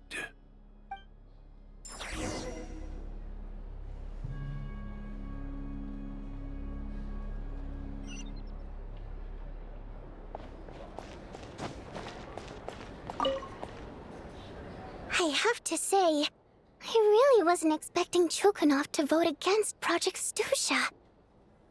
Well, in principle, Snezhnaya's business and political elites ought to be the ones least likely to oppose it.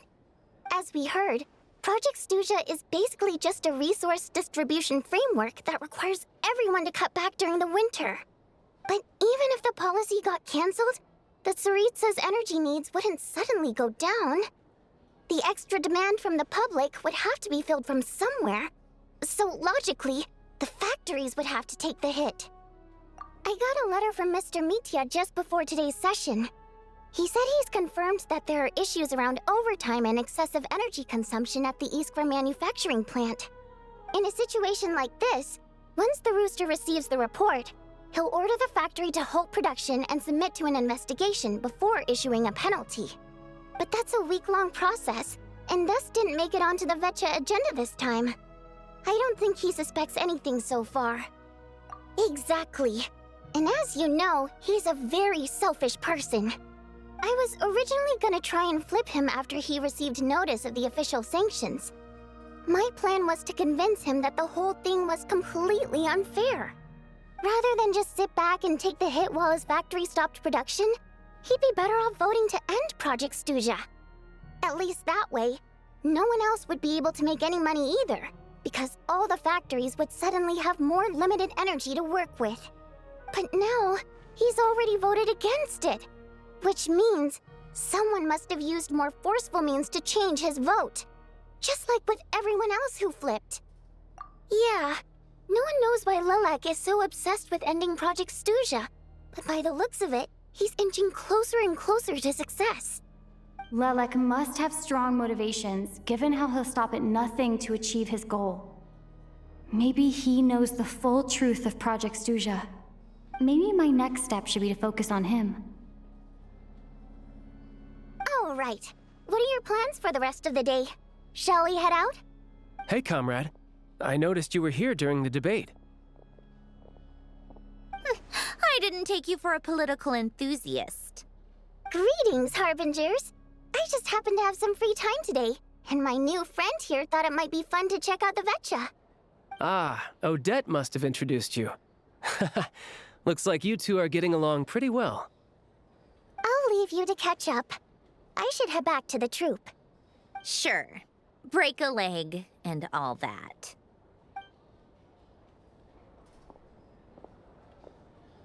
Thought it might be fun to check out the Vetcha, did you? Things are never that simple with you, Traveler. There's no way you're here for kicks and giggles. Tell me I'm wrong. Oh, yeah. To some, he's a captivating enigma. To others, he's the bane of their existence. No one ever thought that some anonymous nobody from the Rokot could cause such a stir. Huh? You want to look into Lelik? Then I'm sure his days of anonymity are numbered. What do you think, Sandrone? Fine by me, I guess. If the Traveler actually manages to expose Lelik, it'll be doing Pulcinella a favor. In return, it seems fair to let her in on what we've learned so far. My thoughts exactly. Sharing is caring, after all. Head back to Glupov and grab the files on Lelik. It's easier to just pull the records than go through the rigmarole of getting the Traveler a visitor's permit. As you command, child, sir. In that case, since we're going to be waiting anyway, I'll have someone brew a pot of black tea.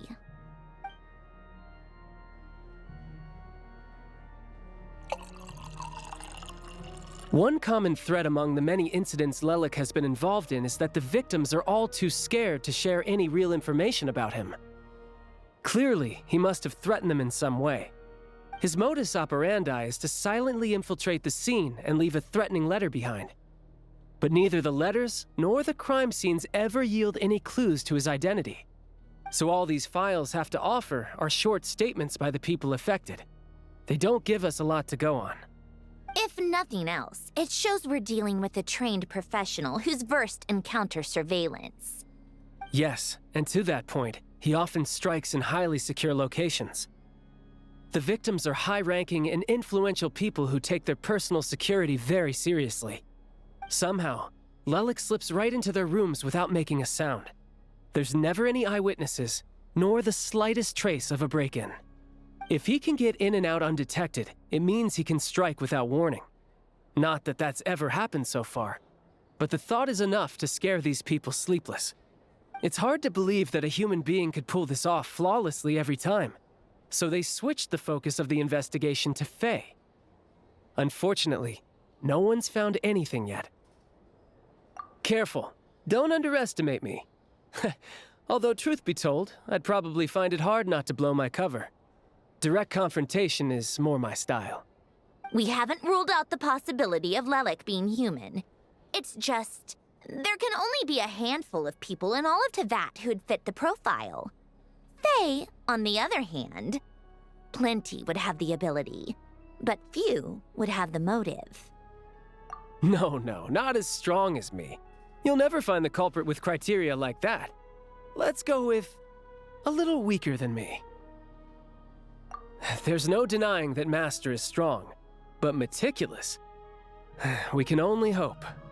She's just trying to find a reference point. Stop getting fixated on who's stronger than who. But that's the most important thing. In my opinion, anyway.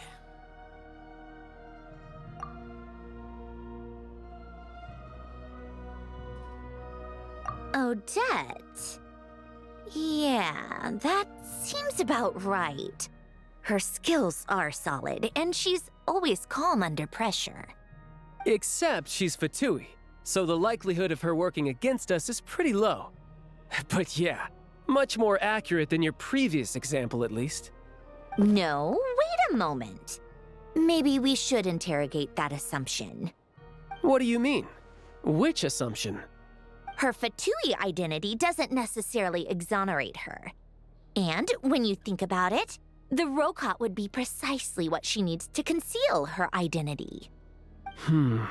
Plus, she wouldn't need to be such a pro at covering her tracks. She'd already know where the Fatui will be and when, so she could choose the perfect time to act. Oh, yikes. I was just thinking out loud. Why is this starting to sound like such a convincing theory? Still, what reason could Odette possibly have for trying to call off Project Stuja? Arlecchino would be the best person to ask. She knows Odette best. Unfortunately, she isn't back yet. Rosaline used to open up to her in private about her struggles with Odette. As I'm sure you can imagine, Arlecchino is quite a lot better with children than Rosaline was. She gave her some tips on how to handle the situation, and Rosaline managed to reach a settlement with Odette before leaving. So I suppose there were at least no lifelong regrets left behind. Beyond that, I don't know the details about that side of things. But I do know that Odette definitely has a motive to hold a grudge against Project Stuja.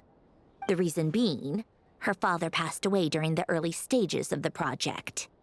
That was back before it had been named Project Stuja, when things were still being worked out. But in essence, it's remained the same ever since. Huh, the more you know. Rosaline was always so self-centered. I never understood why she started paying so much attention to Odette. Is that such a surprise? If you cast your mind back, you may remember that Rosaline and I weren't exactly close. We had tea together a few times, but that was about it. Odette's past is no secret. Her father was a Fatus and her mother was a very famous ballerina. On the surface, it looks like she followed right in her parents' footsteps. But the truth is quite a different story. After her father passed away on a mission, her mother was overcome with grief. She broke her leg during a performance and could never dance again. Odette was only interested in ballet at the time, but this tragedy left the family with both breadwinners gone. They could barely make ends meet. Per Capitano's policy, family members of Fatui who died in the line of duty had to be appropriately accommodated and provided with adequate assistance. So, regardless of how Rosaline may have felt about it, it fell to her to resolve the issue of Odette's family's livelihood. In the end, the solution they agreed upon was to have Odette join the Fatui. Right, because the alternative would have been a one-off compensation payment, I guess. In that sense, joining up was definitely the better option. Still, she must have had mixed feelings about it, right? If she doesn't even like the Fatui. It's just a theory, a possibility. But as a motive for Odette to become Lelek, it holds up. That said, I have no idea where Odette's head is at right now, or what her conflict with Rosaline was about. Plenty of people were on bad terms with Rosaline. I have no intention of trying to figure it all out. Yes, but there's not much point in discussing that now. Yeah, back to Lelek. Since our investigations so far have turned up next to nothing, we've got nothing to lose by trying a new angle. Funnily enough, Tonya and I had actually made plans to go to the theater tomorrow to watch Odette's rehearsal. Unfortunately, thanks to this Lelic situation, I'll be stuck working overtime again.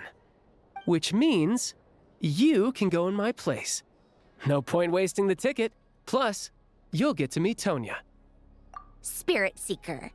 Quite the classic ballet. It was passed down through Odette's mother's family for generations, though it hasn't been performed in years. But Odette's been practicing it diligently, and it's finally ready for a return to the stage. Excitement is through the roof. Tickets for the official performance sold out long ago. Tonya's excited for it too. She's desperate to see it no matter what.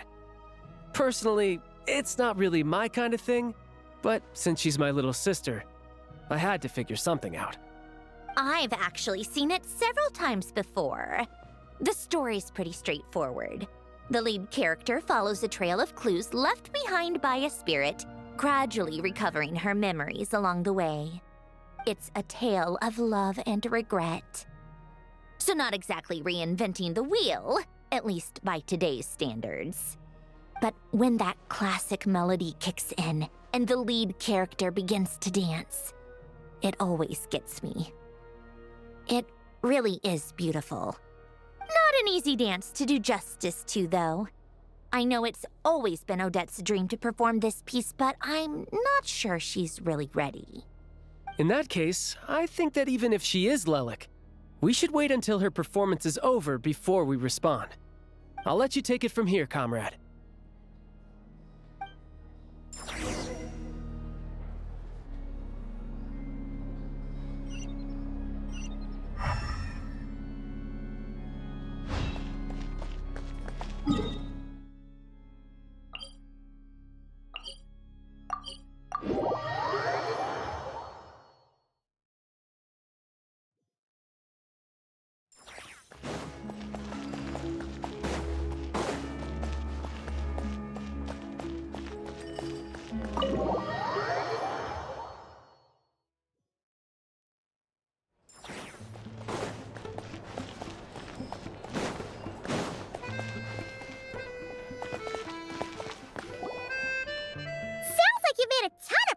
Today.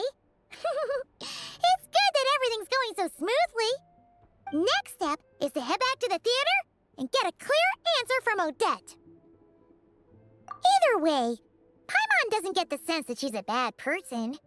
Sure, she might have done some pretty extreme things, but Paimon bets she has her reasons.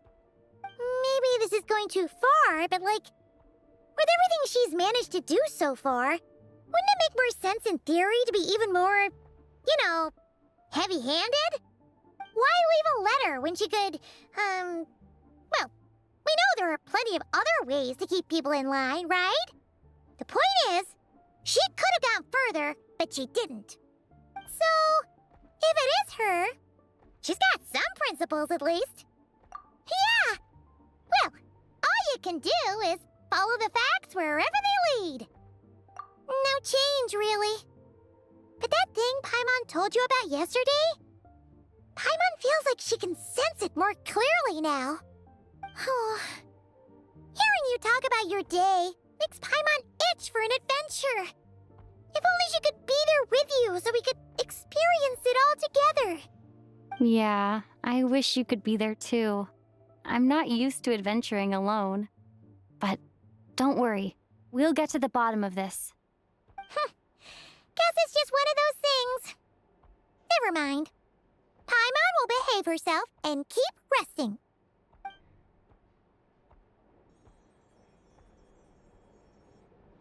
If Odette is Lelek, she may well have inside information on Project Stuja. Her father was involved with the project's early implementation and tragically died in the process. Now, she's dedicated herself to bringing it to an end. It's hard to imagine she could have gotten this far without knowing anything at all about the Tsaritsa's true intentions. When she spoke to us as a member of the Fatui, how much did she let on? And how much was she hiding? Only time will tell. Maybe tomorrow everything will be answered. Hey, look! It's snowing! Could be a tough day ahead. Make sure you wrap up warm tomorrow.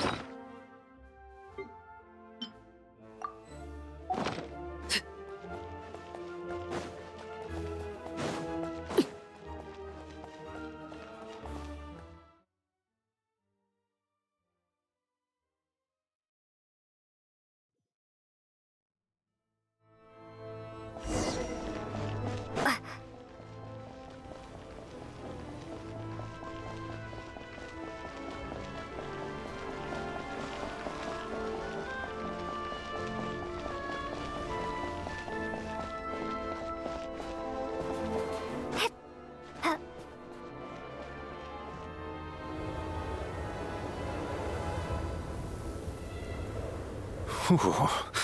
It sure is cold today. I wonder how much heavier the snow's gonna get. Here to see Odette? I just need to see your tickets for the preview. Perfect. Thank you. I'll hold on to your tickets. Come on in. It's freezing outside.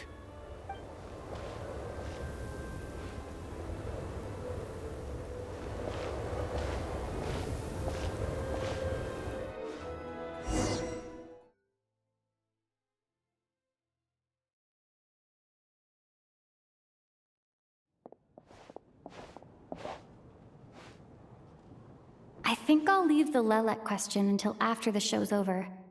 Then I'll go find Odette.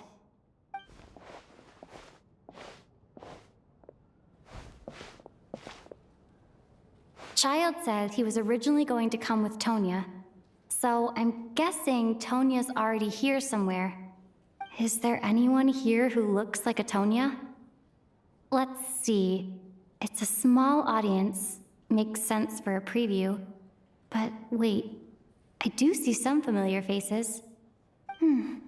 Mr. Chuganov's back again by the looks of it. Oh, and is that Mitya?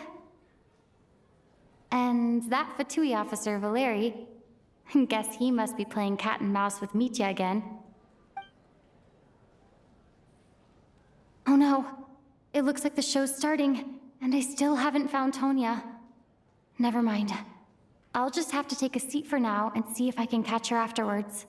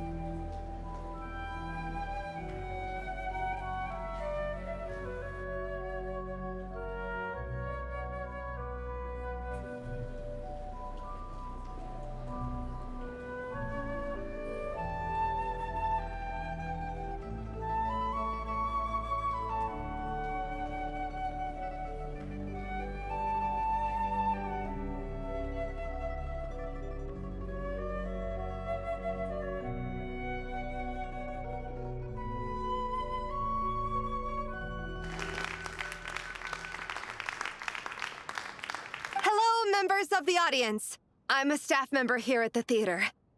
Today's performance was a very special one for us, as it marks the first attempt in a long time to revive the classic Snezhnayan ballet, Spirit Seeker. To commemorate this occasion, we would love to take a group photo of the cast, crew, and audience members present today. Could I kindly ask the audience to please come up onto the stage?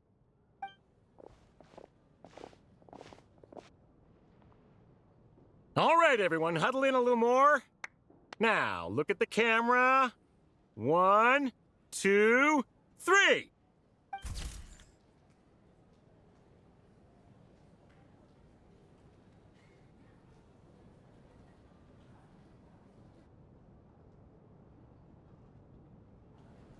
Are you quite satisfied, Mr. Energy Scientist? I rather hope you don't have any other escape plans to add to my workload today. What are you talking about, Sarge? This was simply my way of inviting you to watch Miss Odette's new show with me. And wasn't the performance spectacular? In the future, I heartily encourage you to take a leaf out of my book. Find some soul-nourishing pastimes to enrich your time outside of work. It was indeed a fine performance, but I must correct you on one point. This is not time outside of work. These are working hours. Working hours and non-working hours are just a social construct. Human technology can never advance if we're too rigid in our thinking, Sarge. May we leave now? Already? I mean, I was kinda hoping to soak up the atmosphere for a little longer, but... no. Okay, guess I'm pushing my luck. Didn't seem like too much to ask, but fair enough. Off we go then, Sarge. Back to the land of working hours. Lead the way. That has to be her. She's the only person in the audience around Tonia's age. Excuse me? Are you Tonia? Huh?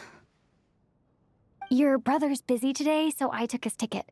Don't worry about him. He's fine. Oh, okay. Sorry for the trouble. What's wrong? Are you sick?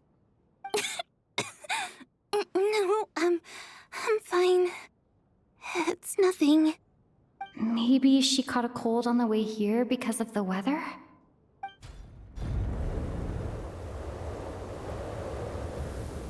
I haven't seen snow like this in a long, long time. It's most unusual. I know. It's completely white out there. You can barely see a thing. I've never seen such heavy snow in my life. Let's wait it out for now. You'd be lucky not to freeze to death in this weather, let alone find your way. Well, look at that. Maybe we shouldn't be in such a rush to get back after all. What do you think? Let's wait and see. Why do you need to take it so seriously? Fate has given us this wonderful chance to take a break. We owe it to ourselves to make the most of it. Come to think of it, there's a small inn not far from here that always keeps plenty of extra blankets on hand for guests. I know the route well. Shall I head over and borrow a few blankets? That way, anyone in a hurry can wrap up warm for the journey back. Just remember to return them next time you're over this way. Sir, there's really no need to go to all that trouble. Hey, it's no trouble at all. Wait here, I'll be right back. What a kind gentleman. Very good. My wife and daughter are waiting for me at home, so I shall be heading back as soon as I get my blanket. So... are you expecting us to go back to the Armory Palace wrapped in blankets too? Don't worry about that. I made arrangements in advance. Should I not return to the Armory Palace within 3.5 hours after Operation Showtime begins, an armed squad will be sent to collect us. They will escort us back. You are one of our key military personnel, so any weather-related risks must be eliminated. Operation Showtime? So, wait. Every single time you drag me back to work when I sneak out, it's a whole official operation? I gotta say, you've really turned this into quite a moral dilemma for me. It's snowing pretty hard out there. I think you should stay here for now. You seem a little under the weather. Sure. My Brother might come pick me up in a bit anyway. Time to get to work. I should head backstage and find Odette. I need to look her in the eye and ask her about Lelek. Excuse me, are you looking for someone?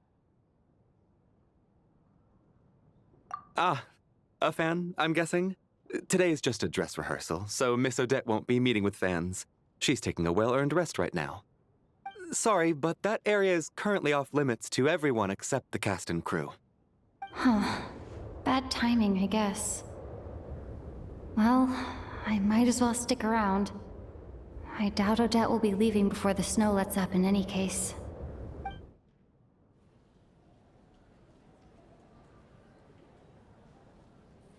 What happened to the gentleman who went to fetch the blankets? How has he still not returned? I was thinking the same thing. It's still snowing very hard. Do you think something might have happened to him? Whatever the reason for his delay, I must say I hate nothing more than people who make empty promises and fail to deliver. Well, I have to treat my employees like that on occasion, but that's different.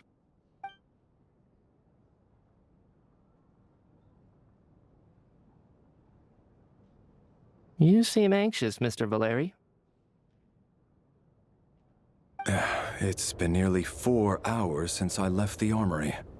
The army should have arrived to extract us by now. They know how much I despise tardiness and disrupted plans. There's simply no reason that they shouldn't have shown up by now, barring exceptional circumstances. Surely a snowstorm like this one counts as such. Few things in this world can stop the Snezhnayan army, Mr. Mitya. And a snowstorm is certainly not one of them. Why don't you go out and take a look? They might be right outside, waiting for your orders before they dare come in. An absurd hypothesis. I have no intention of leaving your side for even a moment until I have escorted you back to the Armory Palace. This doesn't look like an ordinary snowstorm to me. That guy who left earlier. It looked like he just vanished into thin air. Either that, or my eyes were playing tricks on me. A man-eating snowstorm? Come on. Night hasn't even fallen yet. Spare us the ghost stories.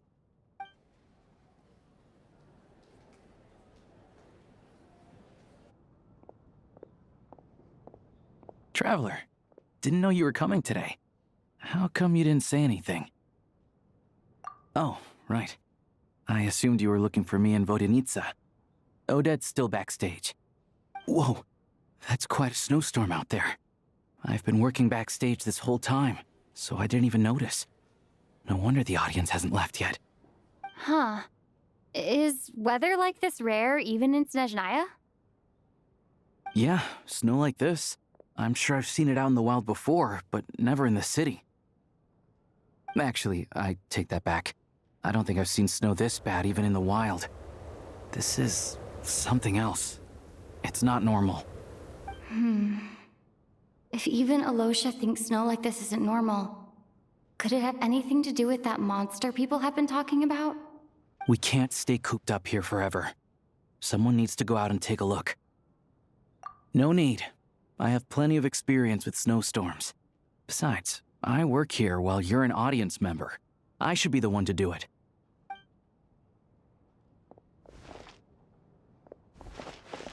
Everyone by the door. Careful not to let the snow soak into your shoes. In a snowstorm, you gotta look after your toes above all else. Heading out, my man? Be careful. I've been told the snowstorm eats people alive. Thanks for the advice. I am planning to be careful. I just want to take a quick look at the situation out there.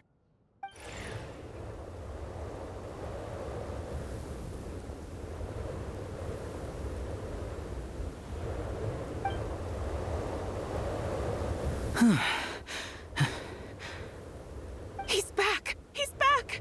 How was it? What's going on out there? Did you see any soldiers patrolling the area? Something about this storm isn't right. There's no one out there. I didn't see a single soul.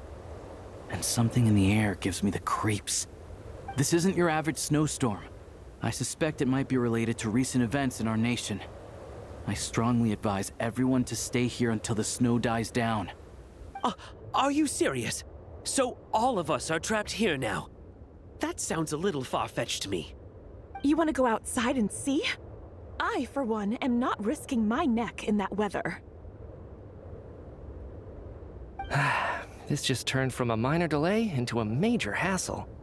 We can only hope that our friend who went to fetch the blankets just ditched us and went home. Is it really that bad? But my daughter, I won't be able to read her a bedtime story tonight. Huh? What are you all still doing here? Whoa! It's snowing hard! So now we're stuck here? Oh, this is terrible! Luckily, it was just a dress rehearsal today, so there aren't too many people here. On the bright side, the theater's always well-stocked with supplies.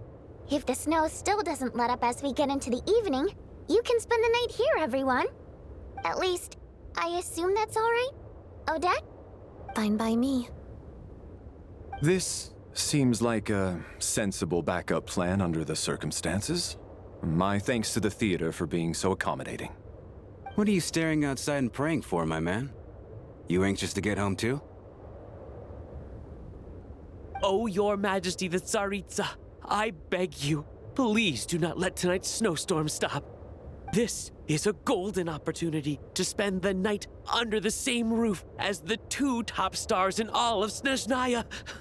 It's a once-in-a-lifetime experience. I think I've changed my mind. Sir, if you so much as look at us funny, you'll be seeing stars in a whole other way. Behave yourself, or you'll be begging for that blizzard. It's getting colder. We need to keep the indoor temperature up. Close the door and lock it tight. Let's head somewhere warmer.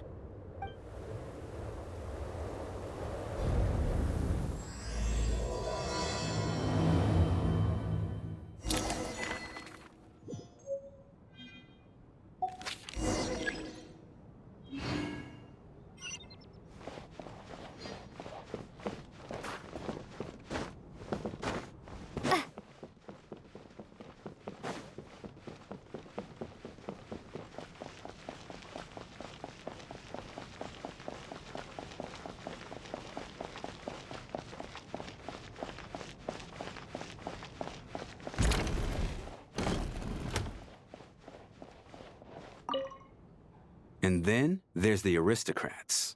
Easiest of all to deal with. You don't need to use any force whatsoever. All you have to do is show them the rope you plan to tie them up with. Do you know why? I don't. Do tell. Because nothing horrifies them more than the thought of a cheap, coarse rope leaving creases on their precious million Mora coat. They'll do whatever you ask to avoid that fate. Unexpected, but funny nonetheless. Tell me another one. Well, look at that. I got myself a new listener. Hey there.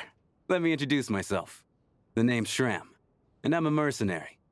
The kind that gets paid to do odd jobs for rich folks. And I am Chuganov, an entrepreneur. If my name is unfamiliar to you, you will no doubt have heard of my factory, the renowned Iskra manufacturing plant. Are you really that famous, Mr. Chuganov? How come I've never heard your name before? Excuse me?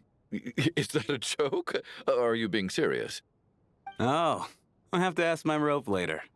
It's probably tied up more entrepreneurs than I've ever heard of.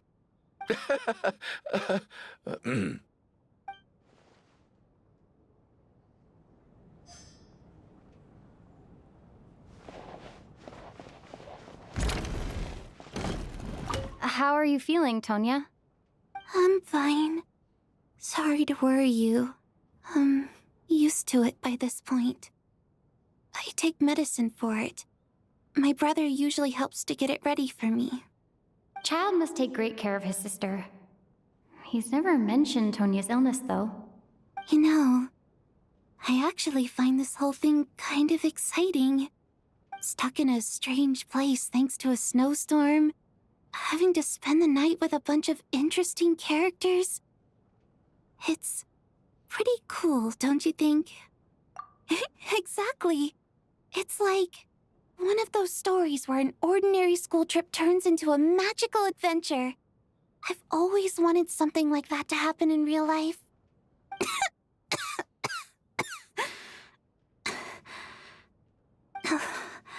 I'm fine, really. Just got a little overexcited. Look after yourself.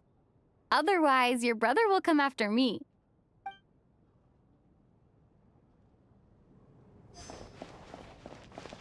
My husband has major trust issues. To him, I doubt even this snowstorm is a good enough excuse for me to stay out all night. That's the price of marrying into wealth. You'll get used to it. I'm not about to stop you if you want to leave, but don't drag me along. Hello? Can I help you?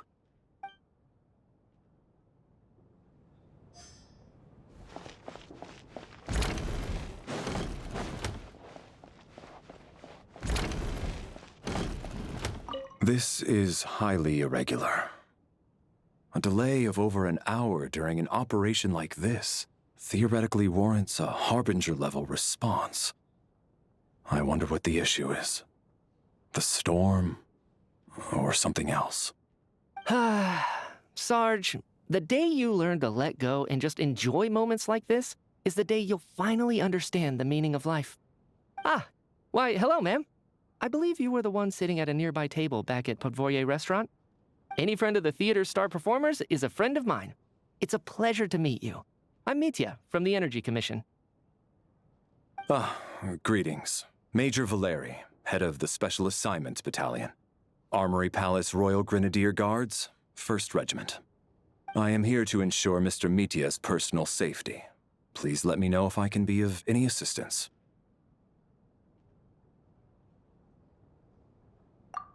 Miss Traveler, I cannot help but notice that Miss Odette is stealing glances at me. Any idea what that could be about? I've racked my brains, but I can't think of anything I might have done to offend her. Perhaps she noticed me spacing out during her performance? What? You mean I really did do something to upset her? Well, thanks for letting me know. So, Mr. Mitya, is your work related to Project Stuja? Yes, that's right. The higher-ups in the Fatui transferred me from the Energy Commission to the Armory Palace because they wanted me to... Really? I can't even talk about that? Pretty sure it counts as part of my private life. All right, I won't say anything. Sorry, Traveler. As you can see, I'm afraid this pleasant chat will have to end here.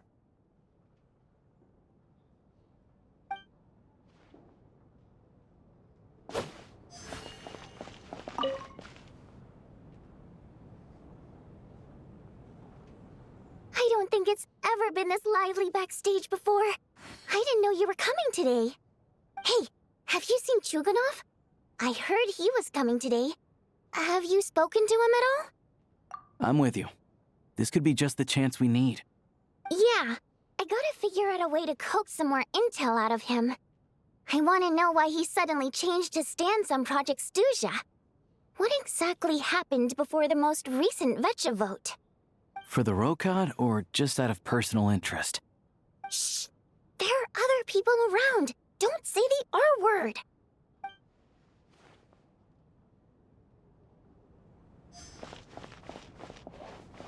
I have to say, even though today was a rehearsal and there were some hiccups along the way, Miss Odette's performance was one of the best I've ever seen, even compared to an actual show.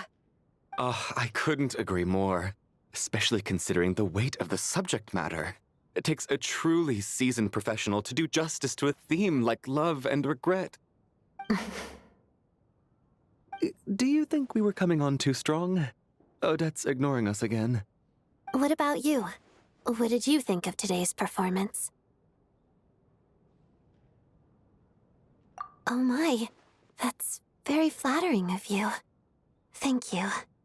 I'll make sure to save a ticket for you when the show's performance ready. This doesn't seem like the time or place to bring up the subject of Lelek. I need a chance to speak with her in private. So unfair.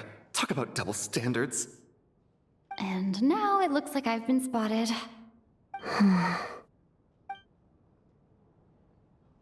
You know Mitya too?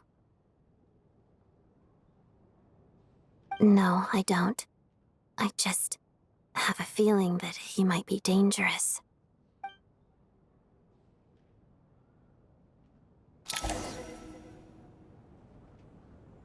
How's it looking, Alyosha? No change from this afternoon. Heavy snow with no sign of slowing down. May I have your attention, please? The storm is unlikely to stop tonight, and it'll be even more dangerous outside at night than it was during the day. We at the theater owe everyone here a duty of care. Therefore, we strongly suggest that you stay on site overnight and avoid going outside unless absolutely necessary. In a few short moments, we'll give you a tour of the theater's various quarters. You can choose to sleep in the VIP room, the office, or backstage. Or on the stage if you'd prefer. We won't mind. I'll pass on sleeping on the stage. What if the snow is stopped by tomorrow morning? The early birds in the audience might think we're part of some experimental new show. A drama about sleeping? That could be fun. Maybe we could come up with a title for the production. Not bad. Clear selling point, at least. Could be a big hit. Anyone who doesn't wish to sleep on the stage, please follow me. I'll show you to the rooms.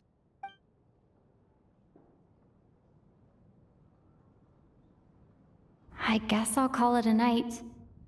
Though I feel like I won't sleep very well without Paimon here. I'm sure she'll be worried that I haven't made it back yet. But as long as she looks out the window, she'll probably realize what's holding me up. I wonder if she's feeling any better yet? At least she hasn't been getting any worse. Still, I should try and get back first thing tomorrow morning.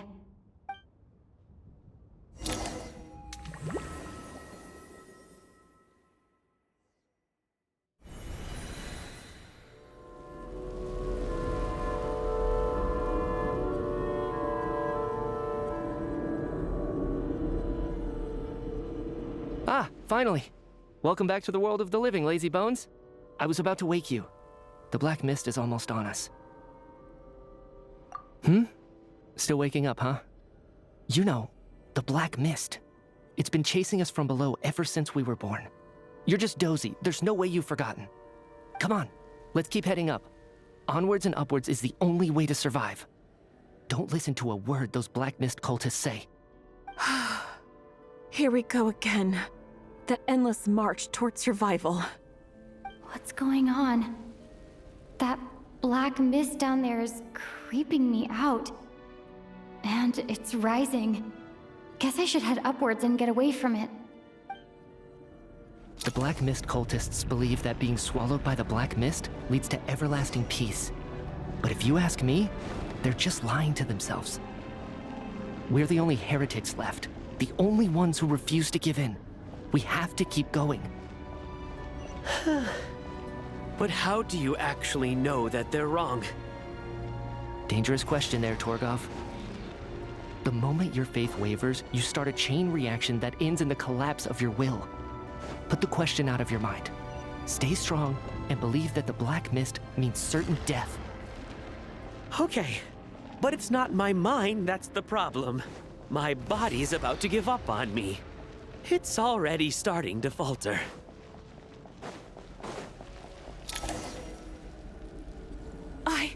I can't do this anymore.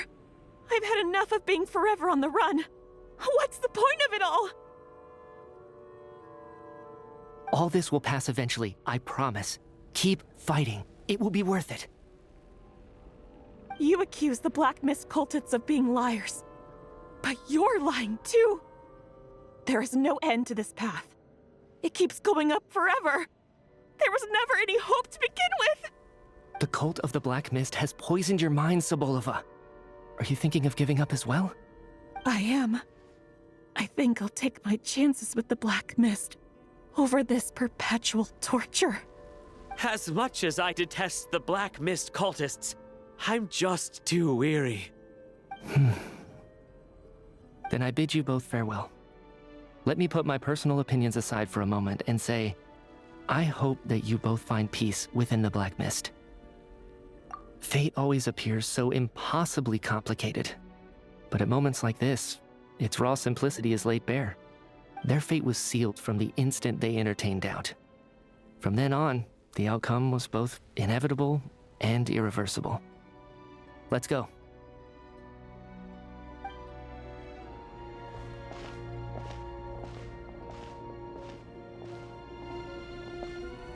Torgov and Sobolova are gone. I never thought the day would come when even they would be swallowed by the black mist. It's just you and me now. Yes, it looks like it's satisfied. For now. This happens from time to time, but it won't be long before the black mist starts chasing survivors once again. No one knows how to stop its advance for good. Well, we should make the most of the precious moments of rest that those two bought for us. Huh? Are you really that sleepy, traveler?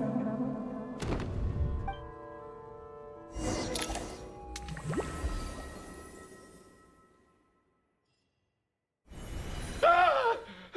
Help! Somebody, come quick! What is it, Chuganov? What's wrong? Huh? Is it morning already? What's all the commotion? Sounds like it's coming from next door. I should check and see what's going on.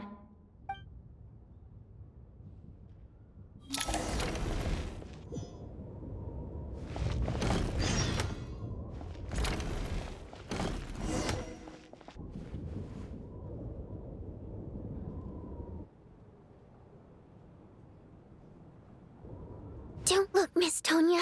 Stay here. Okay. What happened to them?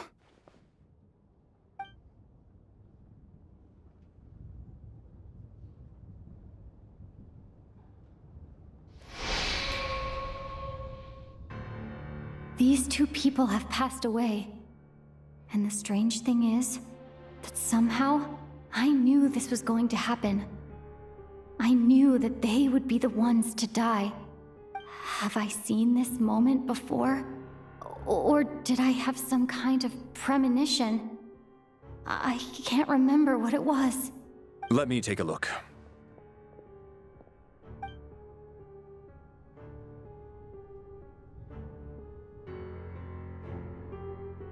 No vital signs in either of them. They're dead. The cause of death, however, remains unclear. No wounds on the bodies, no signs of a struggle, and no skin discoloration caused by the buildup of toxins. But just last night, they were chatting and joking away. This is so sudden. Could they have had pre-existing medical conditions? Even then, the odds of them both dying of sudden complications on the same night are extremely low. It's hard to believe that they died of natural causes, nor does this appear to be a suicide. Who was the first to discover the bodies? It was me. But these deaths have nothing to do with me, officer. I got up early because I wanted to see if the snow had stopped. Then I noticed that the door to this room was open, and it looked like there was a man and woman inside. I just went over to see what was going on. I had no idea they were... I can corroborate this. I was doing my morning exercises near the stage. When I saw Mr. Chuganov heading this way, I followed him. I can also confirm that I didn't see a single person approach that room before him. The snowstorm was raging all night, and it's still going now. There's no way someone could have come in from outside, correct? You mean an intruder? No, not possible. I slept by the door last night as a precaution. There's no way I wouldn't have noticed if anyone had tried to open it. Everyone, split into pairs and search the theater for anyone in hiding or any signs of suspicious activity. I'll follow up with a full search of my own shortly. Go. There is no time to waste.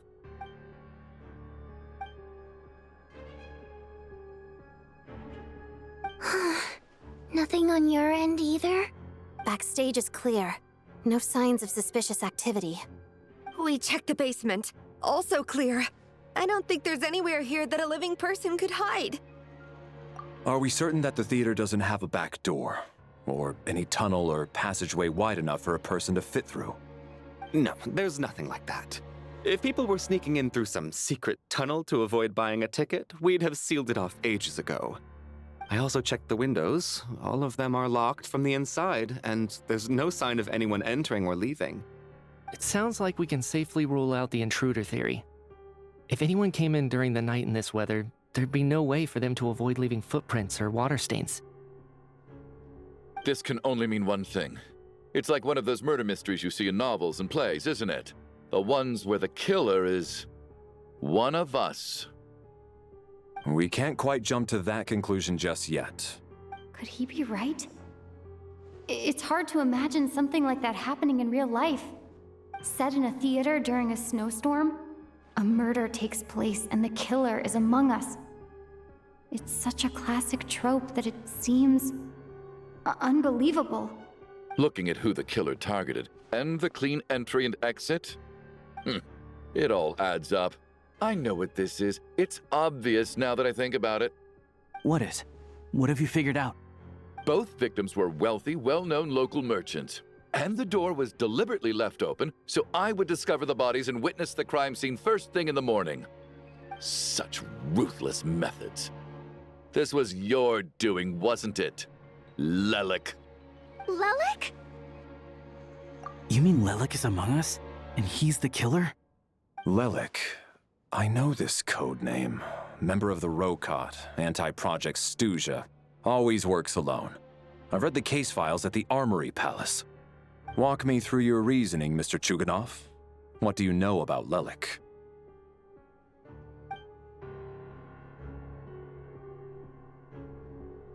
What now, huh? What now, Lelik? What more do you want from me? I already voted against Project Stuja at the Snezhno Gradvecha. You snuck into my house the other day while I was asleep. Left a threatening letter. And I did all that you asked. But Project Stuja cannot be so easily shaken. Not with the rooster in charge.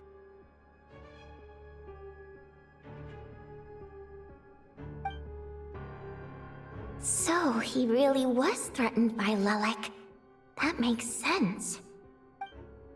And now you're resorting to murder to threaten me. Isn't that right? I knew it. The Rokot despises the rich. The lives of the wealthy are but refuse in your eyes. Show yourself! Which one of you is Lelik, Tell me! I'll do whatever you want! Just stop playing these mind games! Was this really Lelik's doing? Would Odette really do something like this? If Odette really is Lelik, this seems out of character. But then again, how well do I really know her? I'm probably the only one here with a compelling theory about Lelik's true identity.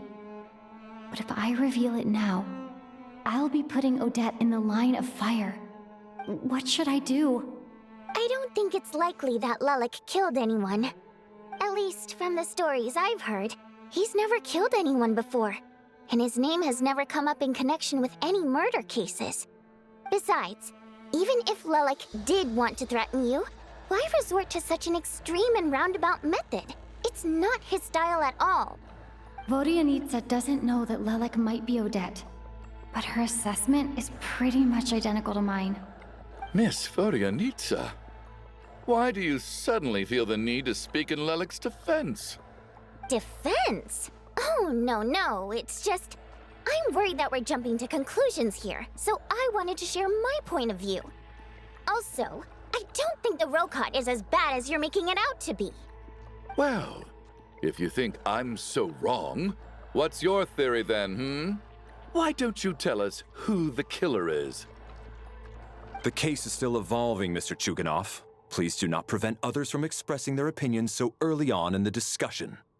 Even so, there's no denying that the recent threat received by Mr. Chuganov may well be an important clue.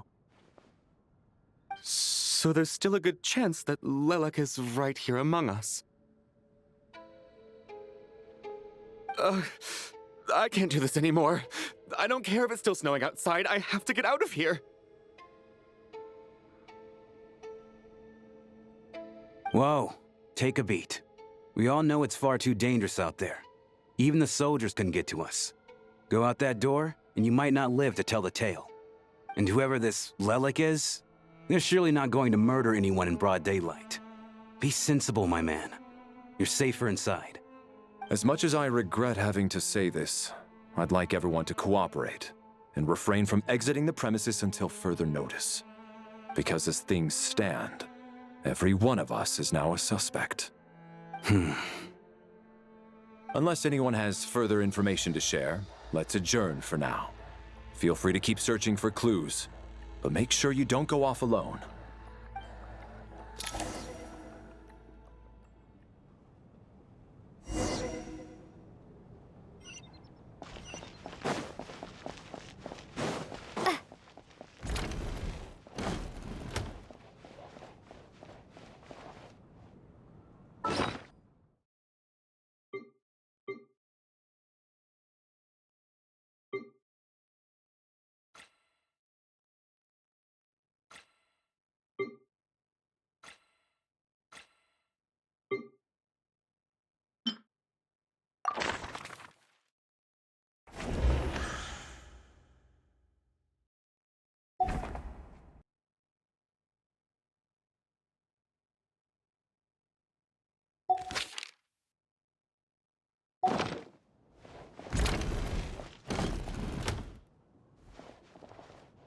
You're right. That was my bad.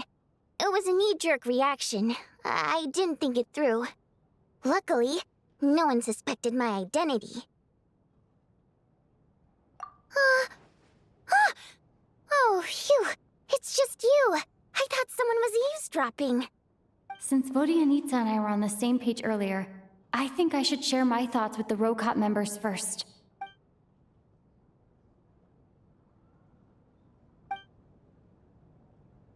Whoa. Are you serious? I don't know if this counts as gossip, but it's definitely on track to be the juiciest this whole year. Odette? Really? Odette? Oh god, how dumb does this make me look? Lelek has been right under my nose this whole time, and I didn't notice a thing. Actually, it's exactly what you'd expect.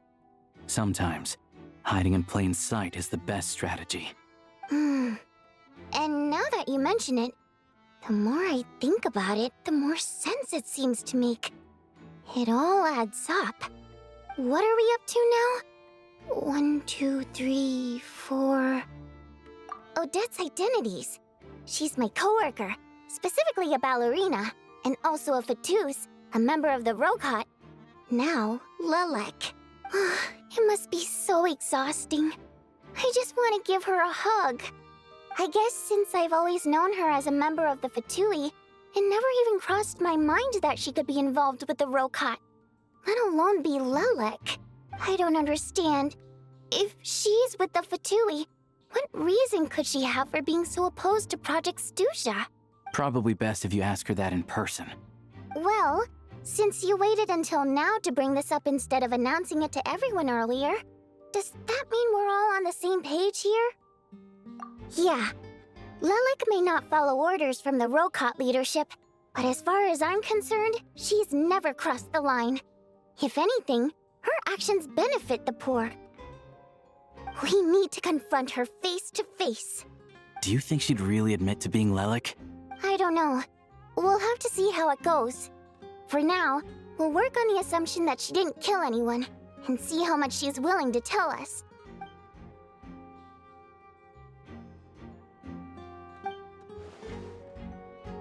Now's her chance.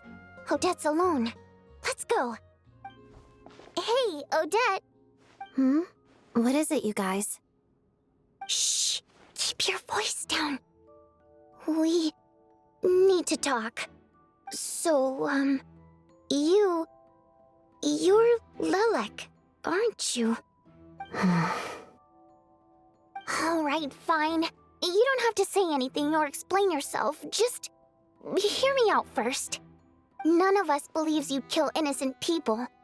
Whoever murdered those 2 people last night, it wasn't you. The Traveler was the first to figure out your identity, but she kept quiet during the discussion just now. Still, it's clear where the group consensus is heading. Everyone believes Lelek is the culprit. If your identity is exposed, you'll be in a really bad spot.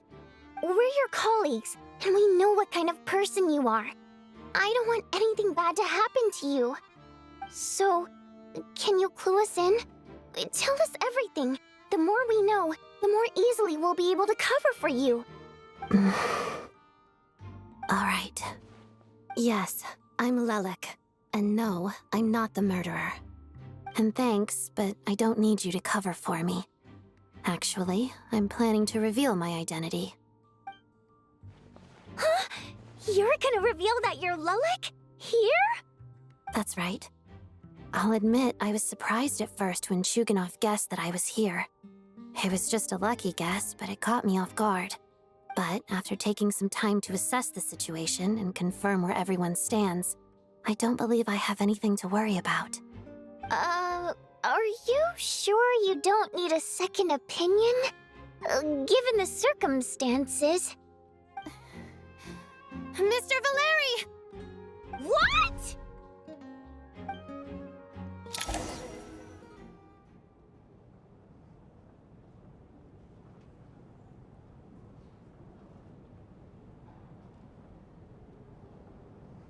So... Odette is Lelik? I don't know what game you're playing, but you've got a lot of nerve. It's just one identity. So what if it's exposed? I can disappear and adopt a new identity anytime I please. I made my peace with this when I chose to become Lelik. But more importantly, I promise I am not the murderer, which means that someone else is. So, if anyone still insists that I did this, you'd best produce the evidence now. Otherwise, I suggest that you bite your tongue. Because if you really believe I killed 2 people without making a sound or leaving a trace, pointing fingers at me would surely only make you my next target. Is this really the truth, Miss Odette? That's confidence, all right. I believe you. A real no-nonsense attitude. I can see why Marionette said that she's on track to inherit the title of the Fair Lady. Are you seriously buying this? Hey, officer! She just admitted to being Lelik. Aren't you going to do something about this? I do have one question, Miss Odette. Why have you chosen this moment to come forward and reveal your identity? If I didn't say anything, everyone would be focusing all their efforts on finding Lelik. And that is exactly what the real culprit wants. I don't want to be the scapegoat who lets the murderer get away with this crime. Despite all the accusations, she made the smart choice. A remarkable display of rational thinking under pressure. Clearly, Odette's talent extends far beyond the art of dance. She thought so far ahead. Ugh, why do I always feel like I'm one step behind her in everything? You've convinced me. Dealing with the murder case remains the top priority right now. Let's put the name Lelik and all related incidents aside until further notice. Nevertheless, the group still considers you the prime suspect. I assume you have no quarrel with that, Miss Odette? I understand. You're welcome to keep an eye on me around the clock. I have no objections. Mr. Chuganov? For my wife and daughter's sake, I'll let you off the hook for now. But don't think you're forgiven for breaking into my house and threatening me. Just wait till we get out of here, Lelik. We'll settle the score then. Good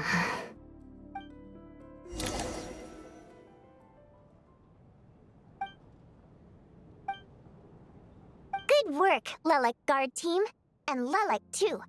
Here, have some hot water. Turns out Valeri knew about my exploits, so now I've been told I have to guard Lelik with him. Shouldn't you be facing my way if you're guarding me? At the moment, it looks more like you're my bodyguards. If the true culprit is indeed still at large, as you have claimed, we must keep our guard up against them also. Don't worry, Tonya. We'll get through this. Once the snow stops, the officials will step in. The investigation will get easier, and then we'll be safe. But once the snow stops, Won't everyone just leave? Huh? You're gonna miss us, huh? Well, some of us work at the theater, so we'll still be here. I'll even give you a special backstage pass. Really, Miss Vodyanitsa? That's awesome! You've made a fan for life. Aw, you're so cute, Tonya. All right, let's swear to it. I promise to give you the pass, and you promise to never change your mind about being my fan. Promise. Don't indulge her, Tonya. You don't have to swear an oath over things like that. You really do get carried away sometimes, don't you, Miss Vodyanitsa? Hey! Mind your own business!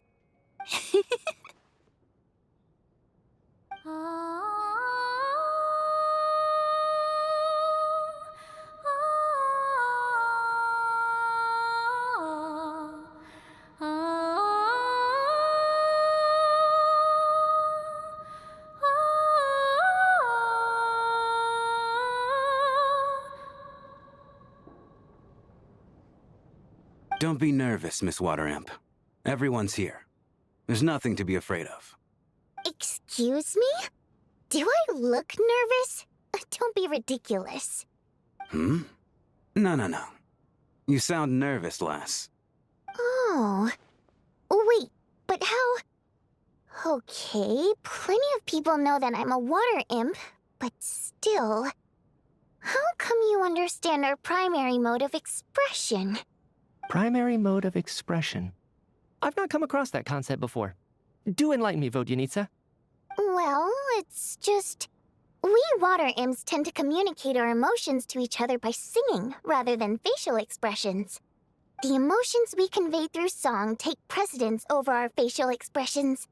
So, we think of it as our primary mode of expression. I'm impressed, Shram.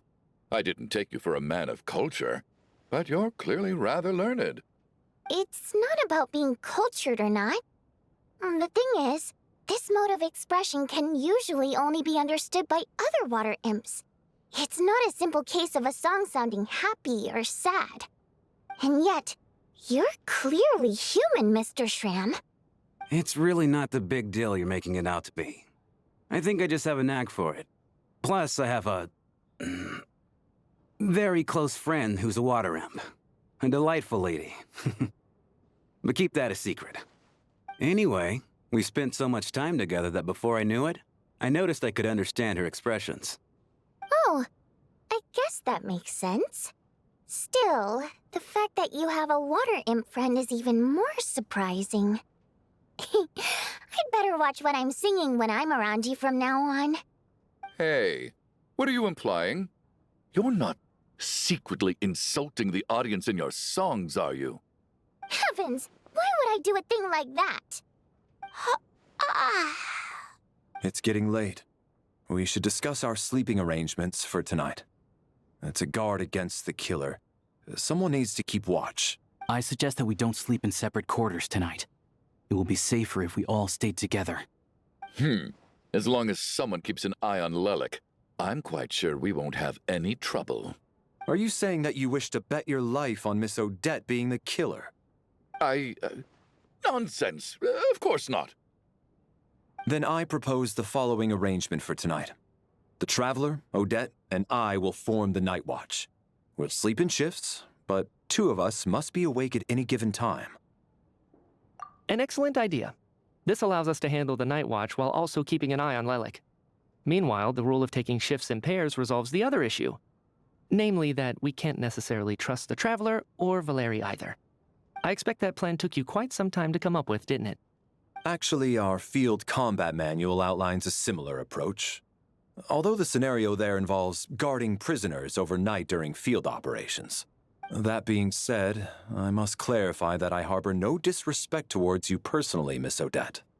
In fact, Lelik's numerous covert operations make fine textbook examples for military agents. I care less about respect and more about the fact that you just robbed me of 2/3 of my sleep tonight.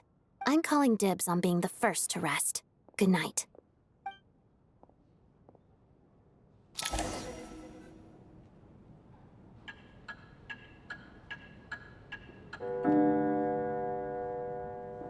It's almost time. We should wake Odette. How are you faring? Oh, not going to argue with that. I'll take a quick nap. If you start to feel sleepy, wake me up anytime. It's finally time for Odette and I to share the night watch. I should wake her up.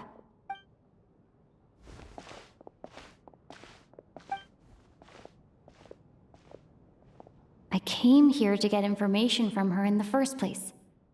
Maybe I should think about what questions I want to ask before she wakes up.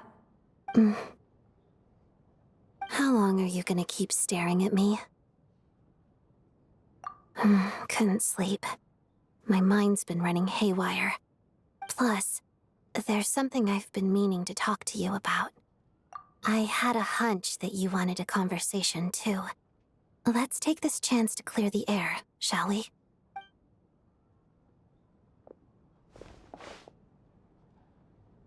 I just had a simple question for you, really. It's, Rosaline.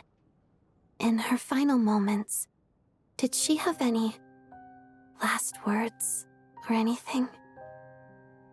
I see. Well, that was all. I have no other questions. No. She was utterly ruthless in pursuing her goals. That kind of person should be hard to miss. And yet, even though I never approved of her methods, and she was an abrasive person, the fact remains that I am indebted to her. Oh, she told you. I guess that makes sense. I think she and Rosaline were on pretty good terms. Yes. Rosaline wasn't the kind to gossip about this sort of thing. Not that it's any huge secret to me, though. When I was a child, I had to join the Fatui for the sake of my mother and me. I trained under Rosaline. It was extremely grueling, and it didn't exactly come naturally to me. All I could do was try to ignore the biting cold and practice, practice, practice. I was a newcomer who'd managed to make a good first impression on a harbinger. There was pressure to live up to her expectations, to be worthy of the fair lady's reputation. Every day was a struggle against the cold, pain, and fatigue. And most nights, I struggled to fall asleep. After enduring all that, I've become almost immune to the sensation of pain. I suppose that was the cost of survival. Surely, any child who had to experience that would grow to hate her lot in life, don't you think? So, I put an equal amount of effort into my ballet. Because in my young mind, that was the only way to defy my fate. It was my way of telling her, the Fatui's demands and your expectations of me are not what I wish for. One day, I will leave. I think she probably blamed my poor performance in training on my passion for ballet. She knew my heart wasn't in it. One time, when I was secretly practicing a dance at night, she suddenly showed up. I knew she was there to catch me red-handed. I told her, "You don't deserve to watch the dance I learned from my mother." She looked stunned. I guess she was surprised that I lashed out first, before she had the chance. But strangely enough, on that occasion, she wasn't fierce with me like she was during training. Instead, she fell silent for a moment, and then left. After that, she never interfered with my dancing or asked me how it was going. She never came to watch me dance again either. Not even once. She was. But even now, whenever I take out this core Ignis, I can't help but think of that night. Of the look on her face. Sort of. Although gift might be too kind a term. This is her flame sealed within ice. A symbol of her favor, yes, but also her way of keeping an eye on people. She knew the location of every piece of core Ignis. If any recipient started acting suspiciously, she'd be on to them immediately. trust her to make even a mark of approval feel suffocating. So, when news of Rosaline's death reached Snezhnaya, many people immediately crushed their core Ignis. It gave them a profound sense of relief, like they'd broken free from her shackles. But I kept mine. With my sensitivity to pain being as dull as it is, the warmth from this core Ignis is one of the few things I can still feel clearly. I still wonder, did she really come to stop me that night? I wasn't sure, but I was scared, so I said some really awful things. I guess she didn't leave anything behind. Not that I expected her to. It's fine. It's just a bit of a shame that we couldn't settle our differences before the end. She did. Are you sure she was talking about this event? No, she didn't. I didn't even find out that she'd gone to Mondstadt until a while after she'd left. Wait, in that case... Okay, I will. Thanks for letting me know. There's something I'm trying to figure out. I'm beginning to suspect that Paimon's mystery illness is being caused by the energy research behind Project Stuja. Paimon's very important to me, so I have to get to the bottom of this.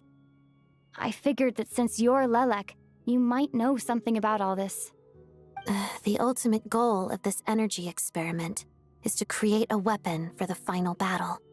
The weapon's construction was completed in Nodkrai. Now, all that remains is to arm it with a sufficiently powerful energy. Yes, the weapon's development and all the related experiments are overseen by Lord Piero, the Jester, and the lab is located deep within the Armory Palace. I'm not sure why this experiment would be making Paimon feel unwell, though. The best way to get to the bottom of it would be to go there in person. Once we get out of here, I'll help you apply for an entry permit. And I'm hardly the organization's proudest member, as you know. You answered my question about Rosaline. I want to do you a favor in return. It's that simple.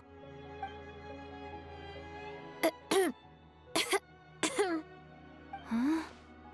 What's wrong? Are you not feeling well? You two seem to be hitting it off. I thought you were sleeping. Of course I was. In the military, one learns to fall asleep quickly, even in the most inhospitable environments. It's vital to staying alert and energized. Why? Is something wrong? Even if he was awake, he can't have overheard us, right? Well, thank you both for keeping watch. Traveler, I'll take over for now. It's your turn to get some sleep. Sure.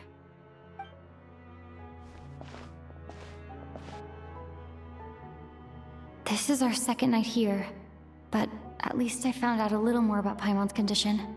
I hope she's been sleeping well the past couple of days. Huh.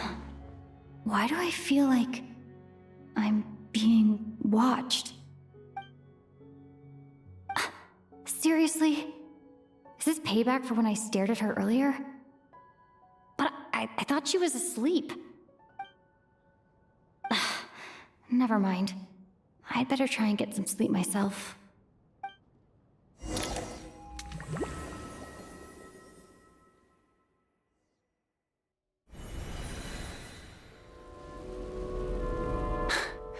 Hey, what are you spacing out for?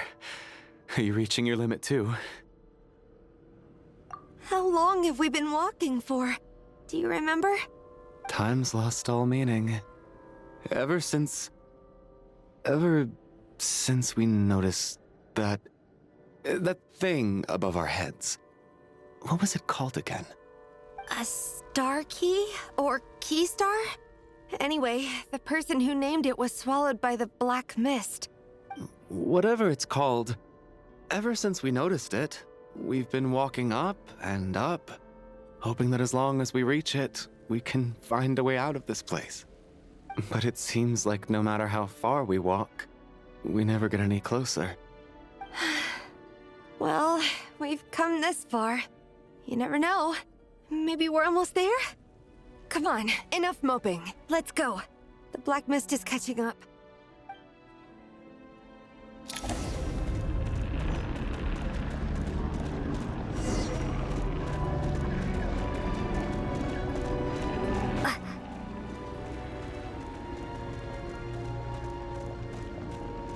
We got our monsters! Watch out! Not again! I've lost count of how many times we run into them. Be careful. Back up in here.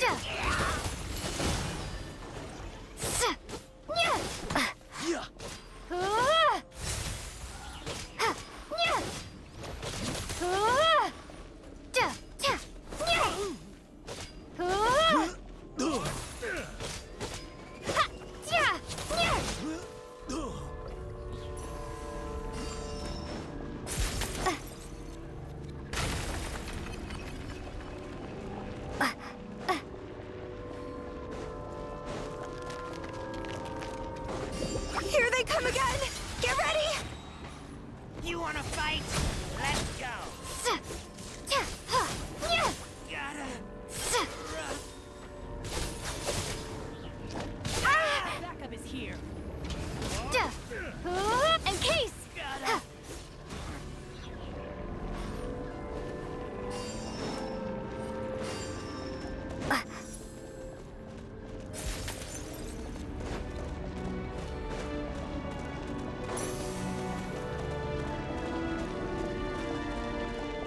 Monsters ahead of us. The black mist behind us. It feels like there's no escape. Fine.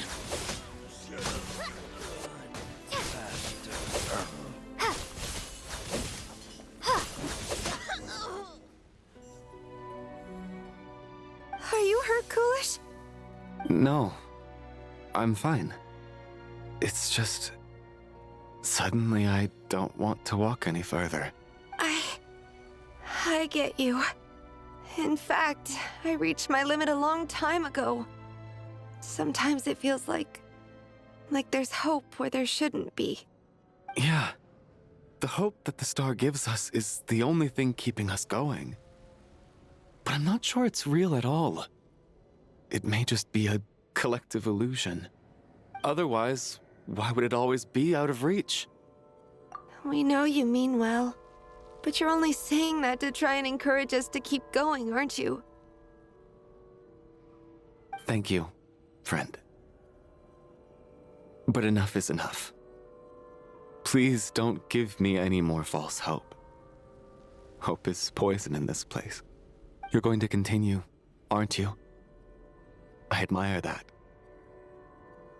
I've given up, but I wish you the best. May there come a day that you catch up to the star and leave this godforsaken place.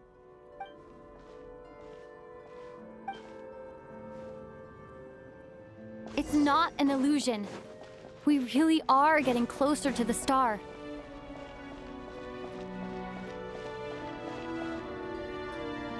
Congratulations. You're the first person to make it here.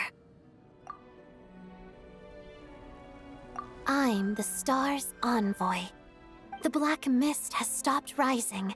Its hunger is satisfied for now, having devoured your two companions. This is a good opportunity. I'll let you get some rest before we continue. What do you mean, leave? The star represents the starting point. It's the waypoint for the beginning. Congratulations on reaching the starting point.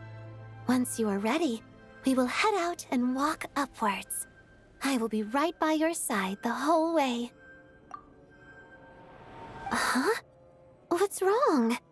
Hey, don't give up before the journey's even begun.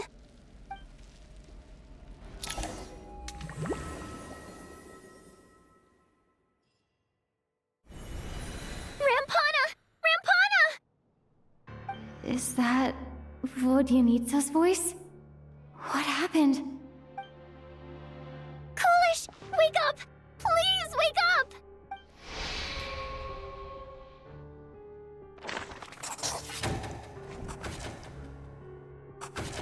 The situation is identical to that of the 2 casualties yesterday. We cannot ascertain the cause of death. At least there are some elements that we can rule out this time. They slept on the stage with everyone else. So I suppose the surrounding environment can't be a relevant variable. Rampana. Coolish. Weren't some of us keeping watch last night? 3 of us, in fact. How could you not notice something was wrong? I'm as confused as you are. Certainly nothing unusual happened on my watch. Likewise, and from what I've observed so far, both Miss Odette and the Traveler can be trusted. To be honest, I didn't get a wink of sleep last night. I couldn't help but think I was the target, so I just laid there with my eyes closed. I heard the Traveler and Lelik chatting, but otherwise I don't recall hearing any commotion during the night. Me too. I didn't want to wake everyone up, so I was concentrating hard, trying not to cough. I hardly slept at all. If anything had happened, I'm sure I would have noticed. Then, what could possibly be causing this? Once was bad enough. I can't believe it happened again. I worked closely with Rampana and Coolish for so long. I never imagined that one day they'd... And on the stage of all places... Florianitsa. 4 victims in just 2 days, and we still don't have a single lead. I need to get to the bottom of this as soon as possible. And above all, keep Tonya safe. I'd never be able to look Child in the eye again otherwise. Still snowing? Yes, I just checked.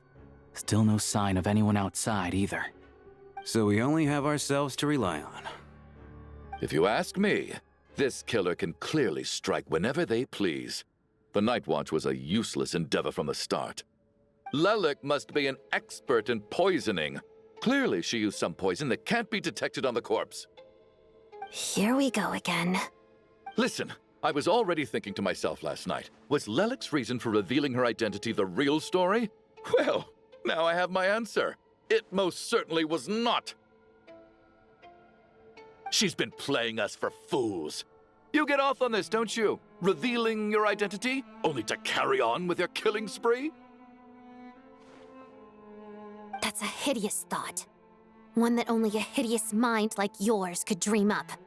How dare you! That's enough.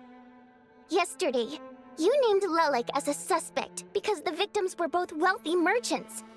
Lelik might have had a motive then, but today's victims were just ordinary people, not to mention that they were colleagues of Odette and mine. What reason would she have to murder them? Let me guess, just to scare you? Who knows? Maybe you don't know her as well as you think. I implore you all to ask yourselves, how many people are there really in this world that have what it takes to kill another person? Not many, I'd wager. Lelik is well known to be a ruthless operator, and now she has revealed her identity. How could it be any more obvious? Everything you've said so far is still just conjecture, which doesn't constitute a concrete lead. You need to back up your claims with some evidence. How can you defend her, officer? What did she say to you while you were on Night Watch? Maybe I shouldn't be so surprised. You military types are always colluding with criminals to target the rich. All so you can get your grubby paws on our hard-earned fortunes, then tell us to fall in line. The Fatui, the Druzhna, and the Rokot. Thugs, the lot of you. Don't you dare. Sir, but... You were the one who told us not to stop other people from expressing their opinions yesterday. 4 people have already died. Only yesterday I was chatting with Mr. Coolish. Then we woke up in the morning and he's... Turning against one another is the last thing we should be doing right now. Little girl. Even if Mr. Chuganov is a puffed-up, pig-headed windbag who doesn't have a clue what he's talking about, he's still one of the victims here, isn't he?